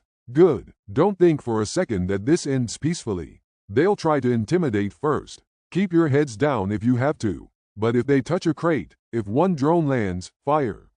Lyra leaned on a railing, checking on two younger miners. "Easy. Breathe. You can do this. Just watch me. One step at a time." Her tone had the effect she hoped. Trembling hands stopped twitching. Eyes followed her movements instead of the approaching menace. "Not supply ships," Tarn muttered, almost to himself. "Not survey ships. Not friendly ones." He tapped the side of his helmet. "And the company? They won't negotiate." Jada's hand clapped on his shoulder. "I know, but they're still human, or something like it. Keep focus. You're not alone." The first drone dipped lower, sensors glowing faint red. It hovered just above the outer dock, mechanical wings humming. Rico signaled with a hand. "Hold fire." "Wait, Rico," whispered a miner near the barricade. "What if they try to grab the containers anyway?" "They will," Rico said without hesitation. "That's when you shoot. Just remember, aim for their systems, not the hull. We don't want an explosion if we can avoid it." Sarah finally spoke up, her voice calm but firm. "Gravity stable, oxygen stable. Barricades in place. This is not chaos, it's coordination. Don't let adrenaline override that." The crew exchanged glances, some nodding, some swallowing hard. The reality hit them fully. The company was here, armed, ready, and willing to escalate. "Everyone ready?" Rico said, voice rising just enough to be heard. "This is the first real test. Eyes open, stay tight, cover your sectors, and remember, this is about survival, not glory. Survival." Tabby crouched by a structural support console. "I've checked the hull integrity. It will hold, for now. Any breach, and we have protocols. Just stay in position, follow orders." Lyra Neve added, "And keep talking.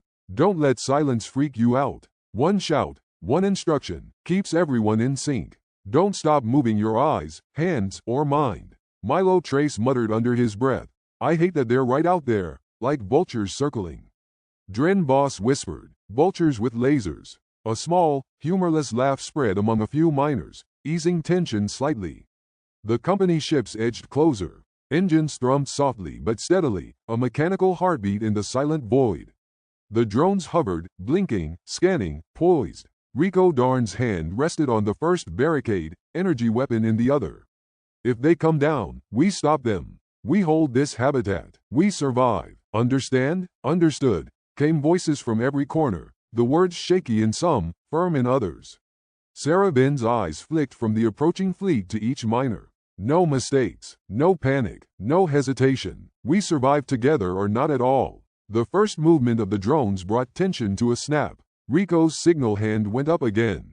Hold, don't fire. Every metallic creak of the habitat felt amplified. Air filters hummed, consoles clicked. Even the faint hiss of residual heat in the hull made the crew flinch. And there, in the gray-blue dim of the Kuiper Belt, the miners waited. Hearts pounding, fingers flexing, eyes wide. The company had arrived, and nothing would be the same. Every second stretched endlessly. Every miner sound, every console beep, every creak of the habitat echoed in their heads. The calm before the storm, fragile but charged with purpose, stretched until even the silence seemed to vibrate with potential violence. The faint shimmer of distant star clusters made the shadows stretch across the habitat walls.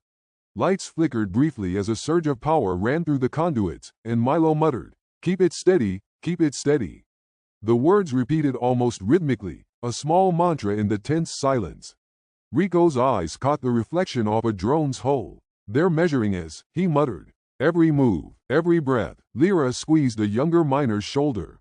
"Don't let them see your fear. Not yet, not ever." And in that weightless, frozen space, with the Kuiper Belt stretching infinitely around them, the crew understood one truth. Once the company crossed this boundary, there would be no going back. Survival wasn't just about tools or barricades. It was about nerve, coordination, and the will to fight together, or die divided. The company ship drifted closer, massive and gleaming coldly against the dim Kuiper Belt light. Its docking clamps extended, mechanical arms reaching toward the storage module, and the hovering drones flanked it like scouts. Rico Darn's eyes narrowed. "They're trying to latch. Ready positions, now." His voice cut across the habitat like a whip. Tarn Fisk's hands flew over barricade controls. Sparks hissed where energy fields snapped into place. "South entrance secured," he muttered, voice low but firm. "But they're circling closer. One misstep, and a drone touches down. We're not letting it near the bays." He leaned against the barricade, scanning, calculating trajectories. "Hold your angles. Check your flanks." "Got it," Milo Trace said, crouched beside a conduit bank, rerouting power to life support and the emergency weapons grid. Sparks leapt in miniature arcs across the metal, tiny fireworks against the dim light. Flows stable, sensors, backup systems, energy rifles, all green. Dren Voss adjusted the storage bay locks, double-checking the seals. "Bays secure. They can't grab a single crate without us noticing," he said, giving the reinforced doors a satisfied thump. "We'll see them try." The first drone descended slightly, red sensors sweeping over the barricades, tracing shadows, measuring gaps. Rico raised a hand. "Hold fire. Wait until it touches. Target systems, not hull. No explosions if we can avoid them." One of the younger miners whispered, voice tight, "What if they get the containers anyway?" "They will try," Rico said without hesitation. "That's when you strike. Focus. Aim for engines, clamps, sensors. Don't let panic dictate movement." His words hung in the recycled air, steadying trembling hands along the barricades. Lyra Neve crouched near the young pair, murmuring softly, "Easy. Breathe. Keep your eyes on me. One step at a time." Her hand brushed a shoulder, grounding them. "Follow my lead. Don't rush, don't panic. Watch the drone, not your fear." Their trembling slowed, fingers tightening around energy rods. Tarn's voice dropped, almost a growl. "Not supply ships, not survey ships, not friendly ones. And the company? They won't negotiate." He tapped his helmet, eyes locked on the approaching mechanical menace, noting every shift, every adjustment. Jada Core moved from barricade to barricade, checking stances, weapons, and breathing. "Eyes on your sectors. Communication open. Fire only when necessary." She nodded at each miner in turn. "You're not alone." Rico glanced back at the incoming ship. Its docking arm extended, reaching for a storage clamp. "They're testing us, trying to provoke a mistake. Don't give it to them." "Gravity stable, oxygen stable, barricades ready," Sarah Venn said quietly from her console. She tapped at panels, eyes flicking between displays. "Hydroponics at 58%. Power flows are even. Keep this coordinated, not chaotic." Control beats adrenaline every time. Tabby crouched beside a structural support console, fingers hovering over monitors. "Hull is holding. Pressure's nominal. Breaches trigger alarms, and we respond. Follow your orders. No improvising unless absolutely necessary." Rico's gaze swept the crew. This isn't a drill. They're armed, they're trained, they're expecting us to flinch. Don't. Every shot counts, every movement counts. Cover your partner. Check your angles. The drone adjusted its hover, claws and clamps glinting faint red. Tarn muttered, one misstep, and they've got a foothold. Keep them outside our reach. Don't flinch. Milo muttered under his breath. I hate that they're right out there, like vultures circling. Vultures with lasers, Dren added, a humorless laugh escaping him, tension easing slightly for those nearby. The drone's sensor sweep passed over their positions, mechanical humming filling the habitat. Every miner felt the weight of it. One wrong move, and the first confrontation could turn deadly. Rico's hand rested on the barricade, energy rifle ready, fingers flexing. If they come down, we stop them. Protect every bay. Survive. Understood? Understood, came the chorus, voices mixed, some steady, some trembling, but all determined. The first skirmish was brief but violent. Rico gave the signal, and the drones tested their patience. A mechanical wing grazed a barricade, sparks flaring. Milo targeted the drone's sensor array with a careful pulse from a turret. Red lights blinked in malfunction, and the ship hesitated. Dren rerouted energy to reinforce the barricade's shield. Don't let them breach, Tarn shouted, voice harsh, scanning the airspace above. Watch your corners, eyes on every gap. Lyra barked instructions, shepherding younger miners through emergency movements. Back away from the edges. Cover your partner. Keep communication. Hands moved quickly to correct trembling grips, steadying nerves, enforcing discipline through touch and proximity. Rico's voice cut through the controlled chaos. Focus. Target drones, not hull. Take only what's necessary. No heroics. A second drone dipped, its sensors probing the bay's reinforced walls. Tabby's console flashed red briefly, showing a minor strain in a structural support. Readjust power. Gravity compensators to 5% more torque. Now. She jabbed buttons with precision, watching every readout as lights blinked across the control panels. The miners felt a shift, adrenaline firing, muscles tense, hearts hammering, but training and coordination keeping fear in check. Sarah's voice, calm and measured, guided them. Remember positions, remember angles, remember breathing. This is a controlled response, not chaos. Minutes passed, though they felt like hours. Each pulse of engines, each scan of the drones, echoed through the habitat. Rico's hand remained on the barricade, signaling movements, adjusting commands, ready to fire. Hold your ground. They can't dock. They won't get ore while we're breathing. A younger miner whispered, we can do this. Yes, Lyra answered, squeezing his shoulder. Step by step. Watch me. Trust your partner. Trust yourself. Tarn's eyes never left the drones. Not one of them gets a foothold. Not today. Focus. We do this together. The company ship recoiled slightly under the combined pressure of well-coordinated warnings, targeted system hits, and barricade reinforcements. Rico signaled the crew. They're backing off, for now. Keep positions. Don't relax. Every second counts. Sparks from energy systems arced in miniature storms. Humid recycled air mixed with the acrid tang of heated metal and fear. Miners adjusted grips, recalculated positions, and kept their sector lines in check. Lyra and Jada moved among them, offering whispered encouragement and corrections. Tabby monitored the structural integrity of the habitat, ready to sound alarms, reroute energy, and mitigate the inevitable stresses of battle. Even with the first encounter ending without fatalities, the miners realized the truth. Defense was now survival. Their independence, their lives, and the fragile cohesion of the crew rested on every decision, every breath, every action. Rico Darn's eyes swept the bays again, resting briefly on each miner.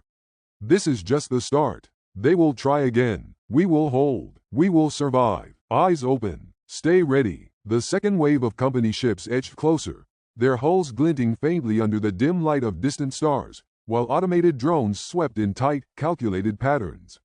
Rico Darn crouched behind a barricade, scanning the docking area. Hit and run tactics, he barked, firing a pulse at a drone's stabilizer. Sparks flared as the mechanical wing shuddered, wobbling before regaining balance. Tarn Fisk angled a small pulse cannon at another, the shot precise, hammering a joint to throw the formation into disarray. Miners shifted from cover to cover, coordinated in rhythm with Rico's sharp instructions, each movement measured to protect both the crew and critical equipment. The low hum of engines vibrated through the habitat's floor, rattling loose panels and sending a faint metallic taste into the recycled air. Milo Trace knelt at a damaged conduit, his gloves sparking as he twisted salvaged wires into place. "Hold together," he muttered, voice tight, as power flowed steadily back into life support. Each small surge of energy that returned to the grid felt like a minor victory, a heartbeat against the looming corporate machinery outside. Dren Voss crouched beside him, rerouting secondary lines, murmuring updates about energy levels while adjusting the sequence to prevent overload. Even minor miscalculations could cascade into disaster. Rico's warning was clear. Every pulse, every step mattered. A drone dipped too close to the hydroponics modules, sensors scanning for vulnerabilities. Tabby's hands danced over the control panels, rebalancing gravity compensators and rerouting shield energy to the outer hull. "Stabilizers engage. Hull integrity holding," she called, voice tense but calm. The smell of ozone and ionized metal filled the air as her adjustments created tiny pulses of light along the panels. Lyra Neve knelt beside a younger miner, guiding trembling hands to steady a barricade. "One move at a time. Watch me, we're in this together," she instructed, eyes flicking to approaching drones as adrenaline made the air feel thick and electric. Her voice, though soft, carried an authority that kept them moving despite fear tightening their chests. Rico's gaze swept the habitat, catching Milo and Dren at the conduits, Tabby monitoring structural strain, and Tarn adjusting pulse angles.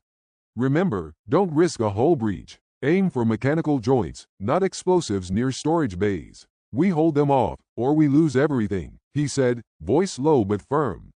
Miners returned fire in calculated bursts, sparks flying, some shots narrowly missing critical equipment. Each hit drew a slight shift in the drone's approach, a subtle testament to the team's precision. The lights in the habitat flickered briefly as a nearby shot grazed a conduit, sending a shower of sparks onto the floor. Minor injuries surfaced. A scraped arm here, a twisted ankle there, but Lyra moved swiftly, tearing strips from uniforms for temporary bandages, murmuring calming instructions to the shaken. Even as they patched wounds, energy flowed smoothly to life support, hydroponics, and gravity modules, a delicate ballet of systems under siege. Sarah Ben's eyes never left the console as she adjusted flow, keeping oxygen and gravity within safe margins. "Hydroponics steady, oxygen stable, keep moving in rhythm," she said, voice quiet but precise, grounding the crew. Her fingers moved with mechanical certainty, tracing lines across the interface as if every touch could prevent disaster. A faint alarm sounded from the storage bays, sending a jolt through the miners' nerves. The drones pressed closer, probing weak points near storage bays. Tarn fired a coordinated pulse, the mechanical wing of one drone buckling, forcing it back. Rico signaled the others to advance in tandem, barricades shifting as miners moved in practiced arcs. "Hold your sectors, cover your partner, communicate," Rico ordered. Each miner's eyes darted between approaching threats and their teammates, the air thick with tension, sweat, and the mechanical hum of weapons and shields. The smell of hot metal and scorched circuitry mixed with the recycled oxygen, creating a strange, electric tang that made hearts pound faster. Milo muttered under his breath, wiping soot from his gloves. "These things learn fast. They're adapting to every move." Dren chuckled grimly. "Adapt faster. That's how we survive." The words barely left his mouth before another drone dropped, narrowly missing a conduit Milo had just finished repairing. Sparks erupted, and Rico shouted, "Adjust. Reposition. Keep them off balance." Miners reacted instantly, taking cover behind panels, ducking low, and firing short, precise bursts at vulnerable joints. Lyra's voice rose again, encouraging a pair of younger miners to steady their grip. "Eyes on me, hands steady, follow the rhythm." Their fingers flexed, energy rods glowing as the drones spun and dived. Tabby monitored strain on hull and structural supports, redistributing compensators to offset the blasts and pulses impacting the habitat. Sector 4 reinforced, gravity torque stable, shields at maximum. "We hold, for now," she said, voice clipped and focused. Each adjustment caused subtle shifts in the habitat, a low groan echoing as massive panels responded to redistributed energy, a reminder that even a single misstep could cascade into catastrophe. A stray pulse caught a nearby walkway, sending a shower of sparks down to the floor. Miners leapt aside instinctively, rolling to their feet. "Watch your feet," Rico shouted, scanning for the next drone. Tarn pivoted, tracking the mechanical predator as it darted for a weak point near the storage bays. "On my mark, fire!" He unleashed a pulse that knocked a sensor array loose, sending it spinning into the void, and the drone recoiled, its pattern disrupted. Minutes passed, a blur of firing, repairs, and coordination. Every pulse, every step, every heartbeat counted. The drones tried repeatedly to approach storage bays, only to meet a wall of calculated resistance. The crew worked in unison, a rhythm born of necessity. Patch wounds, reroute energy, fire strategically, cover your partner, adjust defenses.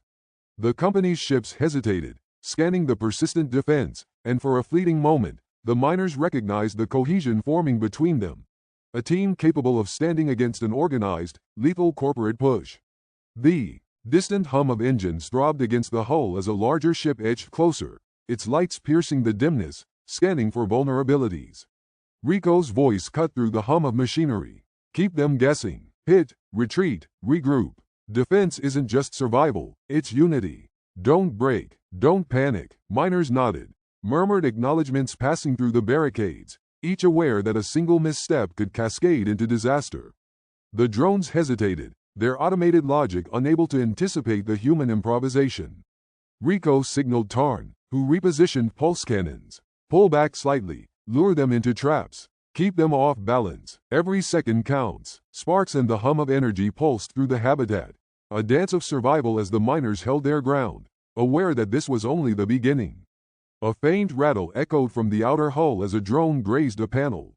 Milo darted to reinforce the section, soldering a quick brace while Dren monitored the energy surge.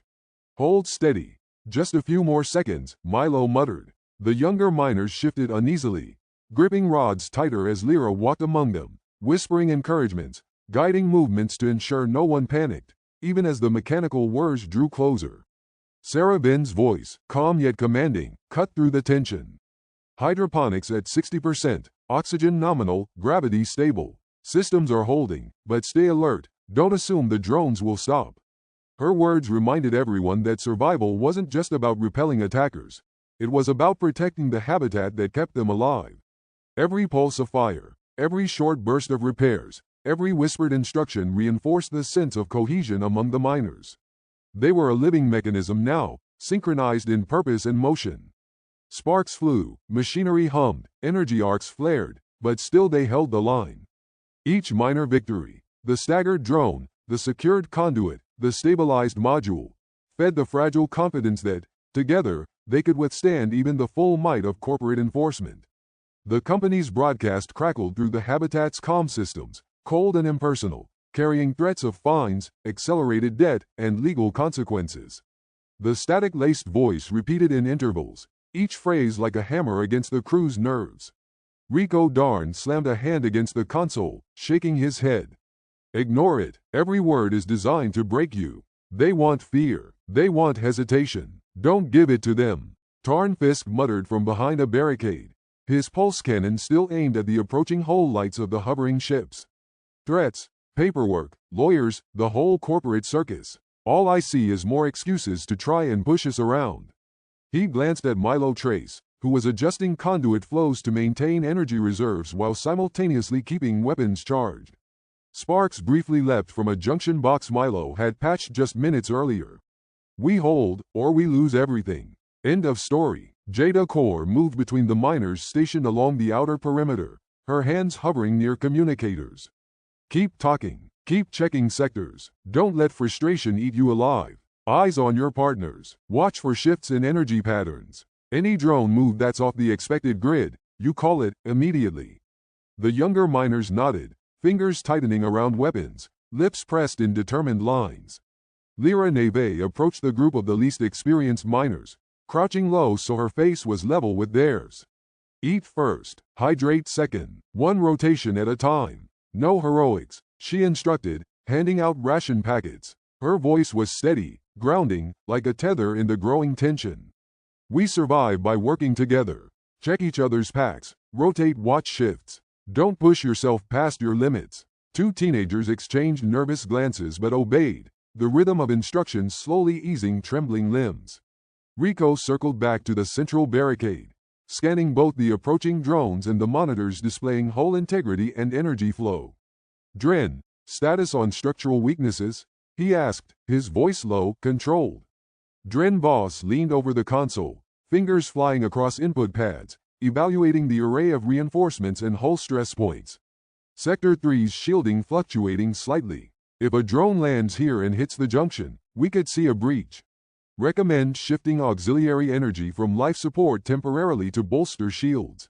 Do it, Rico said. Tabby, monitor compensators while Dren adjusts power. If anything drops below 98%, we pull personnel back immediately. Tabby's fingers danced over the holographic panel, adjusting micro-thrust compensators on the outer hull while monitoring gravity and internal pressure. Holding. Shields stable. Gravity torque steady. Life support unchanged. Her clipped voice carried a calm precision that belied the tension surrounding her. Sparks erupted from a misaligned energy weapon as Milo continued repairs on an overtaxed conduit. "God, they don't quit," he muttered, swiping sweat from his brow. Tarn leaned over his shoulder. "Neither do we. This is a fight of endurance, not aggression. Don't lose your head because the company thinks a few words and blinking lights can scare us." Milo nodded, twisting the final wire into place. Energy hummed through the conduit, weapons lighting in sync with the restored power, sensors ticking along the feed. A sudden flicker of the comm display drew all eyes. Another corporate broadcast, this one more insistent. Legal jargon rolled over the speakers, threatening accelerated repossession of stockpiles if the miners didn't comply. Rico's hand slammed the console again. "Enough." His voice cut through the tension like a blade. "They're bluffing. Every threat is a calculation to push fear into us. We're not children. We're not pawns. Keep your positions. Cover your sectors. Protect the ore. Protect each other." Jada's voice rose, mediating as two miners argued over rotation schedules. "Listen to me. Rota for weapons duty is set. No one takes extra without approval. You'll burn out otherwise. Eyes on the mission. Not your tempers. Not yet." Her tone was sharp, commanding, but fair, and the two miners fell silent, acknowledging her authority. "Sector 5's pressure stabilizers are fluctuating," Tabby reported, her voice calm but urgent. "Minor impact. Nothing critical yet, but keep a monitor." Rico gestured to Tarn. "Angle your pulse cannon for any drone attempting to land there. We can't afford a misstep." Tarn adjusted the targeting, pulse cannon humming quietly, ready for immediate discharge.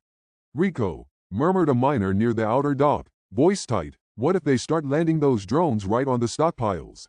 Then we hit mechanical joints, not explosives. Remember our drills. Disable, don't destroy. Keep yourselves alive," Rico said. His gaze swept the horizon of blinking drone lights and approaching ships. The strobe of hull lamps reflected off the reinforced surfaces, creating a dizzying, cold pattern across the habitat exterior. Even as commands and movements continued, Lyra moved quietly among the younger miners, checking hands, adjusting stances, whispering encouragement. "Steady. Don't let their words get inside your head. Watch your partner. Cover sectors. Breathe." One miner shivered, hand twitching on the trigger. Lyra placed her hand over theirs, grounding them. "You're not alone," she said softly. Rico moved to the center of the operations hub, eyes scanning readouts of oxygen, gravity, and hydroponics.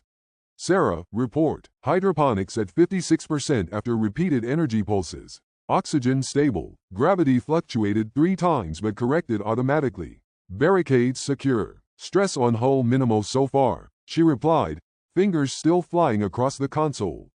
She looked up briefly, taking in the faces of the crew.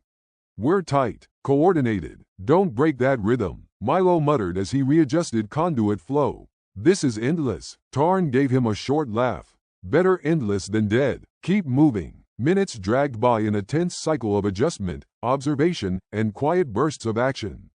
Every pulse from a drone, every shift in the hull, every static-laced threat from the broadcast, demanded attention.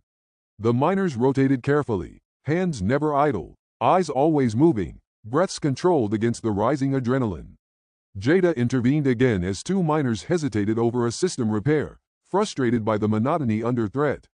"Focus. This isn't about speed. It's about precision. Every panel, every conduit, every barricade counts. One misstep and we pay the price. A drone swooped close to a storage bay, sensors flashing red. Tarn fired a measured pulse, the joint on its wing shuddering under the hit. Rico signaled the crew to shift positions, barricades sliding, weapons pulsing. Hit, retreat, regroup. Cover your partner, stay sharp. Sarah's voice cut through the clatter of mechanical pulses and calm warnings. Life support stable, gravity normal, hydroponics holding. Don't let fear dictate movement. Every adjustment, every shot, every patch, calculated, coordinated, necessary. By the time the next corporate message rattled through the comms, the miners barely noticed, bodies moving on instinct, eyes flicking between drones, readouts, and each other. The psychological pressure, intended to weaken resolve, instead reinforced their cohesion. Check your sectors, Rico barked, surveying the hub. No one lets up, not for words, not for flashing lights. We hold our ground, we survive, we move as one. Tabby adjusted compensators again, watching structural strain rise and fall like a measured heartbeat. Sector 4 reinforced, shields at maximum, hull integrity holding. We continue. Lyra, standing between two young miners, whispered, "You're part of this. You matter. Don't let the noise in their heads get to you." The pair nodded, shoulders straightening, hands gripping weapons with renewed focus. The company's broadcasts continued, cold and unyielding, but inside the habitat, tension coexisted with purpose. Every miner knew the stakes. Every decision mattered. Each heartbeat, breath, and action contributed to a fragile, relentless unity. They would not yield. They would survive. Together. The hum of the habitat was quieter now, though far from peaceful. Miners slumped against barricades, shoulders sagging, eyes heavy with exhaustion. The second wave of company enforcement had been repelled. The drones knocked off balance or disabled, storage bays still secure, but every movement, every pulse of energy, had exacted its toll. Sparks flickered from damaged conduits, the scent of ozone and scorched metal still lingering. Milo Trace wiped grime from his gloves, eyes scanning the repaired systems.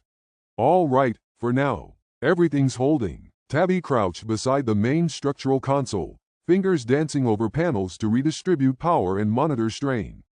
Pressure stable, hull integrity within limits, life support and gravity nominal. But don't let it drop. One miscalculation and, her words cut short as she adjusted compensators, a measured sigh escaping. The constant vigilance had become second nature, but it weighed on her nonetheless. Rico Darn moved through the habitat like a conductor, checking each position, nodding at miners who were still jittery from adrenaline. Tarn Fisk leaned against a barricade, pulse cannon lowered but still within reach. "They're persistent," Tarn said quietly. "You can feel it. They'll be back, and stronger next time." "They'll try," Rico replied, voice low, firm. "And we'll be ready. We adapt faster than they can anticipate." He glanced at Sarah Ben, who had her eyes glued to the energy flow readouts, tracking oxygen, gravity, hydroponics, and battery reserves.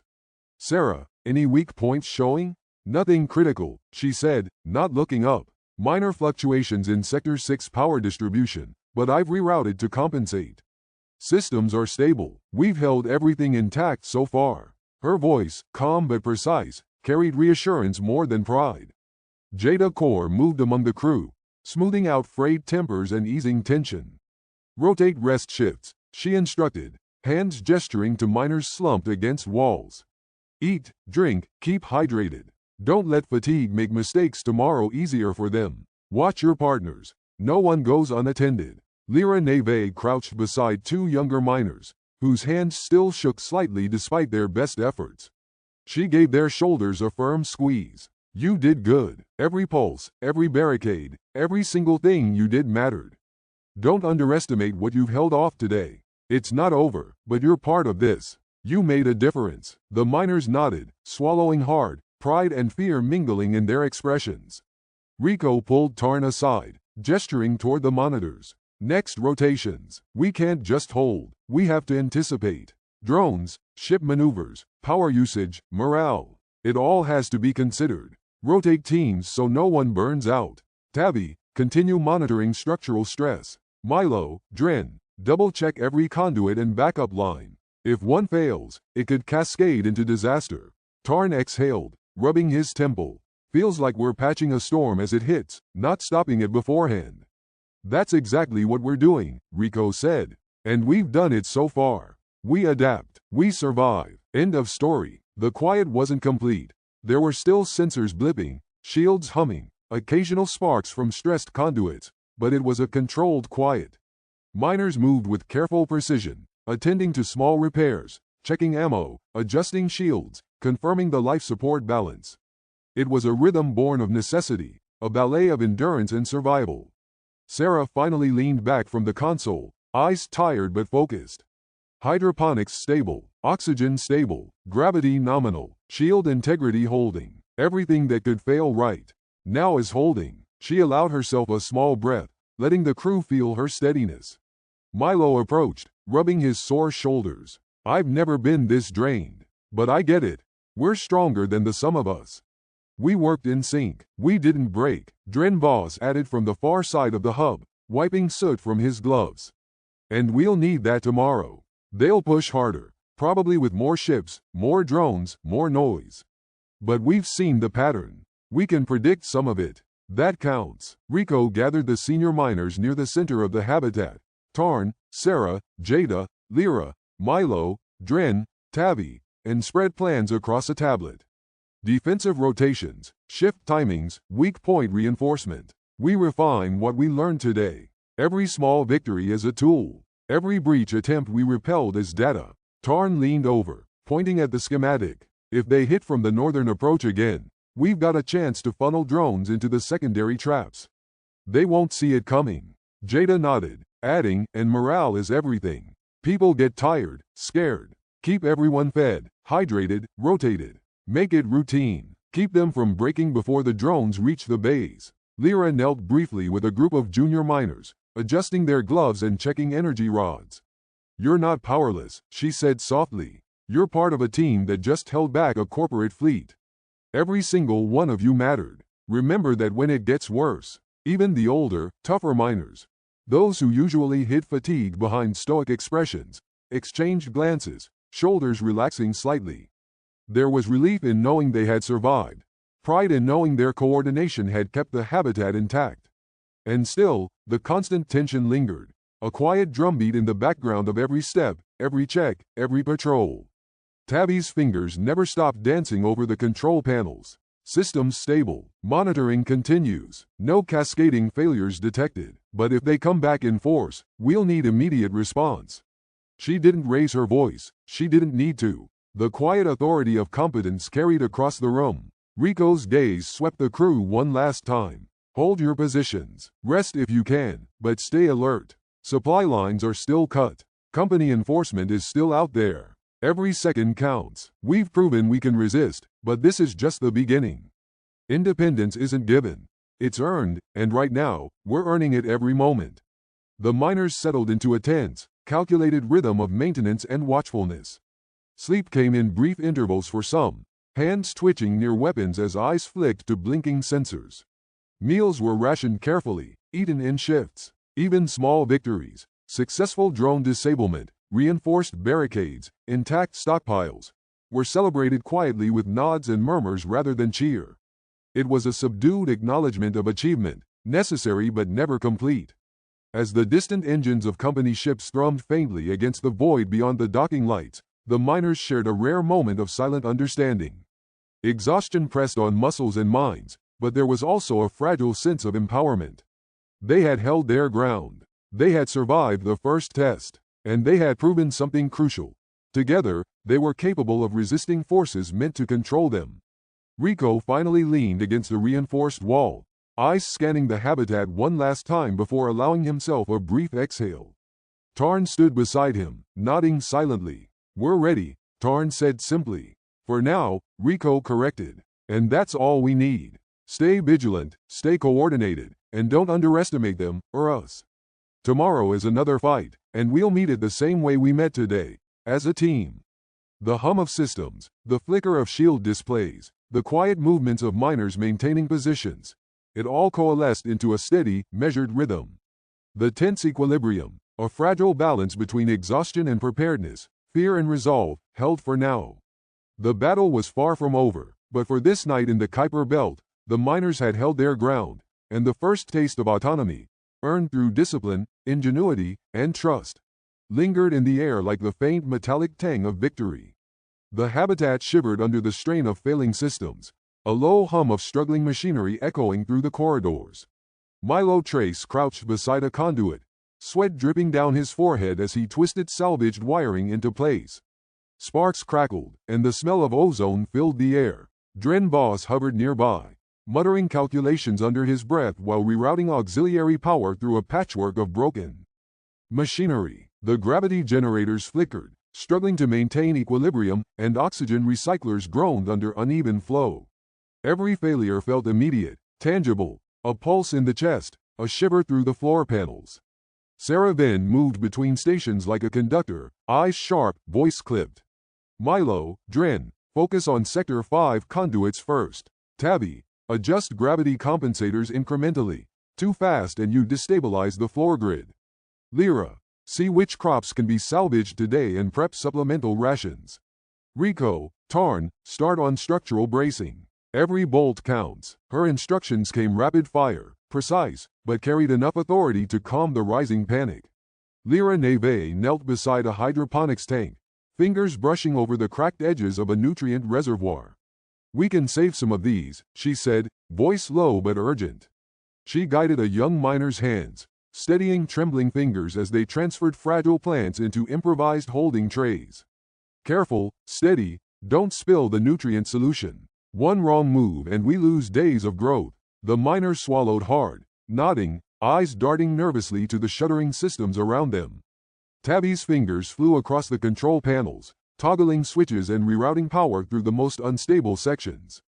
Gravity stabilizers holding at 74%, oxygen flow fluctuating, adjusting secondary valves. Hydroponics modules near collapse, but I've extended retention time by 3 hours.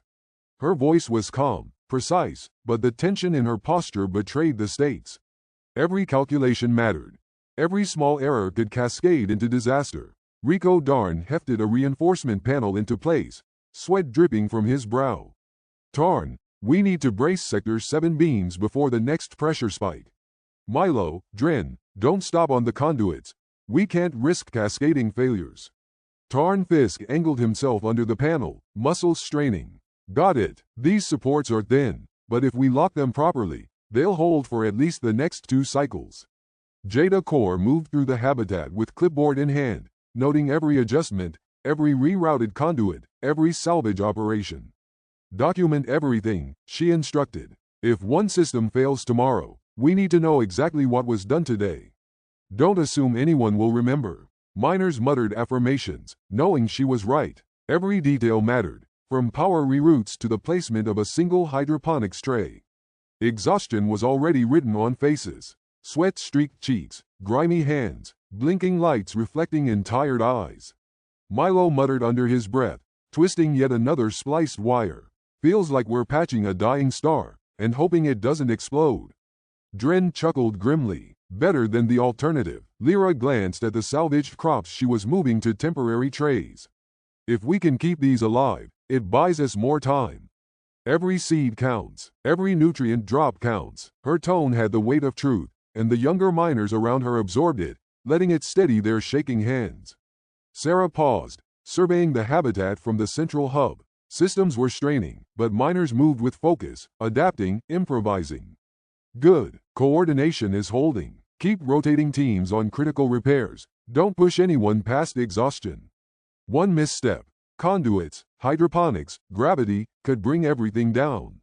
Her gaze swept over the crew. We've held against worse than this. We hold again. Rico nodded toward Tarn, who adjusted a support beam. Structural integrity is half the battle. If the frame collapses, none of the repairs matter. Reinforce, brace, repeat. Every shift. Tabby spoke without looking up from the panels. Power reserves at 32%. Life support stable. Hydroponics extended, but the tanks are fragile. We redistribute as needed. She exhaled, tension barely masking relief at the temporary stabilization. Milo leaned back for a moment, wiping grime from his gloves.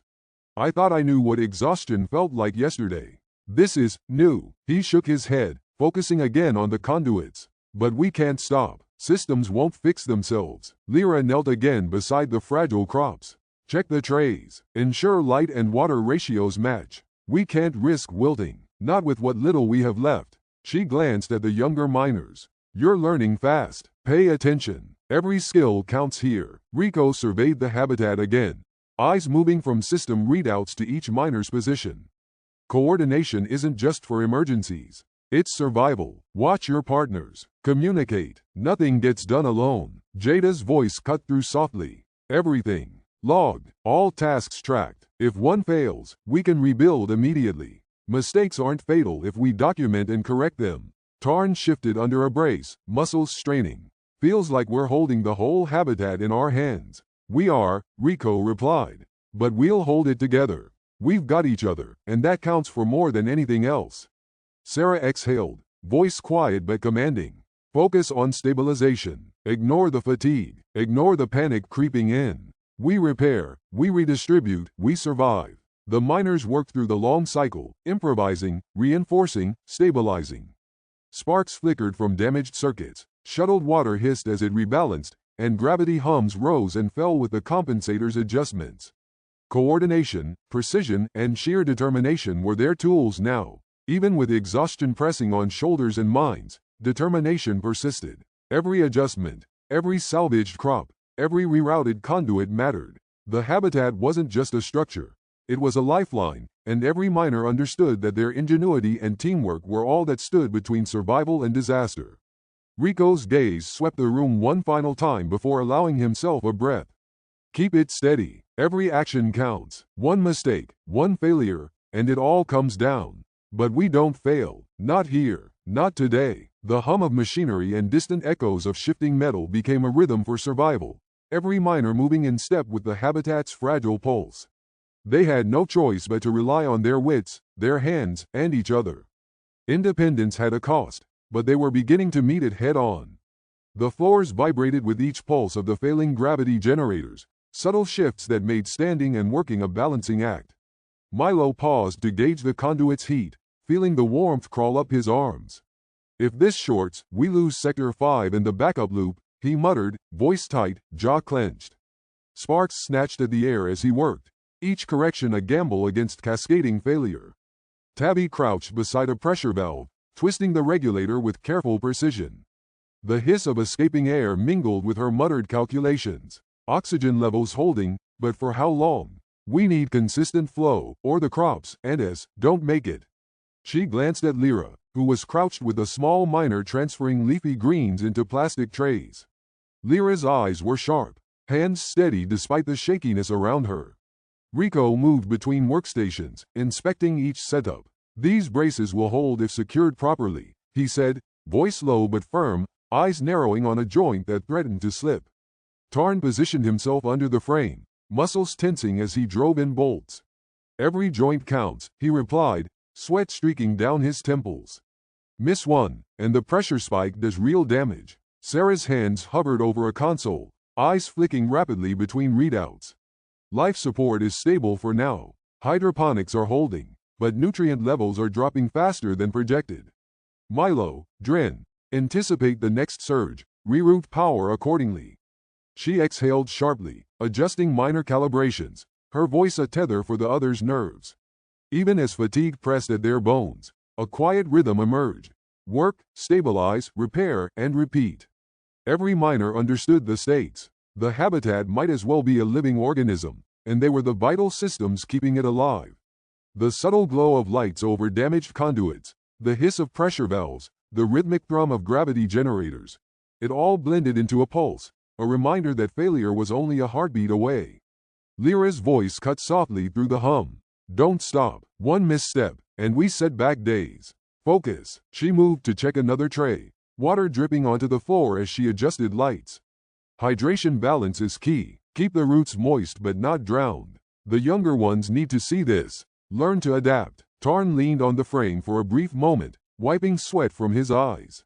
I can feel the tension in the beams. They're flexing more than they should. We brace now or we risk a collapse. Rico placed a hand on Tarn's shoulder. Then brace. Don't overthink. Trust your hands. Trust the calculations. Trust the team. Jada scribbled rapidly on her clipboard, noting every adjustment and every deviation from standard procedure. If this goes wrong, we rebuild. But only if we know what went wrong, she said, eyes flicking to Sarah. We need redundancy in memory as much as in systems. Sarah nodded, voice low but carrying through the hub. We survive because we adapt, document, adjust, repair. And when fatigue hits, rotate. Don't let anyone push past safe limits. We cannot afford collapse. Milo grunted, twisting one final wire into the conduit. Sparks popped, and the low hum indicated stability returning. He exhaled, leaning back slightly. For now, stable, but just for now. Tabby adjusted the final compensator lever for the cycle. Extended retention holding. Gravity stable enough to work. Oxygen at 79%. Crops, surviving. Her eyes flicked to the young miners, their anxious faces illuminated by faint control panel light.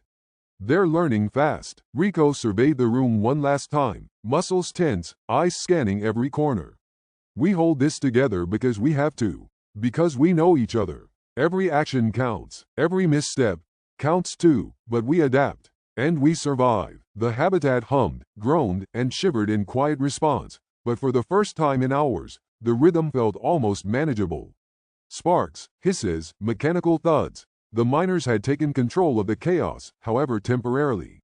Their hands, their minds, their coordination were the lifeline. Independence demanded every ounce of focus and ingenuity. And for now, they were meeting the demand. The hydroponics bays smelled of damp soil and recycled water, a reminder that the habitat's lifeblood was fragile and finite. Every flicker of failing lights, every hiss of a rebounding water pump, carried a warning. A single misstep could undo hours of painstaking work. Lyra Neve crouched beside a cracked nutrient tank, inspecting the leaves of delicate crops, her fingers brushing over tender stems as if coaxing them to survive. The ambient hum of the failing gravity stabilizers resonated through the floor, vibrating faintly beneath the boots of the miners. Careful with that tray, Lyra instructed, steadying a younger miner's shaking hands as they lifted a salvaged plant. One slip, and we lose more than a seed. We lose 3 days of nutrition. The miner nodded, focusing on the careful transfer, eyes flicking nervously to the flickering lights of nearby conduits. Tabby's fingers danced across the control panels, rerouting nutrient solutions and balancing water pressures through patched valves. Secondary tanks at 57%, she called, her voice clipped but calm. I've extended hydroponics output by 3 hours. Keep to rotation schedule, no deviations. Even her composure carried tension. A miscalculation could cascade into a system-wide failure. The hum of the pumps thrummed against her ears, syncing with her own racing heartbeat. The habitat's corridors groaned under the combined weight of gravity compensators and the strain of rerouted power lines. Light panels flickered unevenly, casting moving shadows across the bay's rows of fragile plants. Dust floated lazily through the air, disturbed by boots moving in careful, precise arcs. The miners felt the oppressive reality of scarcity, the knowledge that every leaf, every drop of nutrient solution, mattered in a way that could not be ignored. Milo Trace crouched over a conduit, sparks flaring as he twisted salvaged wiring into place. Sweat streaked his face, his gloves scorched from repeated contact with unstable circuits. Feels like we're patching a dying star, he muttered under his breath, and hoping it doesn't blow. Dren Boss, bent over a malfunctioning injector nearby, chuckled grimly. Better hope than handouts, he replied, wrench in hand, forcing a stubborn valve into alignment. Their movements were methodical, synchronized out of necessity, and every small victory carried immense weight. A sudden hiss from a nearby valve made heads snap toward the source. Milo adjusted a dial, cursing softly, sparks flickering briefly as tension radiated through the crew. Dren's hands flew over the lines, stabilizing the flow. Pressure steady, he said. No leaks. We keep it running, or the trays die. The air was thick with the smell of ozone and damp growth, every inhale a reminder of the delicate balance they were maintaining. Lyra moved between trays, checking water levels and inspecting roots, her mind running constant calculations. If we rotate the trays every 12 hours and tweak the nutrient mix slightly, we can stretch supplies another day, she muttered, almost to herself. Younger miners mirrored her movements, hands trembling as they followed instructions. Each motion, Each precise adjustment became a lifeline, an act of survival. Rico Darn stepped into the bay, sweat slicking his brow, grime streaking the edges of his visor. His eyes swept the room, taking in the flickering lights, the humming pumps, and the anxious yet focused faces of his crew. "How's it looking?" he asked Lyra. "We've got 3 days if rotations are precise and nutrient flows stay balanced," she replied, eyes darting to every corner of the bay, tracking potential weak points. Outside the hydroponics bay, the habitat felt unnervingly quiet, as if holding its breath. The metal walls bent slightly under uneven pressure, creaks and pops echoing down hallways. Life support hissed and gurgled in an irregular rhythm, a constant reminder of the stakes, of the thin line between sufficiency and failure. Tarn Fisk hauled a salvaged panel across the floor, muscles straining under its weight. "Systems barely hold, and these plants are delicate as glass," he muttered. The constant weight of responsibility pressed on every miner. One misstep here could undo everything. Rico placed a hand on Tarn's shoulder. "Brutal, yes, but manageable. Stick to Lyra's guidance. Follow Tabby's adjustments. Survival depends on it." Around them, the habitat groaned softly with the strain of shifting machinery and flickering gravity compensators. Minutes passed in a tense rhythm. Sparks popped from patched conduits, water hissed as it flowed through altered pipes, and lights dimmed and brightened over trays of salvaged crops. Sweat and exhaustion were written on every face, yet hands remained steady, motions precise. Lyra's voice cut through intermittently, guiding, instructing, reinforcing. "Rotate trays. Check nutrient levels. Every leaf matters. Every drop counts." The miners were acutely aware of the background noise, the low buzz of energy lines, the intermittent metallic creaks, and the distant thump of structural supports shifting slightly under pressure. Every sound reminded them that the habitat was alive, fragile, and dependent entirely on their skill and attention. Jada Core moved along the perimeter, documenting each action, every adjustment.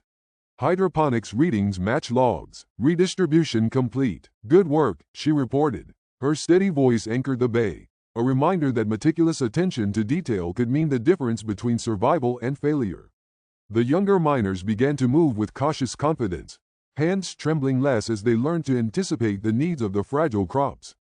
Lyra watched, nodding slightly. "You're learning. Every skill counts here." She paused to adjust the angle of a light panel, ensuring even illumination across seedlings.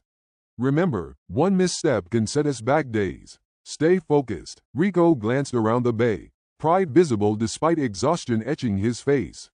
"Good. Every action counts. Keep moving with purpose. Coordination isn't optional. Without it, we fail." The hum of gravity compensators and life support machinery seemed to sync with his words, forming a rhythm the miners could follow. Outside, the habitat's narrow corridors felt claustrophobic and tense. Ventilation ducts rattled faintly, and the low hum of pumps echoed through the metal shell, a constant heartbeat to which all the miners instinctively matched their movements.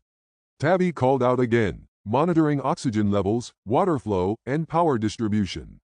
Hydroponics extended, life support stable, all adjustments holding. "Keep rotations tight, no slack, no errors." Each adjustment carried the weight of survival. The habitat was unforgiving.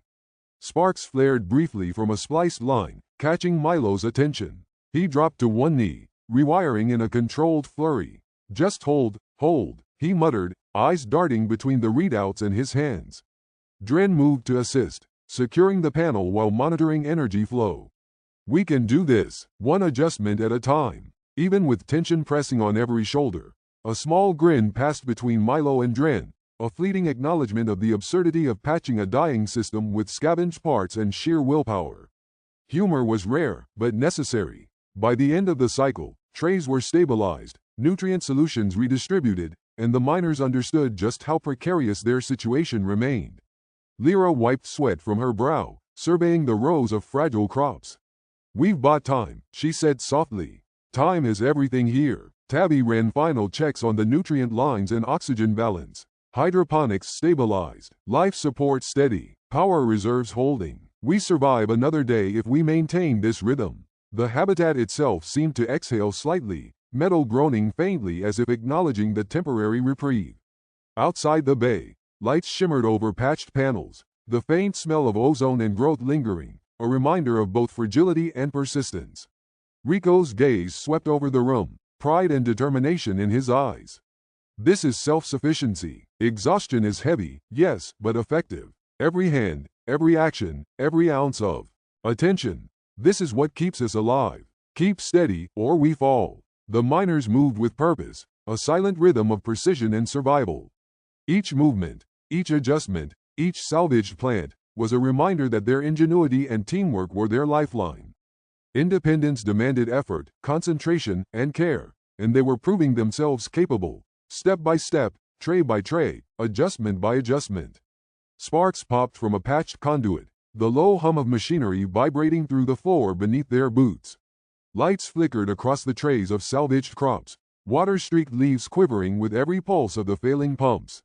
Milo adjusted a valve, his gloves scorched and hands trembling slightly, forcing himself steady, while Dren leaned over a nearby line, twisting a stubborn connector into place with a grunt.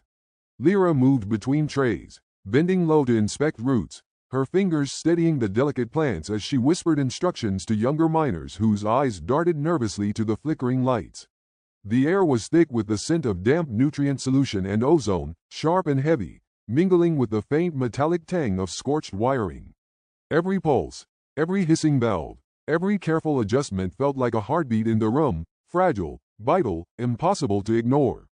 The miners exchanged brief, wordless glances, tension coiled in their shoulders, each acutely aware that a single misstep could undo hours of painstaking work.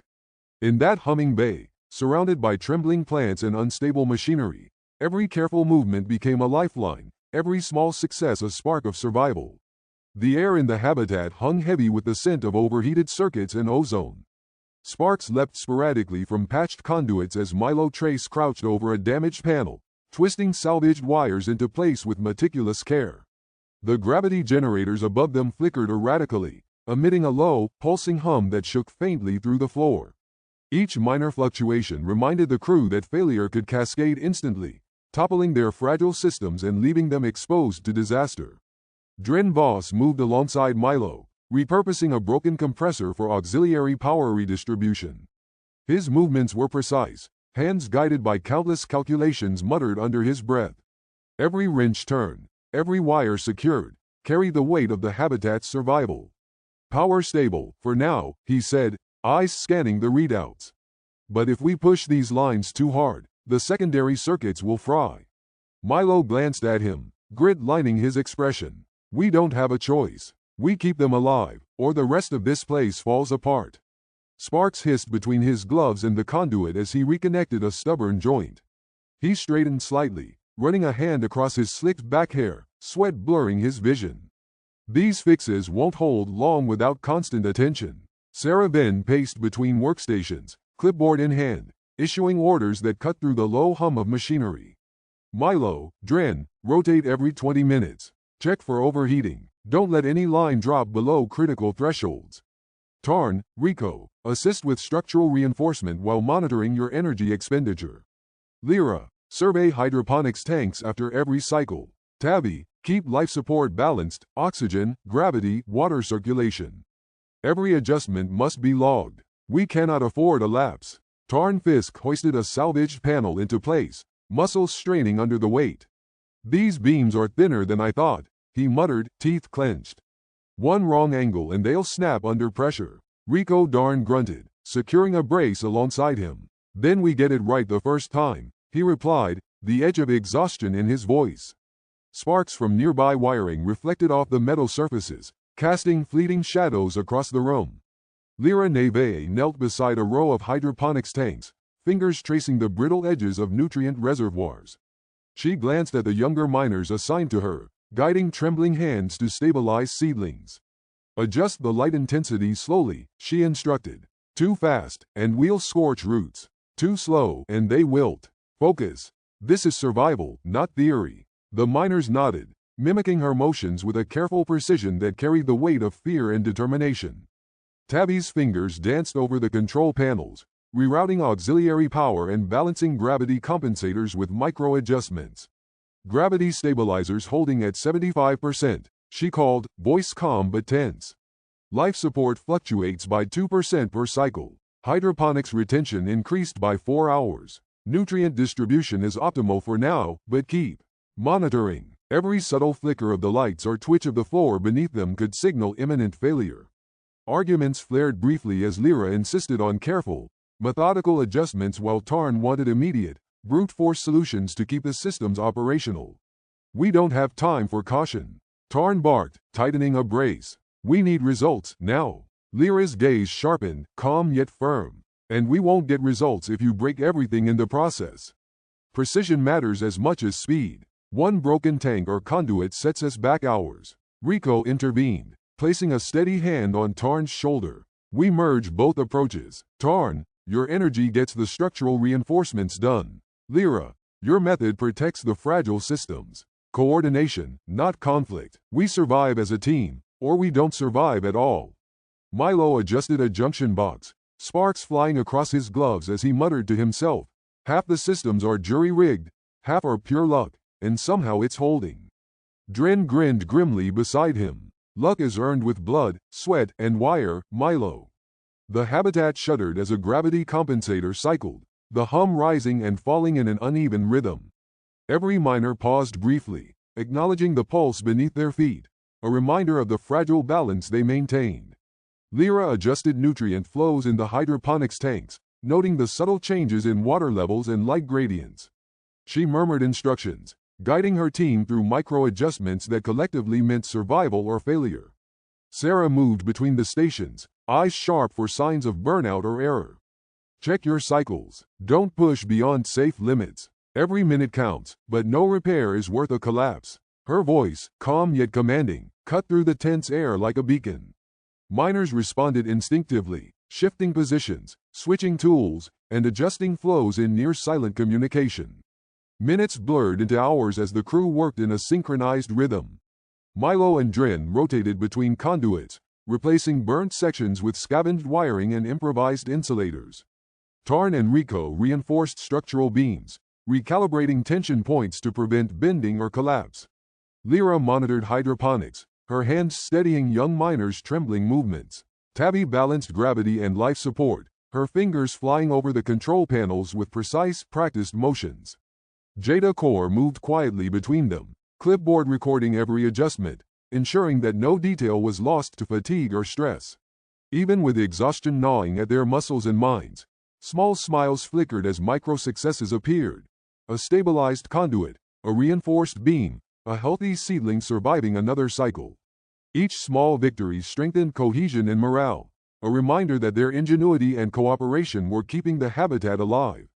Sparks erupted from a freshly patched conduit, and Milo dropped to one knee, twisting another spliced wire into place. "Steady, steady, hold," he muttered, eyes darting between readouts and hands. Dren reached over, securing the line with a wrench. "We can do this, one adjustment at a time." Rico surveyed the habitat from the central hub, taking in every station, every miner's posture, every flicker of lights and machinery. "Coordination isn't just about efficiency," he said softly. "It's survival. Watch your partners. Communicate. Every small act counts. Nothing gets done alone." The hum of machinery, the hiss of pressurized lines, and the faint creak of metal under tension became a rhythm that carried the miners forward. Sparks, flickering lights, and the smell of ozone wove a tapestry of stress, fatigue, and determination. Each miner understood their role, their responsibility, and the delicate balance between ingenuity and cooperation that kept their independence alive. By the end of the cycle, conduits were stable, gravity generators maintained equilibrium, and hydroponics output had been extended for several more hours. Tensions remained, but respect deepened. Lyra and Tarn exchanged nods, acknowledging that compromise and understanding had strengthened the team. Milo wiped grime from his gloves, and Dren let out a small, tired laugh. Even in exhaustion, a sense of accomplishment radiated through the crew. Sarah's eyes swept the room, satisfaction softening her stern expression. "We've done well. Systems are holding. Supplies will last another cycle if we maintain focus. Independence isn't easy, but we're proving it's possible." The miners, breathing heavily, wiped sweat and grime from their brows, glancing at each other with a quiet understanding. Their ingenuity, coordination, and sheer determination had kept the habitat functioning, each small adjustment a testament to their collective resilience. Survival demanded more than skill. It demanded trust, cooperation, and the willingness to adapt. And they were doing it, step by step, repair by repair, cycle by cycle. The sudden hiss of bending fluid cut through the hum of the habitat like a warning bell. Milo Trace spun toward the sound, eyes widening as he caught sight of the hydroponics tank rupturing along one of its critical seams. Water, thick with nutrient solution, sprayed across the floor in a shimmering arc. Young seedlings, fragile and newly transferred to temporary trays, teetered dangerously, some toppling into puddles. Tank 4 has failed. Full breach, Milo shouted, voice cracking over the rising panic. Sparks danced across the exposed wiring as moisture hit circuits, sending alarms blaring through the habitat. Dren Boss sprinted toward the control panel, fingers flying over switches, rerouting power, and stabilizing gravity compensators that threatened to overcompensate from the tank's shifting mass. Lyra Neve's eyes narrowed, every muscle taut. She darted across the floor, grabbing trays before they tipped completely, instructing younger miners in clipped, precise tones. Focus, rotate trays to salvageable racks. Keep the roots submerged. Move, move, move. Her voice cut above the alarms, commanding yet focused, instilling a brittle calm in the flustered miners. Sarah Venn appeared at the edge of the chaos, clipboard forgotten, authority radiating in every movement. Emergency triage, salvage what we can. Dren, Tavi, power and nutrient lines, now. Milo, I need that injector working yesterday. Tarn, Rico, physical reinforcement. We don't stop, understand? Rico Darn nodded sharply, eyes scanning the chaotic scene. Everyone in the salvage zones. Lift carefully, brace carefully. This isn't a drill. He caught a falling tray, adjusting the support with a practiced grip. Steady, every plant counts. Tarn Fisk hefted a salvaged panel, wedging it beneath a shifting support beam near the ruptured tank. If this frame gives way, half the bay goes down with it, he shouted, muscles trembling from strain. Sparks flickered near his elbow, and he cursed under his breath. We're holding it by our teeth. Milo clambered over spilled nutrient water, improvising a makeshift injector from scavenged tubing and a pressurized water canister. We need flow, constant flow. He twisted valves, rerouted lines, and managed to stabilize the fluid into a controlled stream, though small leaks hissed threateningly. Almost, got it. Dren Boss crouched at the base of the tank, securing emergency braces and monitoring the gravity stabilizers that threatened to swing wildly as liquid shifted. Compensators holding at 67%. If it drops, the whole module tilts. Brace the lower rack. His instructions were fast, clipped, and necessary. Hesitation could cost the habitat days of food. Lyra barked at the miners moving trays. Keep the roots submerged. Check each stem. If it's broken, discard. Don't waste time on what's already lost. Her eyes darted to every corner, catching a drooping leaf, a sagging support, a struggling young miner frozen in fear. Move. You're not just saving plants. You're buying tomorrow. Tavi's hands were a blur across control panels, stabilizing life support fluctuations caused by sudden weight shifts and water displacement. Gravity stabilizers dipping. Oxygen flow down 3%. Hydroponics retention compromised. Rerouting auxiliary power to compensators. Her calm voice belied the tension, but every twitch of the readout sent a jolt through her spine. Jada Core moved between frantic miners, clipboard clutched like a lifeline.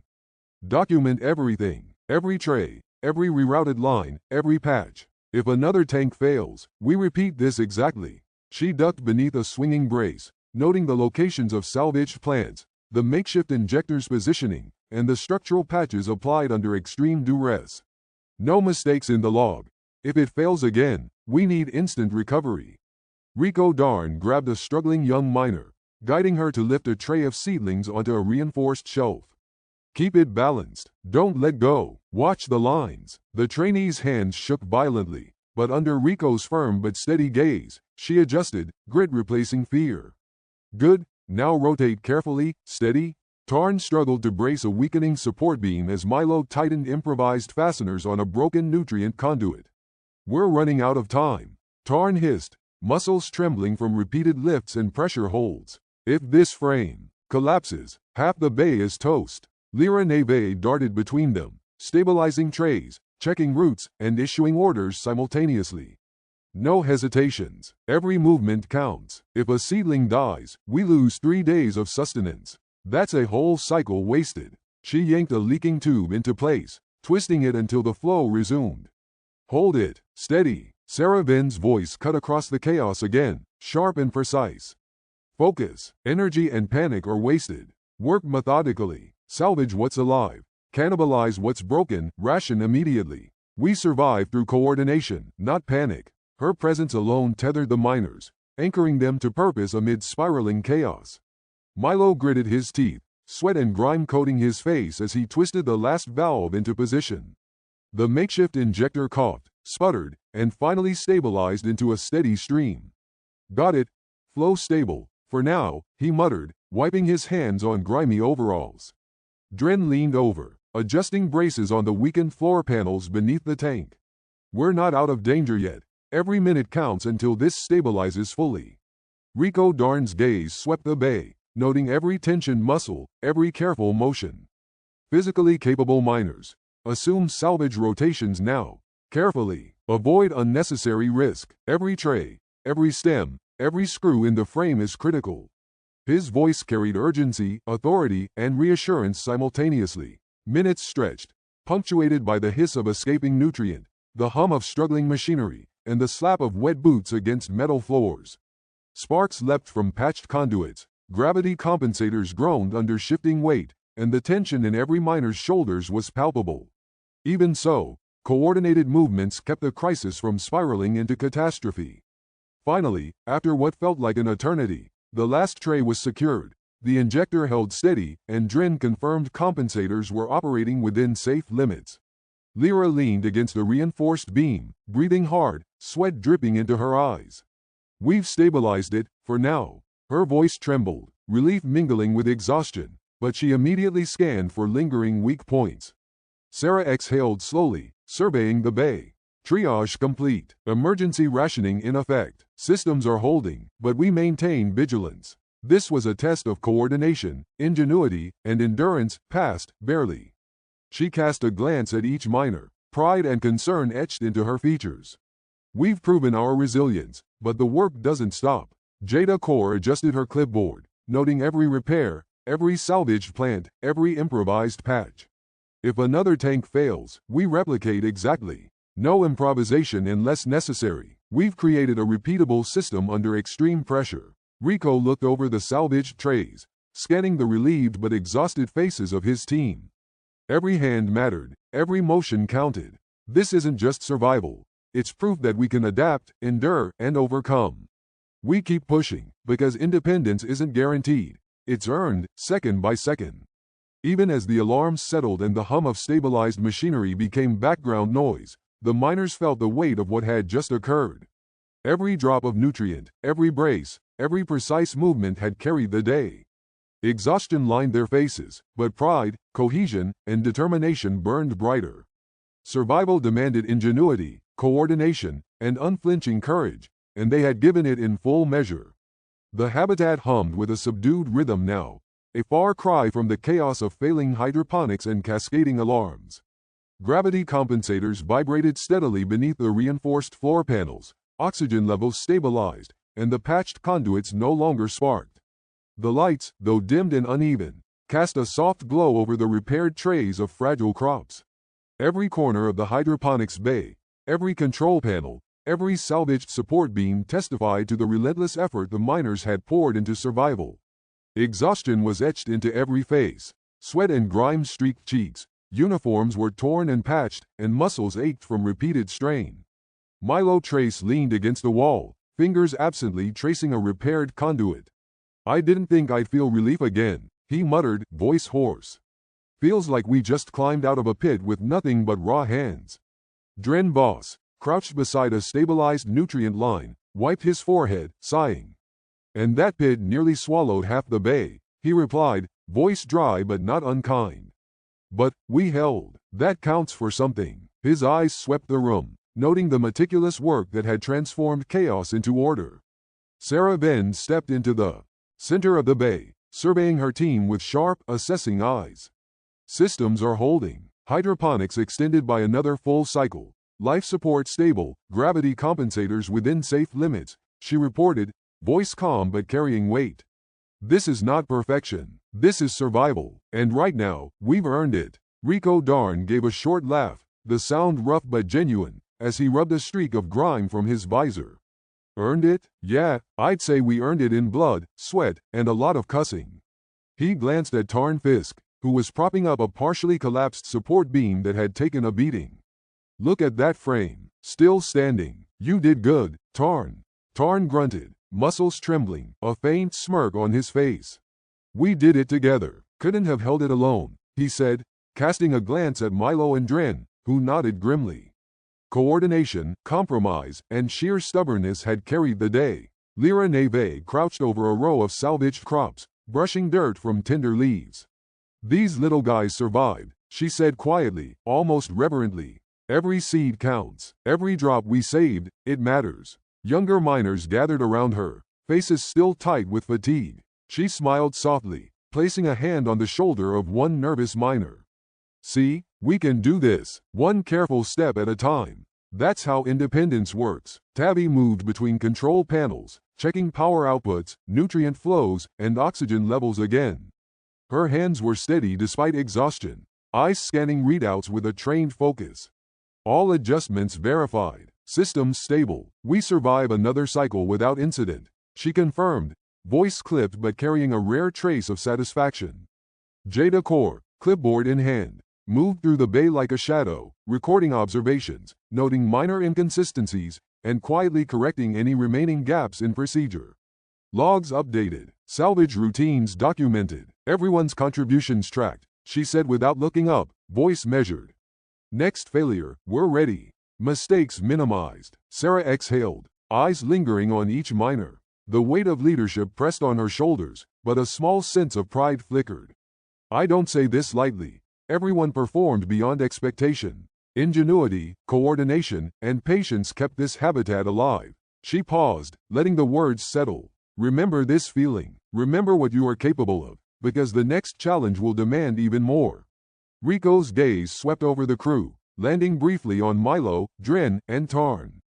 It wasn't easy, and it's far from over. But seeing this crew work together, it's something else. Pride doesn't even cover it. He leaned against a panel, fatigue heavy in his bones but tempered by resolve.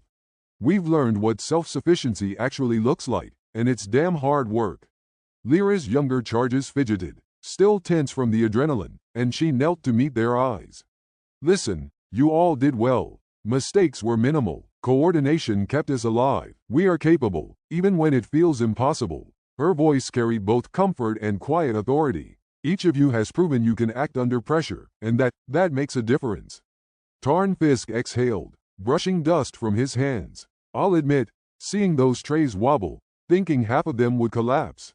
I hated it, but we saved them, every single one we could. That counts for something too. Milo tilted his head toward the salvaged racks. Count for a lot, he said softly. Every time we patch, reroute, or lift a tray, it's proof we can survive without waiting on anyone else. His eyes scanned the bay, taking in the repaired conduits, stabilized hydroponics, and tired but alive miners. Dren allowed himself a brief grin. It's not glamorous, not heroic in the stories, but it's real. And we're alive. That's enough for today. Jada Core moved to the center, holding up her clipboard. And more importantly, it's repeatable. We've documented every step of this crisis. Next time, we can act faster, with less risk of oversight. The work is grueling, but the structure we've built, it's effective. The habitat, though battered and strained, seemed almost peaceful for the first time in cycles. The hum of machinery became a soft backdrop rather than a warning, the flickering lights now steady, and the trays of crops glimmered under the dim, repaired illumination. Every miner in the bay paused, taking stock of what had been accomplished. Exhaustion pressed heavily on shoulders and minds, but for the first time, there was recognition of achievement. Sarah moved between groups, her presence commanding but not overbearing. Trust and teamwork are what kept this place alive. Remember that when things get harder. Remember it when we face challenges beyond this habitat. She allowed herself a fleeting smile. We survived the worst of it together. That is the foundation of independence. Rico looked at Tarn, Milo, and Dren, a faint smirk tugging at the corner of his mouth. "We'll argue over methods later," he said, voice low, tired but warm. "For now, pride in what we pulled off. That counts." Tarn leaned back against the reinforced beam, letting the tension in his body ease slightly. "We didn't just hold it together. We improved it under fire. That's something they can't take from us," he replied, eyes scanning the bay, catching glimpses of every miner's quiet acknowledgement of effort. Lyra gathered her young miners once more, brushing hands over stabilized seedlings.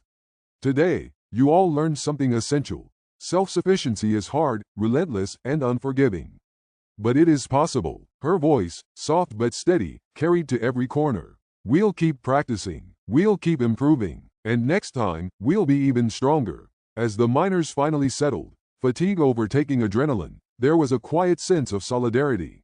Conversations were low, careful, punctuated by chuckles, sighs, and small exchanges of reassurance.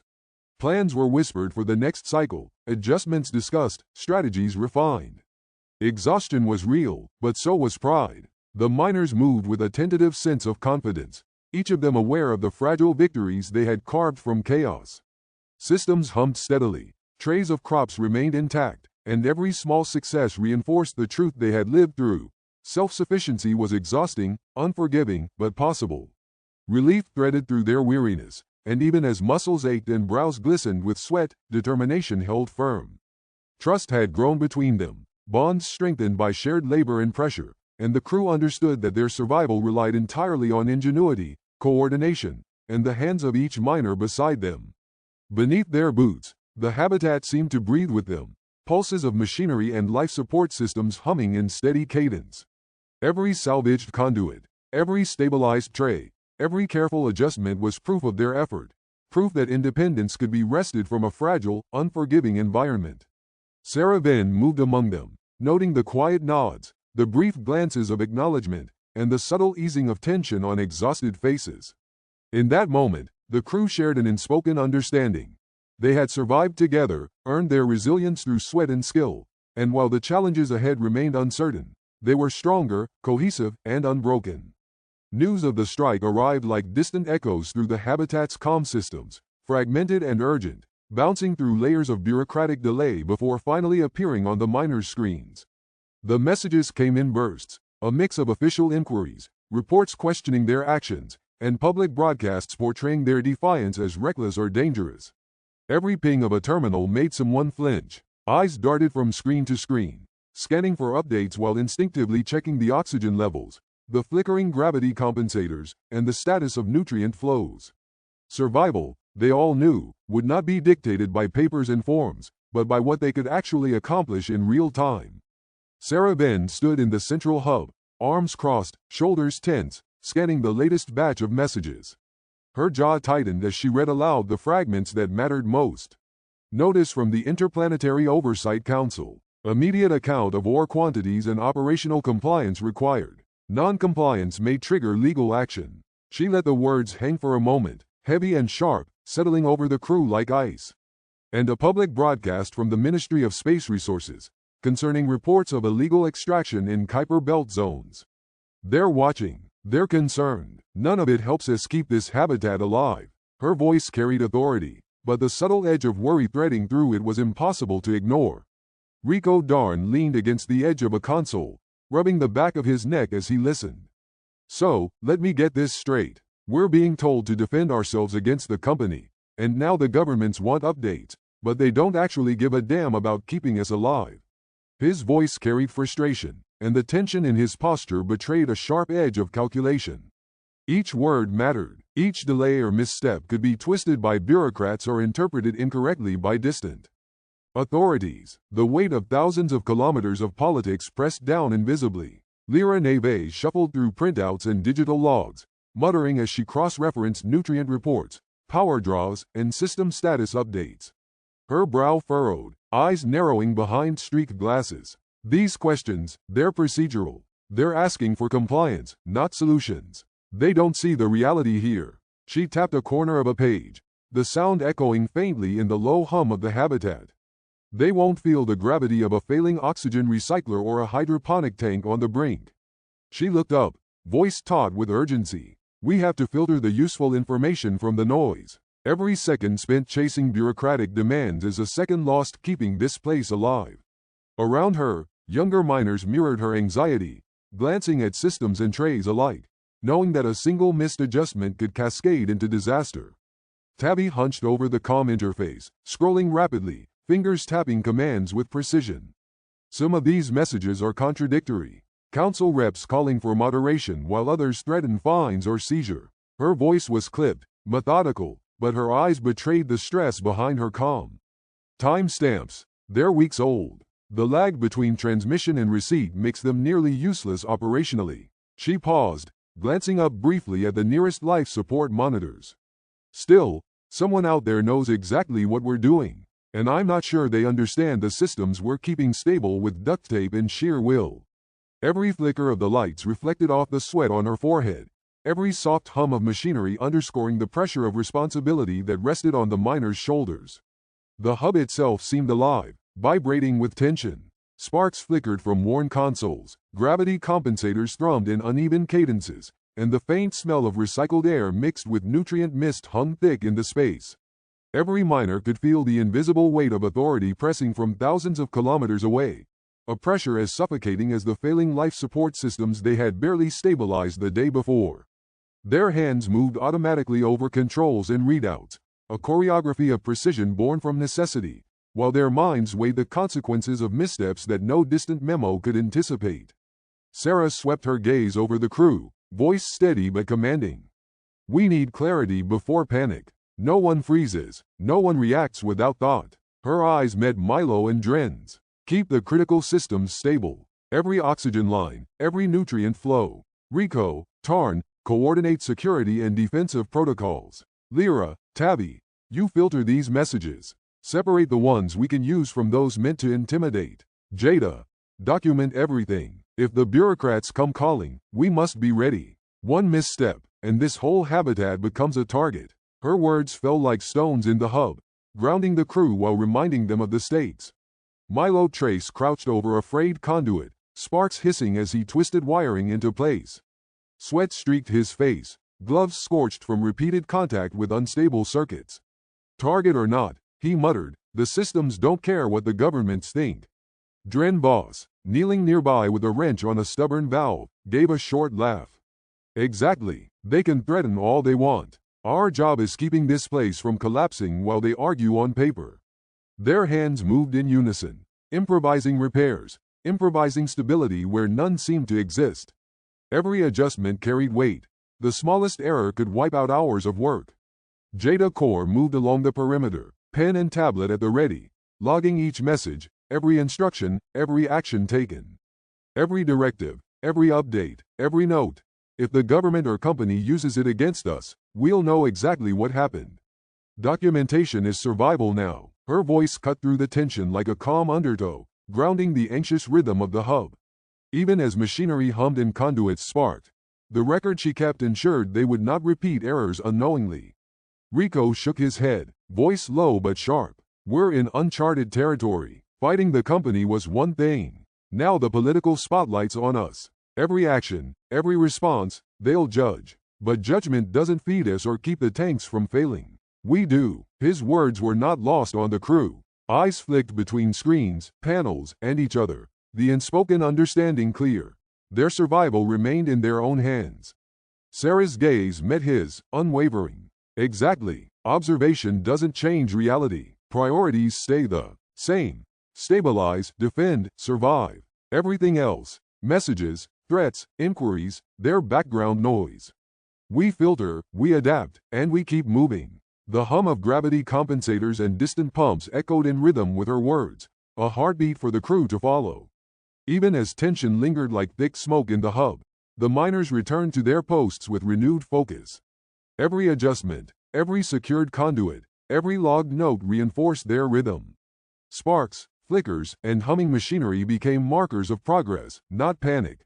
Each miner felt the creeping awareness that the struggle had expanded.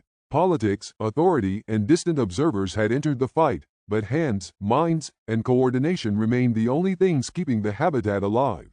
In the quiet moments between check-ins and system scans, the crew's collective understanding settled. The battle was no longer only against corporate greed or failed contracts.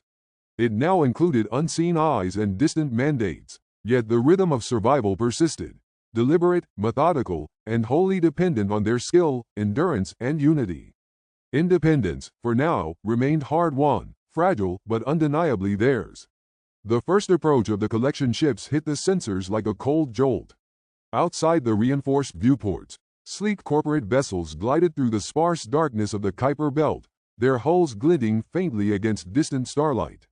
Every miner froze for a heartbeat, scanning for the telltale docking clamps and automated retrieval drones. The comms panel buzzed with alerts, a low, insistent warning underscoring the reality that while governments debated bureaucracy, the company had not paused its operations. Rico Darn stepped onto the floor, voice sharp, eyes flicking between readouts and the viewport. Ships inbound, all personnel to positions, defensive protocols now. His tone left no room for hesitation. The hum of gravity compensators mingled with the distant thrumming of incoming ship engines, vibrating the floor slightly beneath their boots. The habitat seemed to brace itself along with the crew, an uneasy, almost sentient tension threading through every corridor. Tarn Fisk moved quickly, heavy boots clanging against grated panels, inspecting defensive arrays. Turrets online, automated drones tracking the approach vectors. We intercept or deny access, no exceptions, he said, glancing toward Rico. His hands flexed over the controls, twitching with impatience. Every failure in coordination could cost critical ore shipments, and with them, the margin the miners had carved out for independence. Milo Trace crouched at a conduit panel, sweat streaking his face as he twisted wires and patched energy lines. Sparks hissed, sending a brief flare of light over the tense expressions of nearby miners. If these lines trip while the hull shutters cycle, we lose oxygen regulation in 2 sectors, he muttered, wrenching a scorched connector into place. Dren Voss moved beside him, reinforcing structural supports and redirecting auxiliary power. Keep breathing, Milo. One misstep and the whole west grid goes down, he said, eyes tracking the flow of energy like a hawk. Each adjustment rippled through the habitat, and the air vibrated faintly with the hum of life-critical systems. Sarah Venn paced along the central hub, observing the crew, her gaze scanning the hull sensors, the turret readouts, and the flickering lights over every workstation.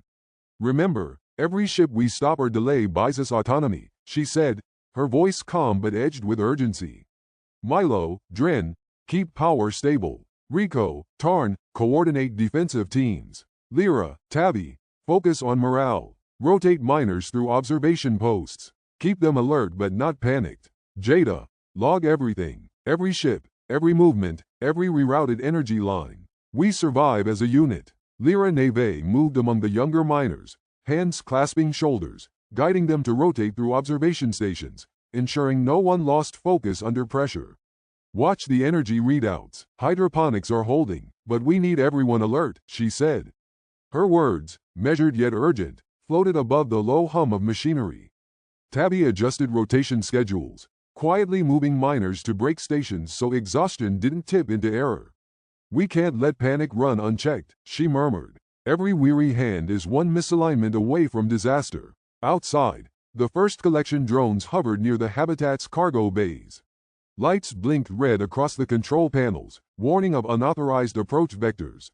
Rico barked orders, crisp and precise. Track and intercept. No extraction allowed. Defensive teams, prepare for hull breach contingencies. The sound of automated drills and the hum of rerouted power echoed through the corridors, almost drowning out the distant rumble of the corporate vessels.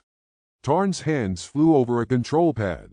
Drone trajectories locked. Automated interceptors ready. Milo, we're pulling extra energy from Sector 4 for auxiliary shields. Dren, reroute the same through Sector 6 conduits. Keep the secondary systems online if a turret misfires. Sweat clung to his brow as his movements became a choreography of precision and urgency. Every pulse of power, every recalibrated sensor, was a line of defense against extraction.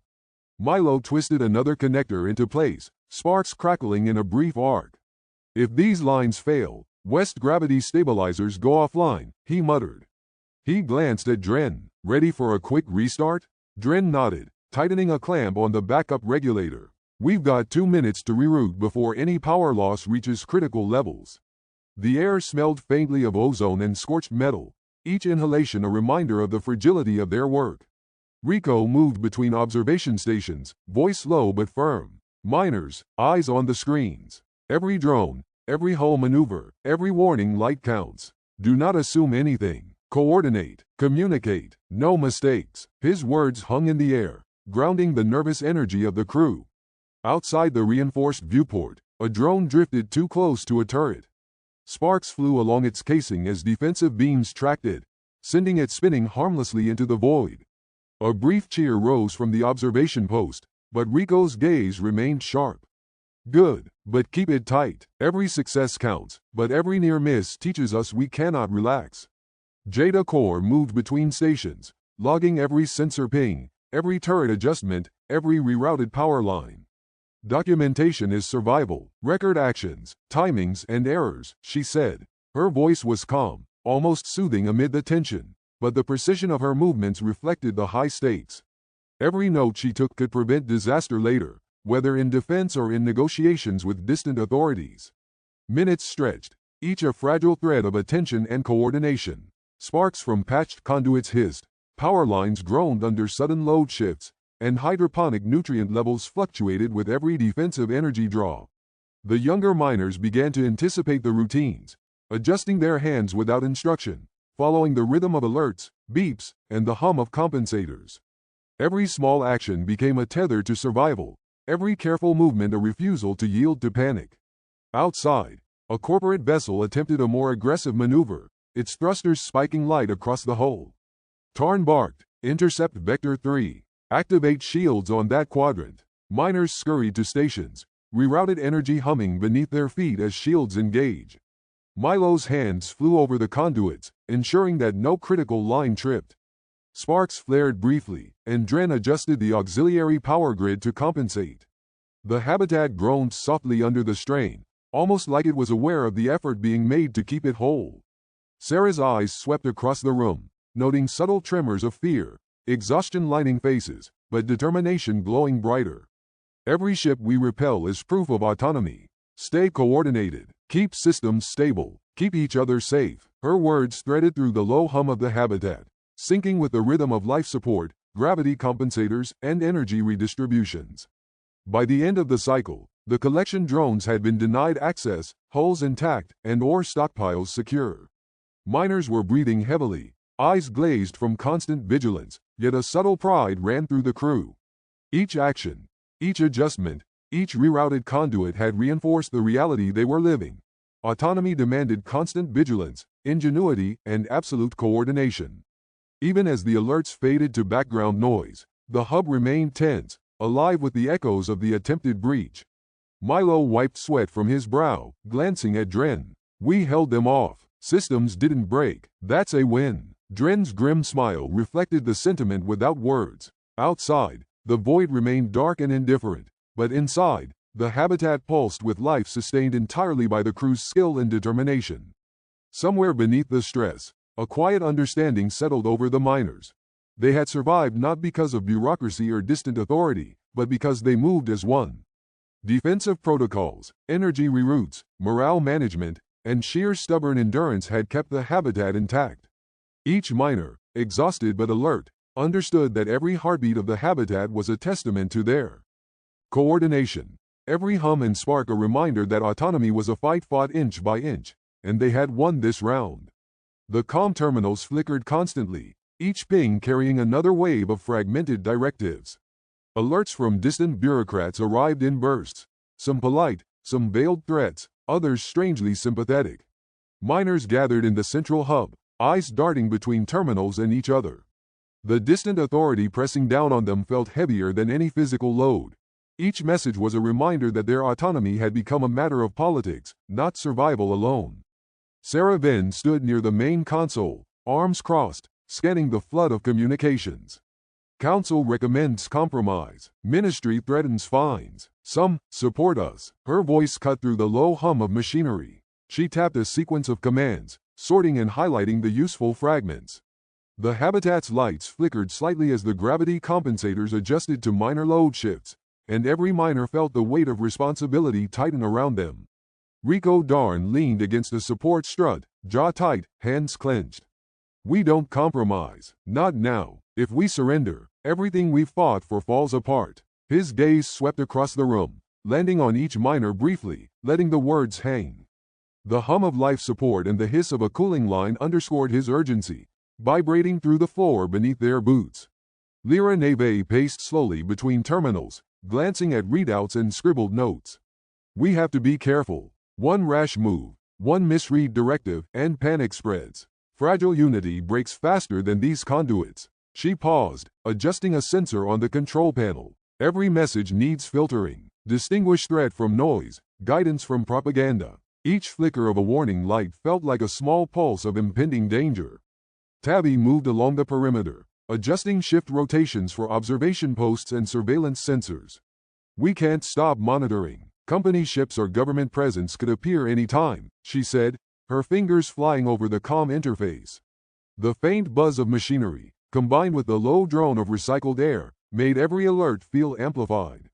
Miners glanced nervously at the viewport, half expecting a hull to appear against the black void. Jada Core documented every message, timestamping and noting tone, intent, and any actionable instruction. Records keep us one step ahead, she said, voice calm yet firm.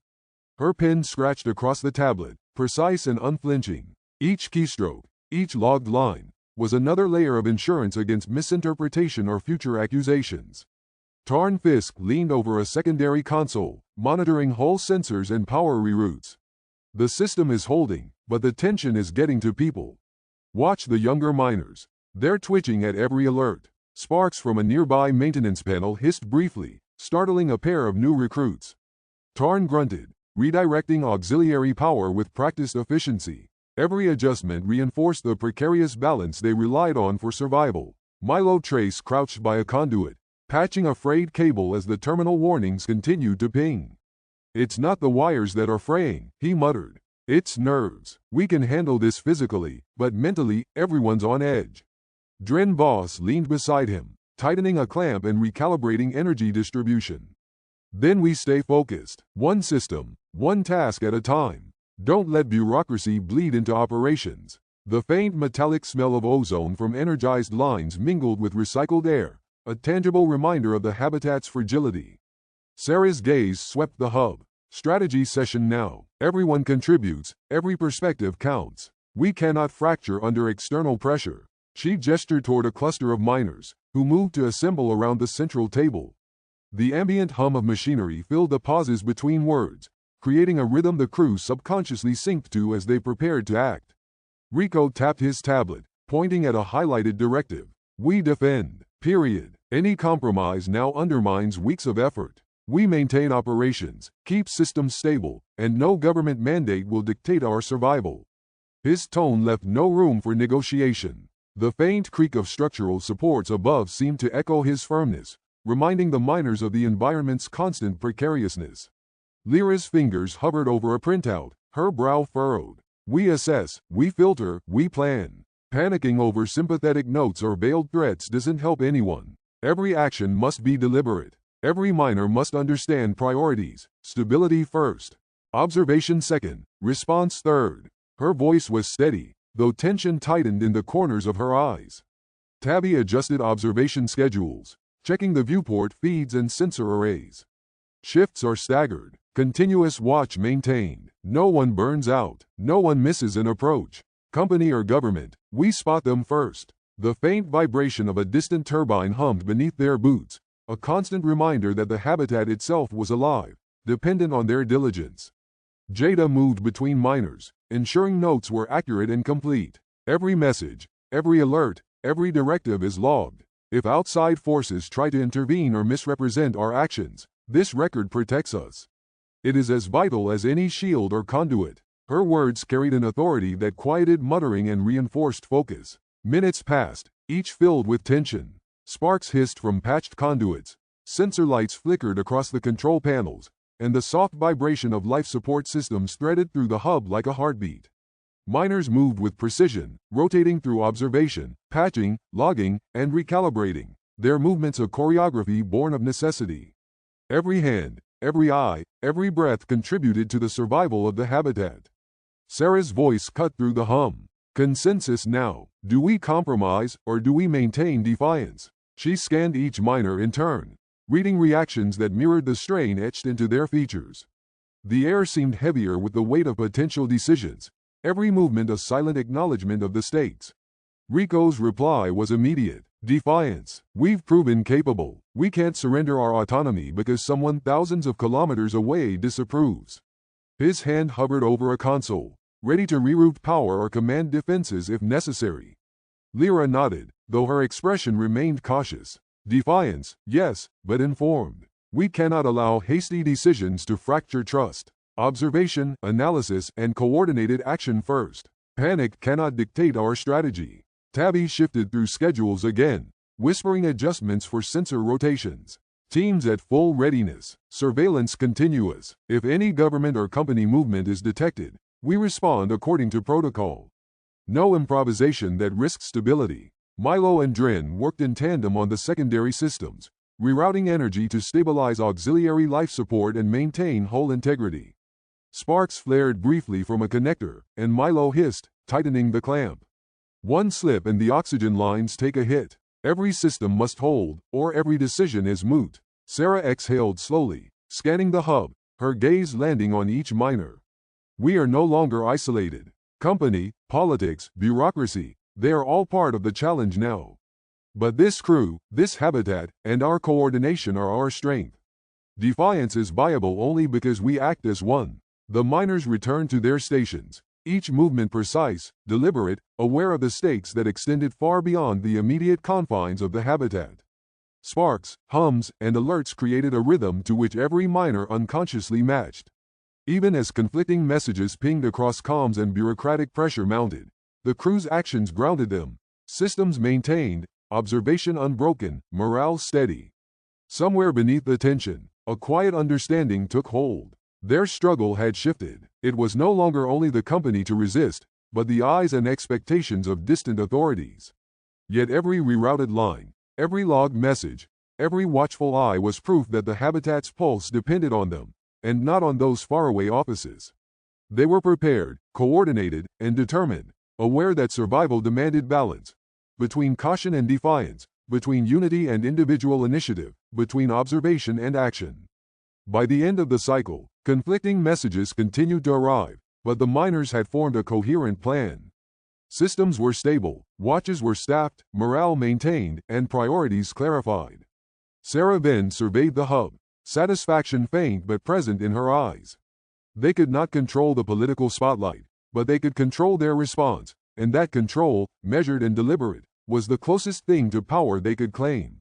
The habitat trembled faintly under the constant vibration of machinery, a subtle reminder that every system was stretched to its limit. Gravity compensators hummed unevenly, forcing miners to adjust their stance as they moved, boots scraping across panels worn smooth by weeks of continuous labor. The faint tang of ozone mingled with recycled air and the earthy scent of hydroponic crops, a reminder that survival here was not abstract. It was immediate, tactile, and unrelenting. Every alarm, every flicker of a console light, carried the weight of consequences that could cascade into disaster if ignored. Sarah then paced through the central hub, eyes sweeping over consoles and crew alike. She exhaled slowly, trying to ground herself in the rhythm of the habitat. Sparks from a spliced conduit near the power intake drew a flash of attention from Milo Trace, who knelt over it, tools moving with precise efficiency. We can't let that short go unchecked, Milo muttered, adjusting a clamp as the sparks died down. The hum of the main reactor shifted slightly, a warning that the system was compensating for the sudden load. Dren Boss hovered nearby, eyes flicking between energy monitors and life support readouts. Pressure on the oxygen lines is stable for now, but it's fluctuating in Sector 6, he reported.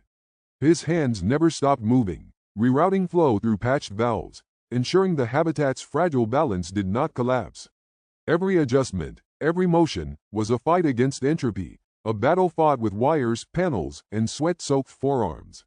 Tarn Fisk shoved a reinforcement panel into place, muscles straining.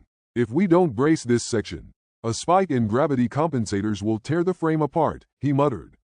His voice was low, more to himself than to anyone else, though the tension in his shoulders spoke volumes.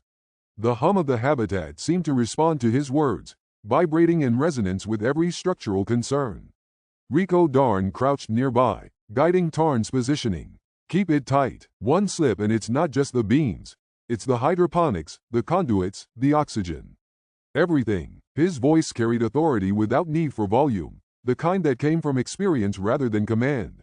The external pressures were no less oppressive. Communications flickered intermittently across the comm terminals, incoming government messages vying for attention alongside company threats. The miners had learned to treat them with cautious focus. Each note parsed for actionable intelligence, each directive weighed against survival needs. Lyra Neve scrolled through the incoming streams, fingers poised over the panels. Some of these demands contradict each other, she said, eyes narrowing. One office wants restraint, another threatens fines, and a third seems almost sympathetic. But we can't count on goodwill. We focus on what we control. Tabby hovered over the monitoring stations, tracking the relative positions of collection ships, plotting the potential approaches of government observers. We're watching for movement, she said quietly. Every ship that changes trajectory or slows triggers an alert. If they're coming, we'll know first. And we'll be ready. Her fingers danced across the touch panels, rerouting sensors, adjusting the sensitivity of the motion trackers. Each adjustment was tiny, but the difference between detection and surprise could be catastrophic. Arguments flared intermittently. A younger miner hesitated over defensive positioning, questioning the order of priorities. Why are we focusing on Sector 6 first? If the hull gets hit, because Sector 6 houses the oxygen and water lines. Rico snapped, cutting the protest short. His tone was firm but not cruel, a reminder that indecision could kill. Sarah moved quickly to mediate, placing a hand lightly on the console between them. Everyone gets a voice, but every second counts. Decisions aren't optional, they're necessary. We adapt, we protect, we survive. That is the order. Her words settled the group, the tension easing just enough for practical action to continue. Milo's hands moved rapidly, sweat dripping from his brow as he spliced together a fragile set of connectors. Every damn circuit has been patched at least 3 times, he muttered, frustration cutting through the low hum of the hub. Dren shot him a sidelong glance. Frustration doesn't fix it faster. Focus. We have this, one splice at a time. The two worked in tandem, muscles taut, eyes scanning for irregularities in the dim glow of emergency lights. Meanwhile, Jada Core circled the hub, pen and tablet in hand, documenting every movement, every decision, every rerouted line and braced beam. Her voice was calm, a counterpoint to the underlying chaos. Logs are up to date. Every adjustment, every directive, recorded. If the bureaucrats come, we're ready. If the systems fail, we know what was last done. The miners respected her diligence, recognizing that in a habitat this fragile, knowledge preserved was survival preserved. Lyra Neve paused by the hydroponics trays, fingers brushing over the delicate seedlings. Even a minor mistake here costs days of nutrition, she said, voice barely audible over the machinery. Young miners flinched at her tone but followed her hands as she guided them through rotations and nutrient adjustments. Each move was painstakingly slow, deliberate. Each success bought them time, and every error could cascade into disaster. Outside the habitat, the faint metallic glint of company collection ships drifted along the periphery, sensors picking up their every approach. Tarn adjusted a panel shielding the observation port, muscles taut. They're still circling, he muttered. If the government shows up, it won't be warnings this time. Rico placed a hand on his shoulder, grounding him. Focus inside. Outside threats exist, yes, but they don't fix oxygen or power. That's on us. We hold the habitat first. Everything else comes second. Tabby glanced again at the sensors, noting subtle changes in trajectory. They're still moving slowly, testing positions. No aggressive approach yet, but I can't say how long that holds. Her voice carried the steady cadence of observation, unflinching, allowing others to focus on their immediate tasks. The tension from the unknown pressed on everyone, the uncertainty amplified by the distance of authority figures watching silently from millions of kilometers away. Minutes passed like hours. Sparks hissed, conduits groaned, water pumps throbbed, and the habitat creaked under constant minor adjustments. Sweat streaked faces, muscles burned, and yet hands never faltered. Sarah moved along the control nodes, voice low but commanding, checking each station, each operator, ensuring that fatigue had not dulled precision.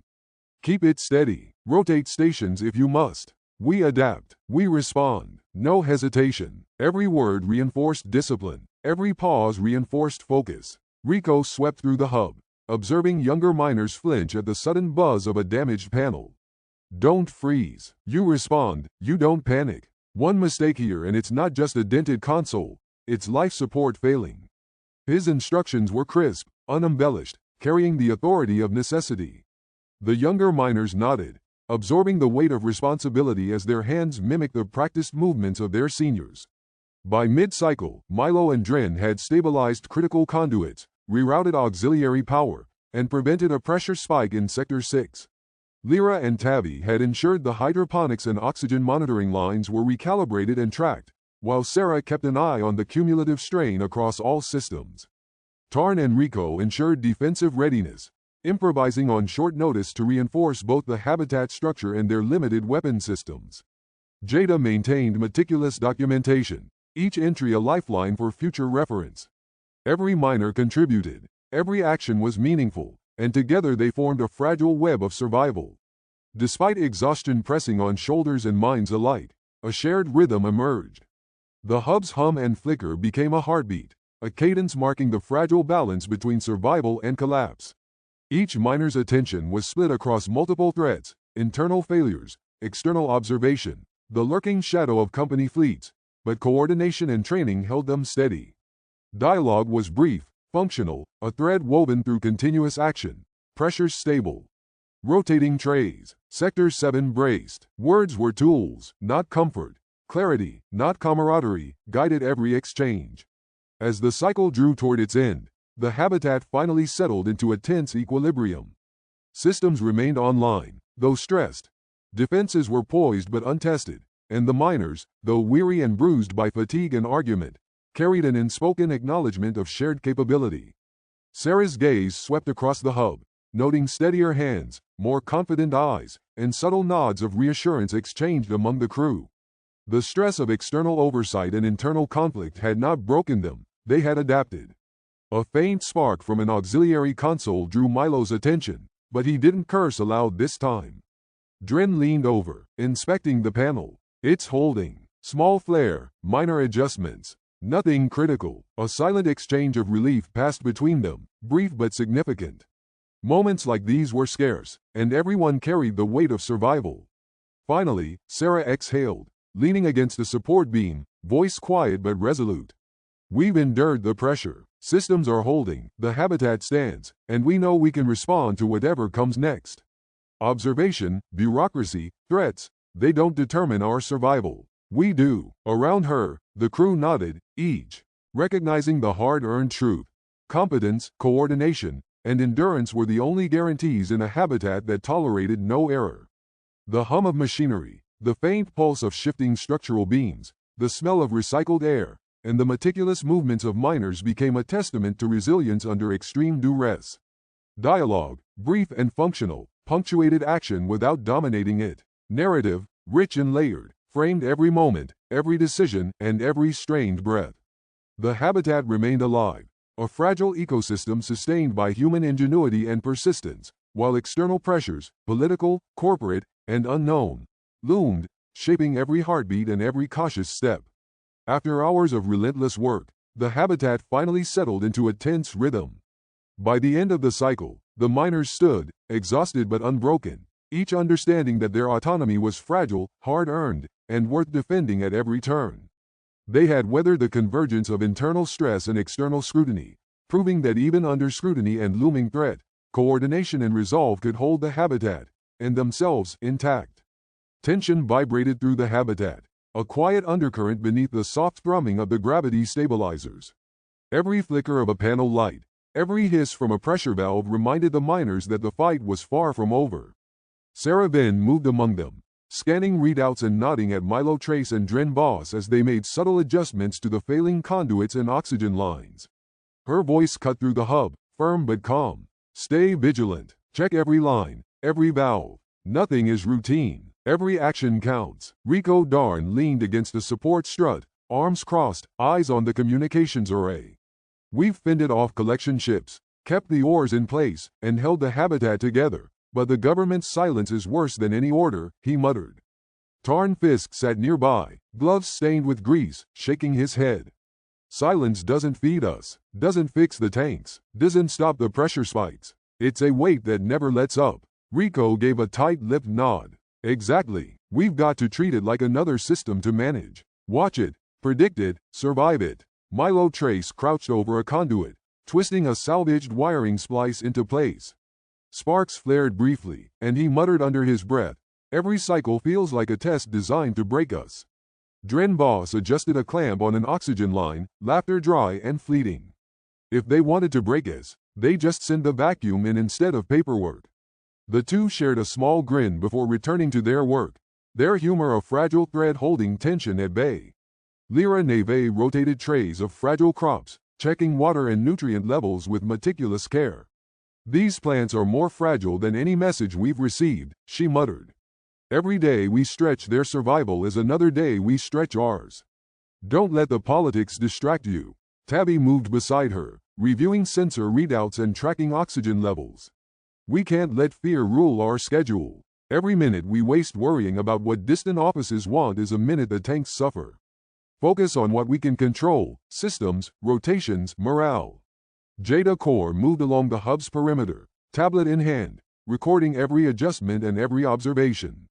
"Logs are up to date. Any documentation gaps will be ours to fix," she said, voice calm yet deliberate. "If the authorities decide to intervene, we'll have every detail accounted for. Every reading, every fix, every rotation." She paused, looking around at the weary faces. "And if nothing happens, it still keeps us organized. Discipline matters." Sarah Venn stopped briefly at the central console, eyes sweeping the crew.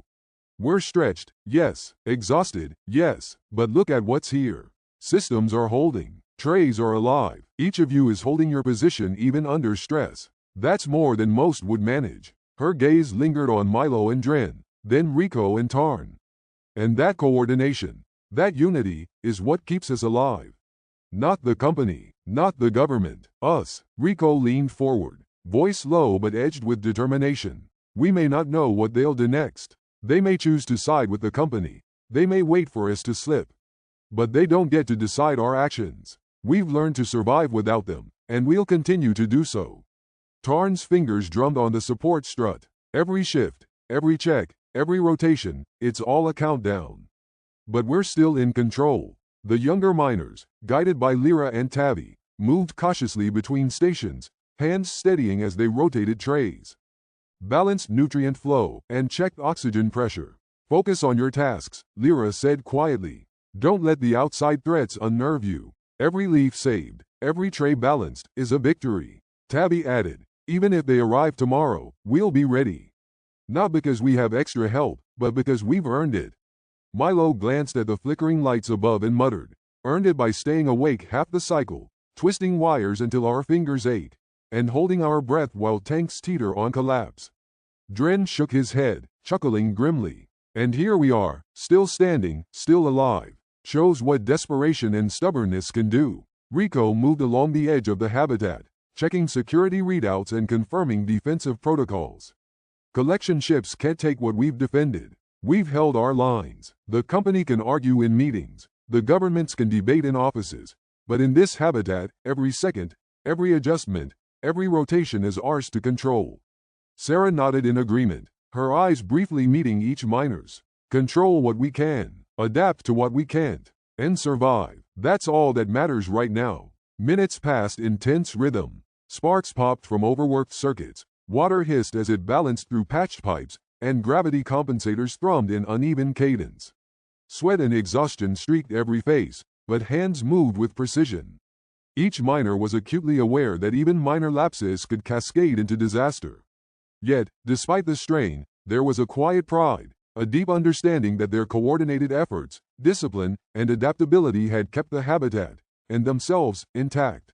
The hum of machinery became a rhythm for survival. Each beep, each flicker, each hiss was a pulse to follow, a constant reminder that life here depended not on distant authorities, but on their own skill, focus, and unity. Lyra paused beside a tray of seedlings, brushing dirt from her gloves. We're still here, still working, still alive. Every rotation, every careful adjustment. This is how we hold the line. Jada moved between miners, noting their exhaustion but also their resolve. You've all done what's required, she said. Systems stable, inventory secured, rotations logged, morale maintained as best we can. Even if the government never responds, even if the company escalates tomorrow, we've built a foundation. That's strength. Tarn leaned against the support beam, voice quiet but thoughtful. Strength comes with cost. Every ounce of it is a reminder that independence isn't easy. Rico placed a hand on his shoulder. Independence is never easy, but we've earned it, and every one of us, in our role, proves that we're capable of holding it. By the end of the cycle, the habitat was quiet but alive. Exhaustion lined every face, but no spirit had broken. Systems held, trays were balanced, oxygen flow steady, and security protocols maintained. Every miner understood that their autonomy was fragile, hard-won, and worth defending with every action, every rotation, every careful adjustment. Relief mingled with vigilance, and cautious optimism threaded through exhaustion. Sarah Ben glanced at the crew, pride and fatigue etched into her features. We've survived this cycle, she said softly. We'll survive the next, and the one after that. Together, the habitat pulsed gently beneath their feet, alive with the quiet evidence of their effort. They had defended their space against external threats, weathered uncertainty, and proven that coordination, resilience, and determination were more than enough to maintain life here. Their hands, their minds, and their unity were the only guarantees of survival, and for now, that was enough. The distant lights appeared first as faint glimmers along the edge of the Kuiper belt, like cold stars blinking in deliberate formation. Minutes later, the full enormity of the incoming fleet became visible, massive government enforcement transports cutting through the void, their hulls reflecting the pale light of scattered ice debris.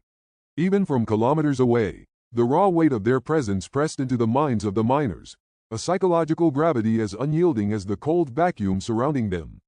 In the habitats, alarms triggered automatically, shrill and insistent, each ping bouncing through the corridors with mechanical insistence. The faint hum of life support units shifted into a louder, more urgent resonance, underscoring that the familiar rhythm of their daily routines was shattered. Sarah Ben pivoted on her heels, scanning the command hub as the first tactical readouts appeared on the consoles. Red dots blipped on sensor screens, representing armed transports approaching at calculated vectors. Her voice cut through the tense air, measured but firm. Milo, Dren, prioritize the oxygen lines. Check the secondary valves, they're under strain. Rico, Tarn, get teams moving to cover entry points. Every access hatch, every corridor, we can't leave anything unguarded. If a boarding party breaches, we lose more than equipment, we lose lives. The miners reacted with a practiced urgency, the hours and days of preparation coalescing into instinct. Milo Trace knelt at a conduit, welding sparks flaring intermittently as he reinforced a failing panel. These lines won't hold under direct fire, he muttered, voice tight with focus. Beside him, Dren Boss adjusted the pressure regulators, hands trembling only slightly as he balanced a delicate dance of valves and circuit reroutes. Better hold what we can, he replied, or everything else is pointless. The ambient air was thick with the acrid scent of scorched wiring, coolant mist, and recycled oxygen, a reminder that survival was a sensory burden as well as a mental one. Rico Darn moved swiftly, rallying small groups of miners toward strategic positions. He barked orders with precision, each syllable cutting through the clamor of alarms, the distant thrum of approaching thrusters, and the soft groan of stressed structural beams. Seal that corridor. Check your angles. Nothing moves until I say it's clear. His voice carried urgency but also reassurance, a tether to the crew's collective focus. Around him, miners hefted barricades, repurposed panels, and salvageable conduits, creating haphazard yet functional defensive positions, their metal hands scrabbling over rivets and fasteners with a mixture of fear and practiced dexterity. The first warning shots struck the outer hull, raking sparks across maintenance hatches and sending pressure waves through the compartments. The habitat shuddered, and for a moment, the miners felt the fragile line between controlled order and total chaos. Tabby's fingers flew over the control interface, rerouting power away from damaged conduits and toward critical systems. Life support stable, she called, though the tremor in her voice betrayed her adrenaline. Emergency distribution active, backup pumps online. Keep your focus. Don't let panic take the lead. She glanced at Lyra Neve, whose hands were full with monitoring nutrient tanks, balancing the integrity of fragile hydroponics against the structural tremors that raced through the habitat. Sarah's eyes never left the incoming vessels. They're calculating pressure points, she muttered, half to herself, half to the crew around her. She adjusted a console display, marking predicted impact zones and possible boarding trajectories. We can't predict every strike, but we can control what's inside. Hold your positions, adapt to the strikes. Every second counts. The room smelled faintly of ozone and scorched metal, mingling with the natural tang of recycled air and nutrient mist, a sensory reminder that life here was maintained by diligence alone. The miners' panic began to gnaw at edges. A younger worker, trembling, fumbled with a hatch lock. Tarn Fisk's voice was sharp but not cruel. Lock it, now. One hesitation and they're in before we've reacted. The miner's hands steadied under his gaze, but the tension left the room taut as bowstrings. Beside him, Jada Core moved deliberately, tablet in hand, logging every movement, every decision, every warning and order. Record everything. If this goes to investigation, we need proof. Proof that we acted. Proof that we survived this, she said quietly, almost to herself, but audible enough for the nearest miners to hear, grounding their panic in procedural purpose. Rico glanced toward the secondary power banks, noting fluctuating energy levels as structural integrity sensors flickered red under strain. Milo, check the conduits feeding the main hull. Dren, reroute auxiliary flow to the docking locks. We can't have those compromised. He pivoted to the closest group of miners, voice commanding and precise. If they breach the perimeter, you hold until instructed otherwise. Only target boarders, no unnecessary risk. The first physical impact shook the habitat, sending a tremor through feet and furniture alike. Sparks flew from exposed circuits, and a distant hiss of vented air sounded like a scream. Miners ducked instinctively, some clutching salvaged panels, others gripping hand tools for improvised defense. Lyra Neve's hands worked rapidly over the nutrient lines, her eyes scanning readouts and valves, ensuring that critical life-sustaining systems would not fail even as the structure around them shivered. These tanks won't survive a direct hit, she warned, voice tight. If any conduit fractures, we lose weeks of nutrition. Tabby tapped at a console, eyes sharp. I've stabilized the main oxygen loop. Power fluctuations are minor but frequent. We can't sustain this if they breach the reinforced corridors. The weight of responsibility pressed on her shoulders, yet she maintained control, each decision a tether between survival and collapse. Sarah moved through the central hub like a shadow, checking on each miner, offering a brief nod or word of reassurance, a firm hand guiding a struggling teammate. Keep your heads. Focus on your tasks. Fear is a tool. Use it to stay sharp, not to freeze. Her gaze lingered on Milo and Dren as they adjusted the last of the pressure regulators. Good. Every conduit matters. Every adjustment keeps this place intact. The warning shots continued, hollow thuds against the reinforced outer walls, echoing through the habitat's corridors. Miners gritted their teeth, eyes darting between sensor screens and incoming projectiles. The sheer volume of approaching ships made even experienced miners flinch. We're outnumbered, Tarn muttered under his breath, wrench in hand, tightening a brace on a hallway support beam. But not outclassed here inside. We control the space we can control. Outside, thrusters flared intermittently, sending the vacuum alive with the light of distant firing arcs, a silent ballet of destruction. Inside, the habitat seemed to shrink under the weight of incoming fire, the corridors groaning in tandem with the hull. Yet within this crucible, the miners moved with deliberate precision, following Sarah's orders and instincts honed through countless crises. Each motion, each valve adjustment, each barricade secured, became an act of defiance against forces far larger than themselves. Minutes blurred into tense hours. Each blip on the sensor grid was treated as both threat and opportunity, every decision potentially life-saving or catastrophic. Rico barked a sudden order as a red dot indicated a ship maneuvering closer to the main docking tube. Team Delta, intercept, cover the locks. Now, miners scrambled, metal boots scraping against reinforced floors, bodies moving in practiced synchrony. Sparks flew. Tools clanged against makeshift barricades, and even under extreme fatigue, they executed the command with near-perfect coordination. Sarah leaned over a console, tracing projected vectors of the fleet. "We hold what we can. No heroics. We survive as a unit, or not at all." Her eyes scanned the group, lingering on each miner, some terrified, some resolute, all essential. Milo's Sparks danced near her feet. Dren's hands clamped valves with white-knuckled intensity. Lyra's eyes never left the fragile tanks she guarded. Tabby monitored power and life support systems like a conductor guiding a deadly symphony. Even under overwhelming pressure, small moments of humanity flickered. Whispers of encouragement, brief nods, a shared glance acknowledging survival and perseverance. Every miner understood the stakes. This was not just a fight for ore or autonomy. It was a fight for life, and every hand, every breath, every ounce of attention counted.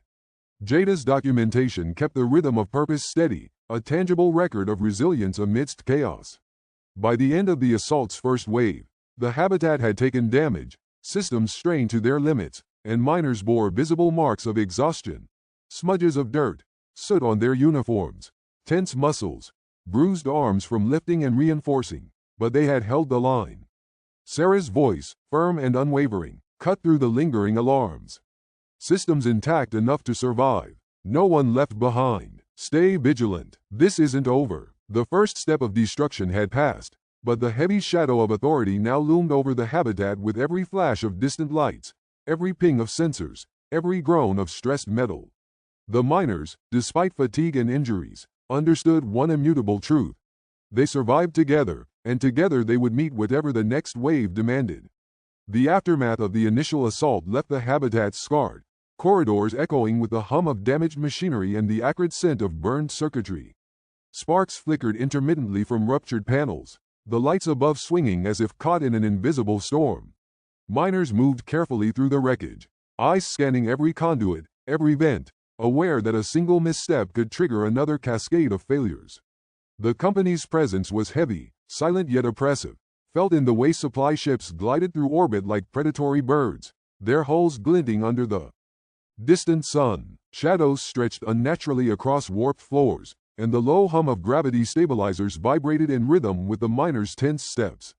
Each miner carried a sense of weight, a mental ledger tallying what had been lost, what remained, and what could fail at any instant. Jada Core crouched by a partially collapsed console, her tablet casting a pale light across her sweat-streaked face. System logs, partial, life support sustained, but several modules are offline. "We can salvage enough to keep oxygen stable, but not without careful monitoring," she murmured, documenting every frayed wire, every scorched panel. She paused, pressing a finger to a flickering panel. "If the conduit fails here, we lose circulation to Sector 3, she added, glancing at Milo Trace, who was hunched over a twisted conduit nearby. Her fingers flew across the interface, cataloging damage in a rhythm that countered the chaos around her. Each flicker of a display, each cracked wire, became a line in a ledger of survival, every entry carrying a weight as heavy as the hull overhead. Milo muttered under his breath as he twisted salvaged wiring into place, grease coating his hands. "These lines are fragile. We lose one, and half the hub goes dark." He snapped a clamp into position and wiped sweat from his brow. Dren Boss worked alongside him, holding a damaged oxygen regulator steady. "Steady, careful, we're patching life itself here," he said, voice tight with tension. Sparks hissed from a nearby breaker as the two miners coordinated their efforts, hands moving in near-perfect synchronization. The smell of scorched insulation hung in the air, and every movement demanded absolute focus.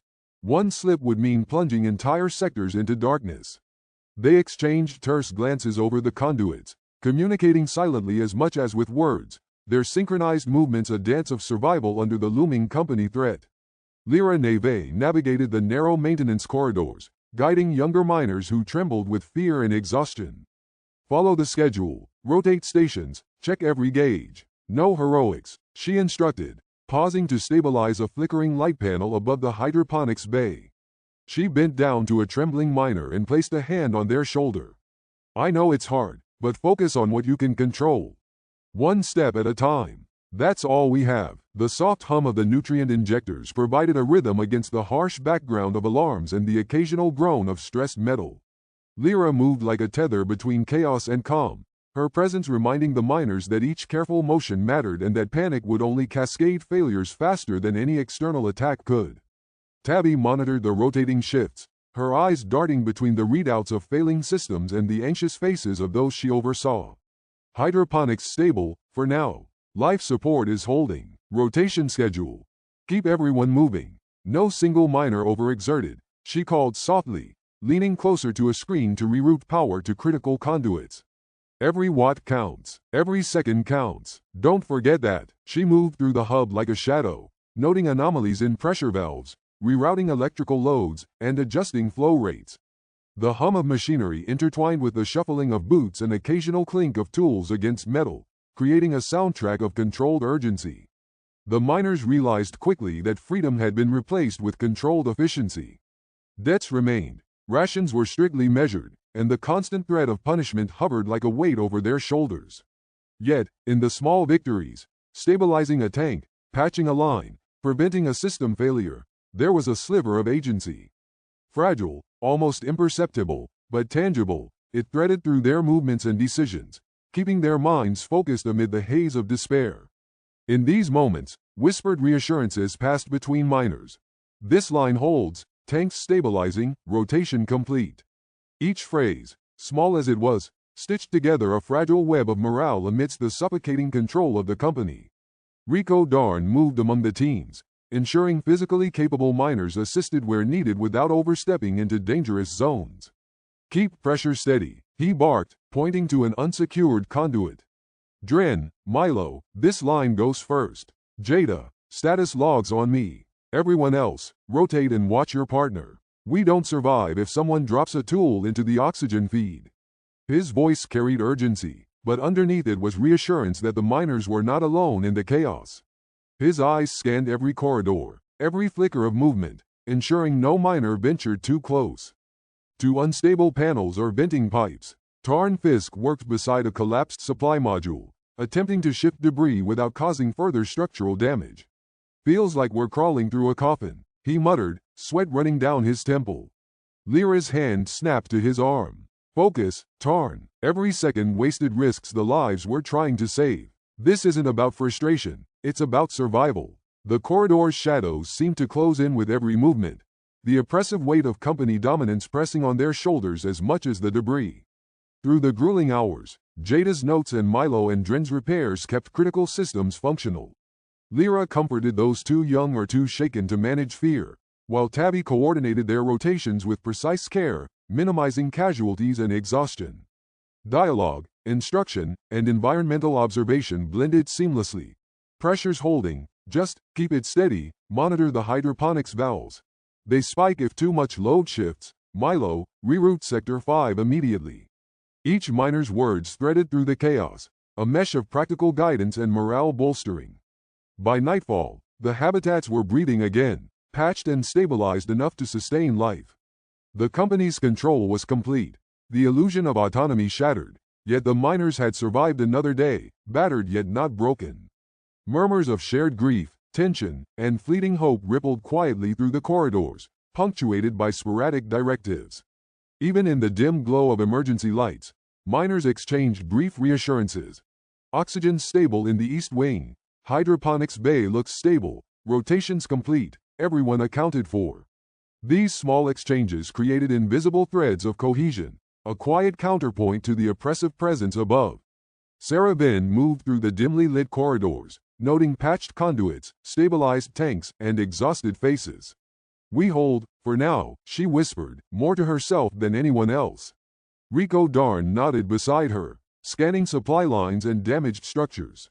We adapt, we survive. That's all we can do. Their eyes met briefly, a silent acknowledgement of the impossibility and necessity of the days ahead.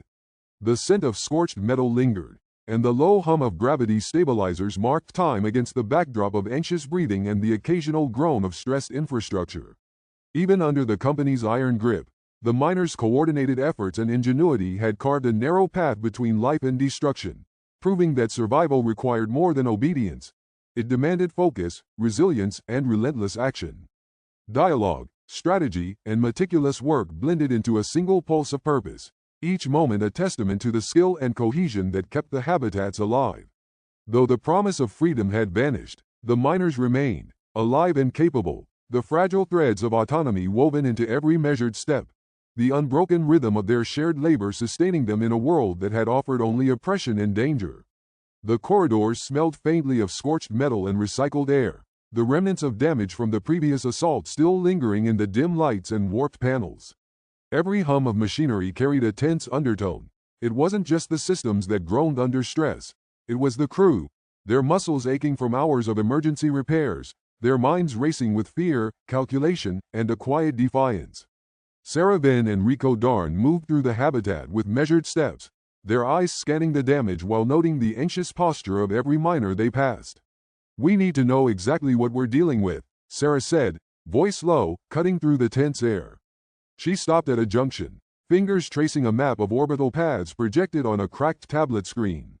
"Every ship, every hull, every security protocol. If we miscalculate, even once, this fails before it starts." Rico leaned over her shoulder, tracing the trajectory of company supply ships as they orbited the damaged habitats. "There's one," he murmured.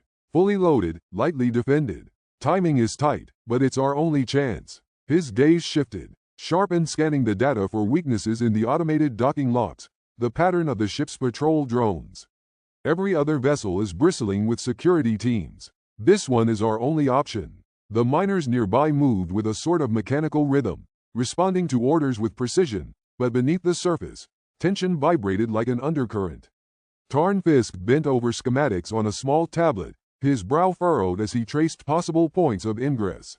"If we approach from the starboard flank, we can hit the docking bay while their sensors are aligned on the outer hull," he said, voice hushed. "They rotate every 24 minutes. Catch them at the wrong angle, and we're invisible for a few critical seconds."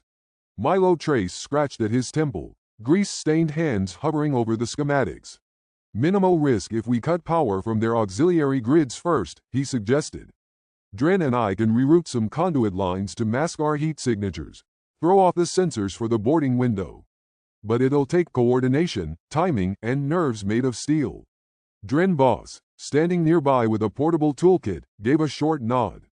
"I can handle the wiring. But we have to move as one unit. Any hesitation, any misstep, and this is over." He glanced at the younger miners nervously peeking from around corners. "They need to stay out of the way until we secure the main deck." Lyra Neve stood off to the side, arms crossed, eyes flicking to screens showing habitat life support, oxygen levels, and rotating shifts. "We hold the fort while they do this," she said firmly. "If anything goes wrong, it's on us to keep the habitat alive. Don't forget, people come first. Systems second, but don't let anyone slip, not even a second." Tabby checked each readout with a meticulous eye. "I've got rotation schedules optimized. No miner works more than 30 minutes without a break. We don't need fatigue causing a collapse." She tapped at her tablet, adjusting conduits to compensate for ongoing power fluctuations. "Hydroponics is holding, life support is stable, and every system will be logged. If they fail, we know why. Every second matters." The team gathered in the central hub, a tense cluster of sweat, grime, and focus.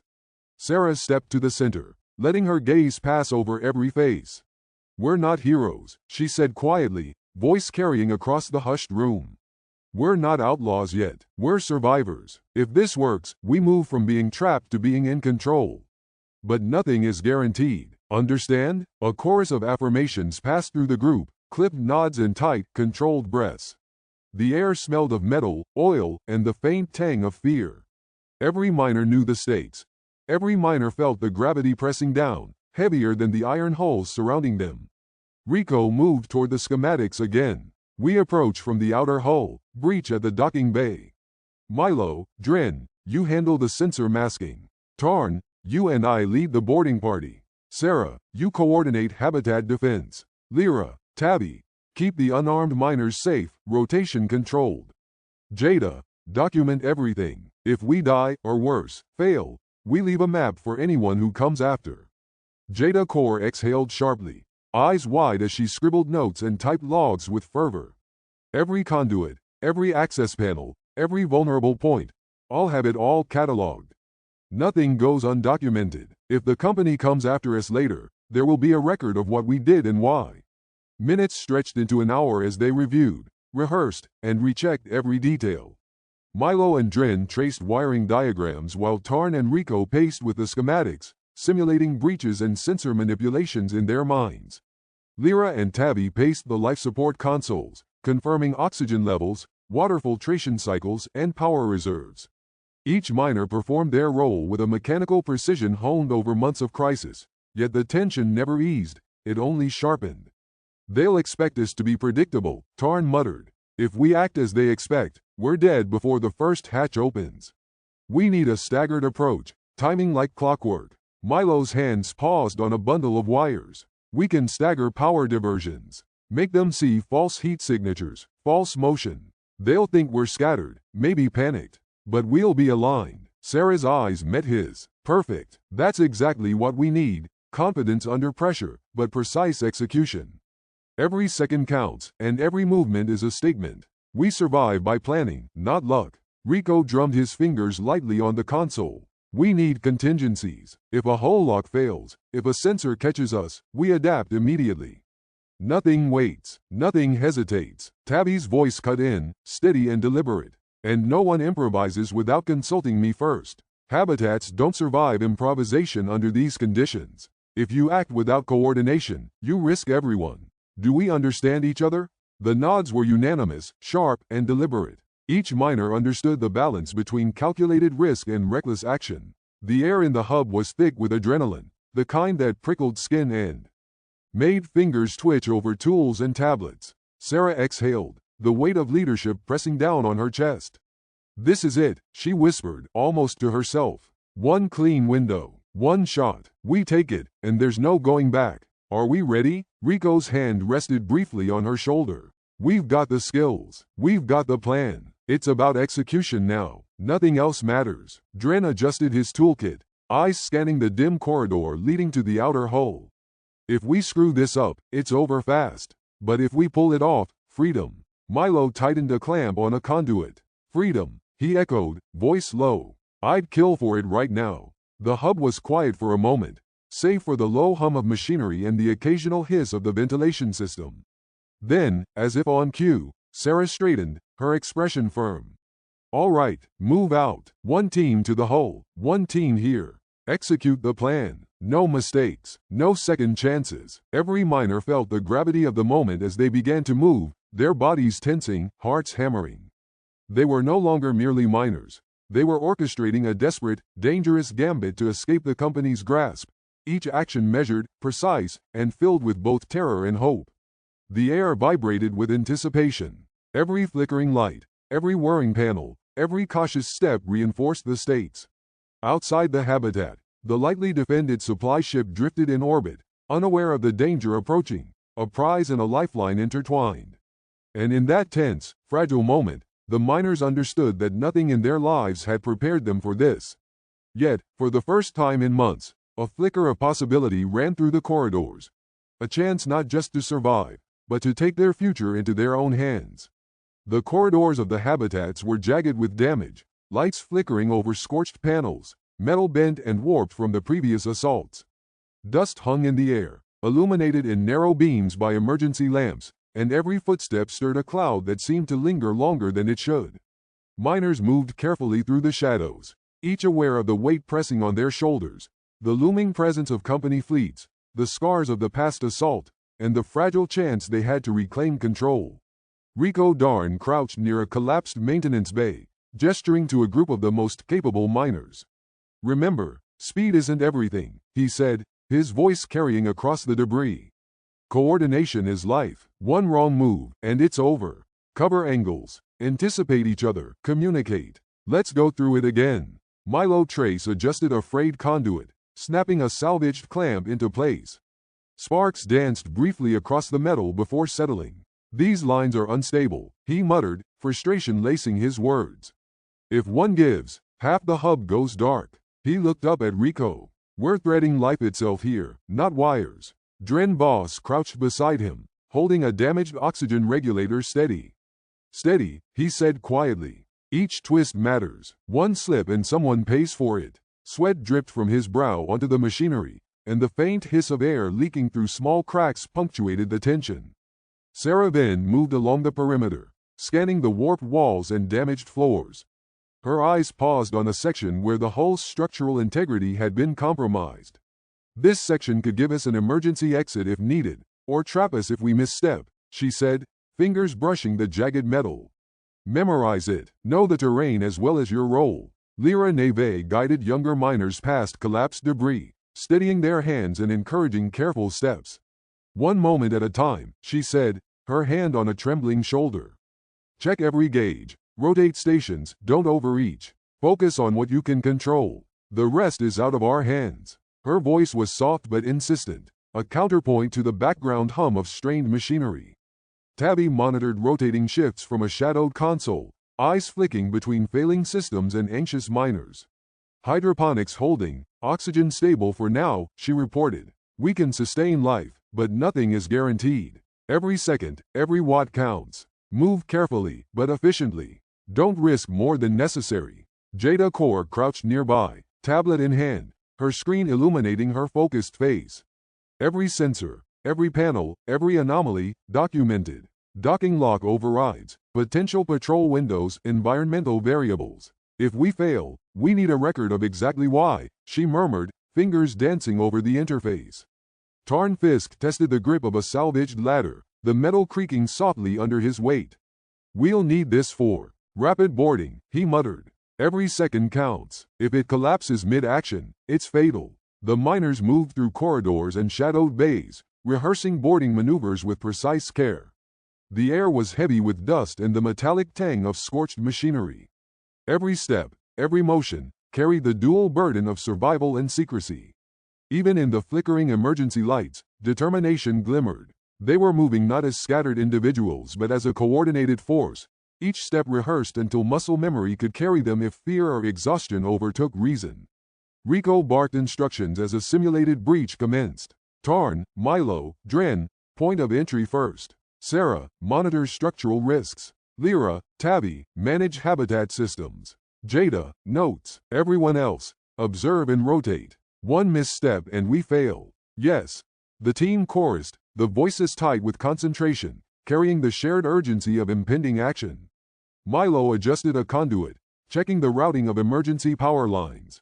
We need this corridor clear. One false step and sensors pick us up. Then the company has a timestamp of our location, he muttered.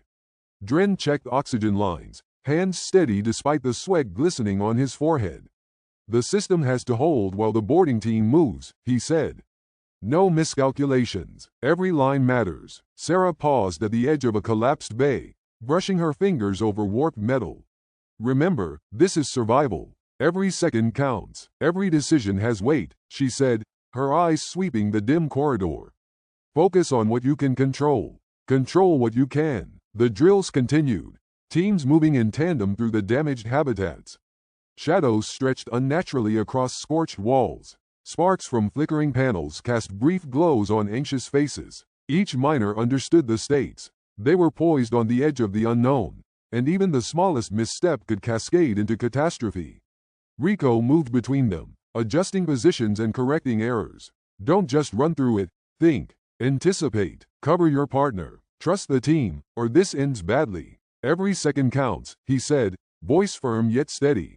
Tabby's voice threaded through the shadows. Pressure stable. Hydroponics secure. Rotations verified. Systems can handle maximum strain for the operation's duration. Lyra added, voice soft but insistent. Watch morale. Protect the younger miners. Fear can kill faster than missteps. Keep them engaged but shielded. Jada whispered to herself as she logged data. Every sensor sweep, docking anomaly, contingency, timing window, everything recorded. If this fails, we know why. If it succeeds, we learn how to replicate it. Tarn adjusted his makeshift battering tool. We move under shadows, in the dark. Every step measured, every second accounted for. Hesitation is fatal. Precision is survival. Rico's hand hovered near the doorway leading to the airlock corridor. Ready yourselves. Once we step out, there's no margin for error. Execute flawlessly, or not at all, he said. The miners exchanged grim nods, the flickering lights casting long shadows across their faces. The hum of the remaining systems underlined the tension, each vibration reminding them that the habitat itself was a fragile ally. They were poised on the brink, balancing on a knife edge between survival and catastrophe, yet determined to seize their one chance at freedom. Finally, Sarah straightened, signaling the end of preparations. All systems monitored, teams ready, timing synchronized. "We go on my mark," she said. Rico's gaze swept the assembled miners. "Precision, coordination, trust. Once we step out, it's all or nothing. No mistakes. Remember that." The air in the shadowed corridors throbbed with anticipation. Each miner's heartbeat seemed to echo louder than the machinery, a shared rhythm of fear and resolve. They were moving not just to survive another day, but toward a fleeting, hard-won chance at freedom that had seemed impossible just hours ago. Every miner understood. Failure meant death or imprisonment. Success meant escape, autonomy, and the first real step into a life outside the company's iron grip. The shadows were no longer just shelter. They were an arena, a proving ground where their skill, courage, and coordination would decide their fates. The corridor hummed with the subtle vibrations of the company's supply vessel docked just beyond the damaged airlock, its hull massive and imposing even from the narrow passageways of the ruined habitats. The miners had spent hours mapping every structural weakness in the docking bay, tracking the guards' patrol schedules, and noting the vulnerabilities in the automated systems. Now, with the airlock seal held tenuously in place and their equipment packed and ready, the moment had come. Rico raised his hand, a signal that froze every movement. The team pressed themselves against the walls, weapons ready but senses sharpened for any sign of detection. Dust and the faint tang of burnt circuits filled the air, the remnants of prior skirmishes and destroyed conduits serving as an ever-present reminder of the stakes. Even the low hum of the emergency lights seemed amplified, a pulse in the silence that reminded them all of what was at risk. Jada crouched by the access console, her fingers dancing over the interface with precise rhythm. Every bypass, every override, had to be executed perfectly. One misstep could trigger alarms, lock the airlock, or alert the lightly armed guards on the supply ship. 3, 2, 1, she whispered, counting down with a steady, unwavering cadence. Sparks flickered from nearby panels as the old systems resisted her commands, but she pushed through, overriding the locks. "Go!" she hissed, and the hum of the docking interface shifted as the airlock cycled open. The miners flowed through the narrow space, every movement deliberate, shadows dancing across their faces from the flickering lights. The smell of scorched metal and heated machinery was thick, and every miner felt the weight of responsibility on their shoulders. They were not just striking, they were committing outright piracy against a fully armed company vessel. Beyond the airlock, the supply ship glinted in the dim light, its sleek hull bristling with weapons that had been designed to keep miners in check. Rico led the first wave, hand signals cutting through the tension. "Cover sectors Alpha and Beta. No noise. Eyes sharp." Tarn Fisk moved beside him, checking his equipment and gesturing silently to Milo and Dren. Each of the technicians had assigned roles: systems manipulation, bypassing security nodes, and monitoring any automated defenses. The crew's understanding of the vessel's weak points, gathered from hours of surveillance and intelligence, gave them the confidence to move forward. Inside the docking corridor, the air was thick with anticipation. Every miner's heart beat a little faster as they advanced, each step measured against the potential of instant failure. The lights from Jada's portable console painted their faces in harsh contrasts, revealing sweat, determination, and the fatigue of days without true rest. As the miners reached the outer hull of the supply ship, automated sensor sweeps began their cycles.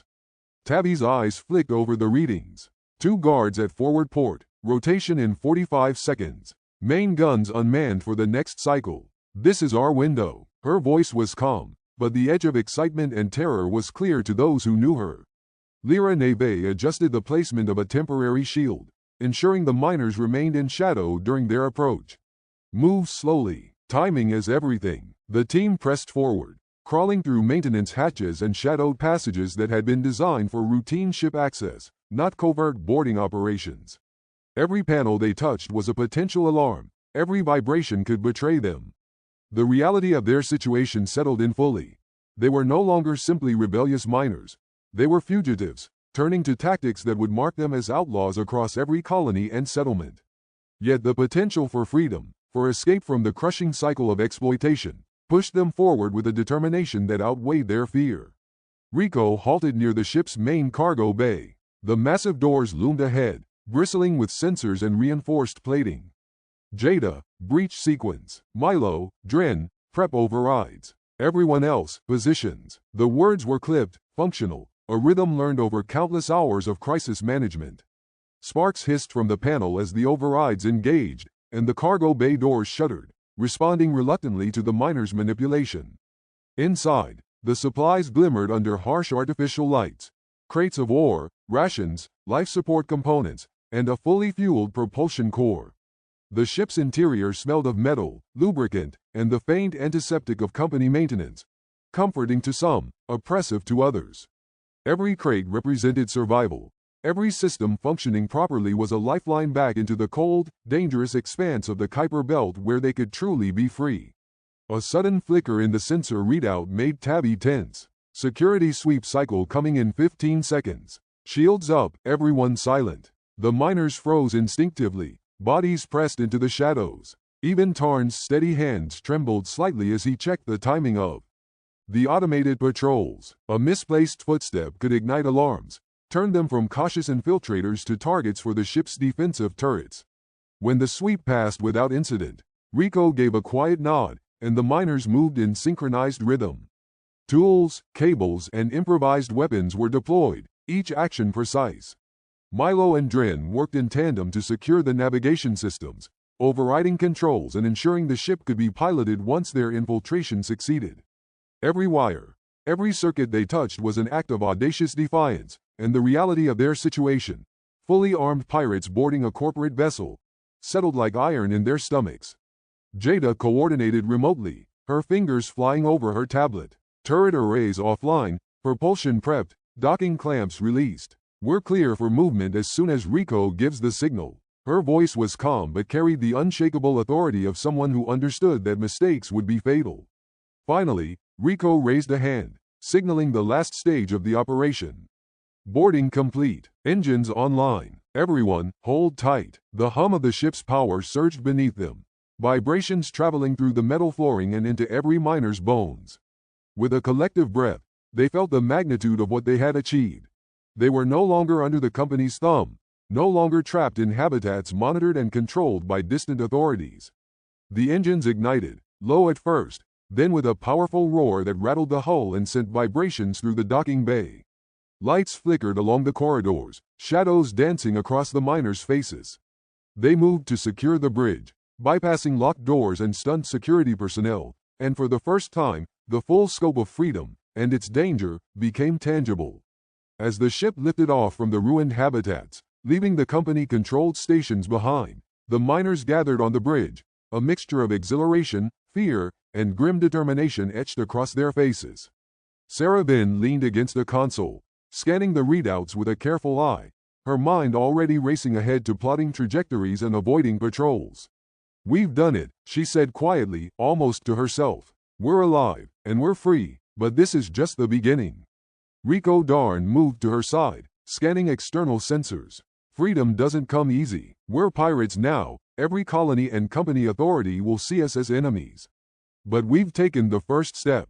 We survive, we adapt, and we take what we need to live on our own terms." The miners, exhausted and tense, allowed themselves a brief moment of acknowledgement.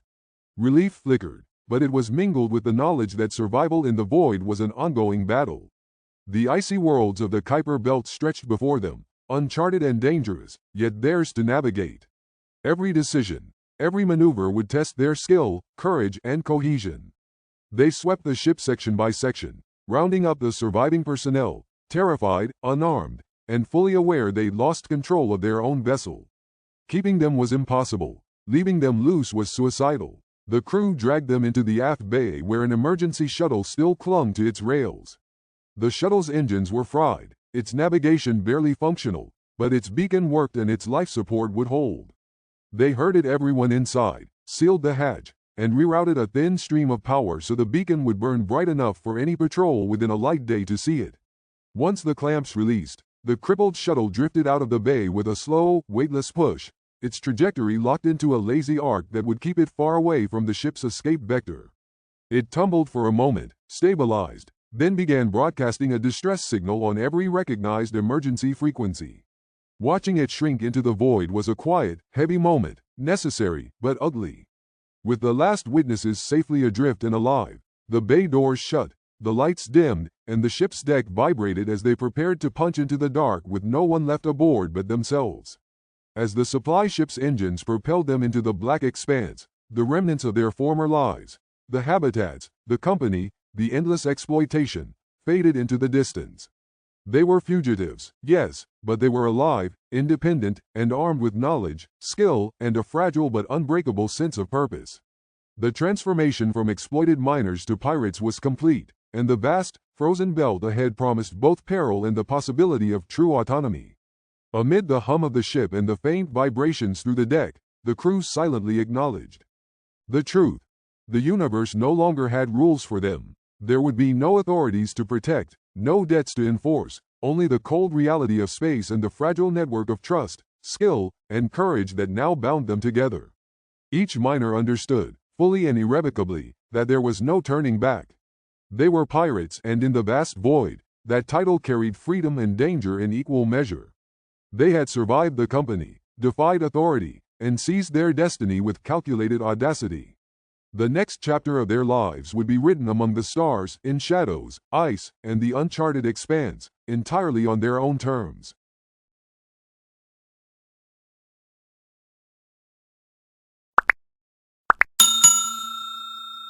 I would like to thank you for watching the video to the end. To encourage us to make more videos, please like, subscribe, comment, as well as share. Check out this other video if you haven't already.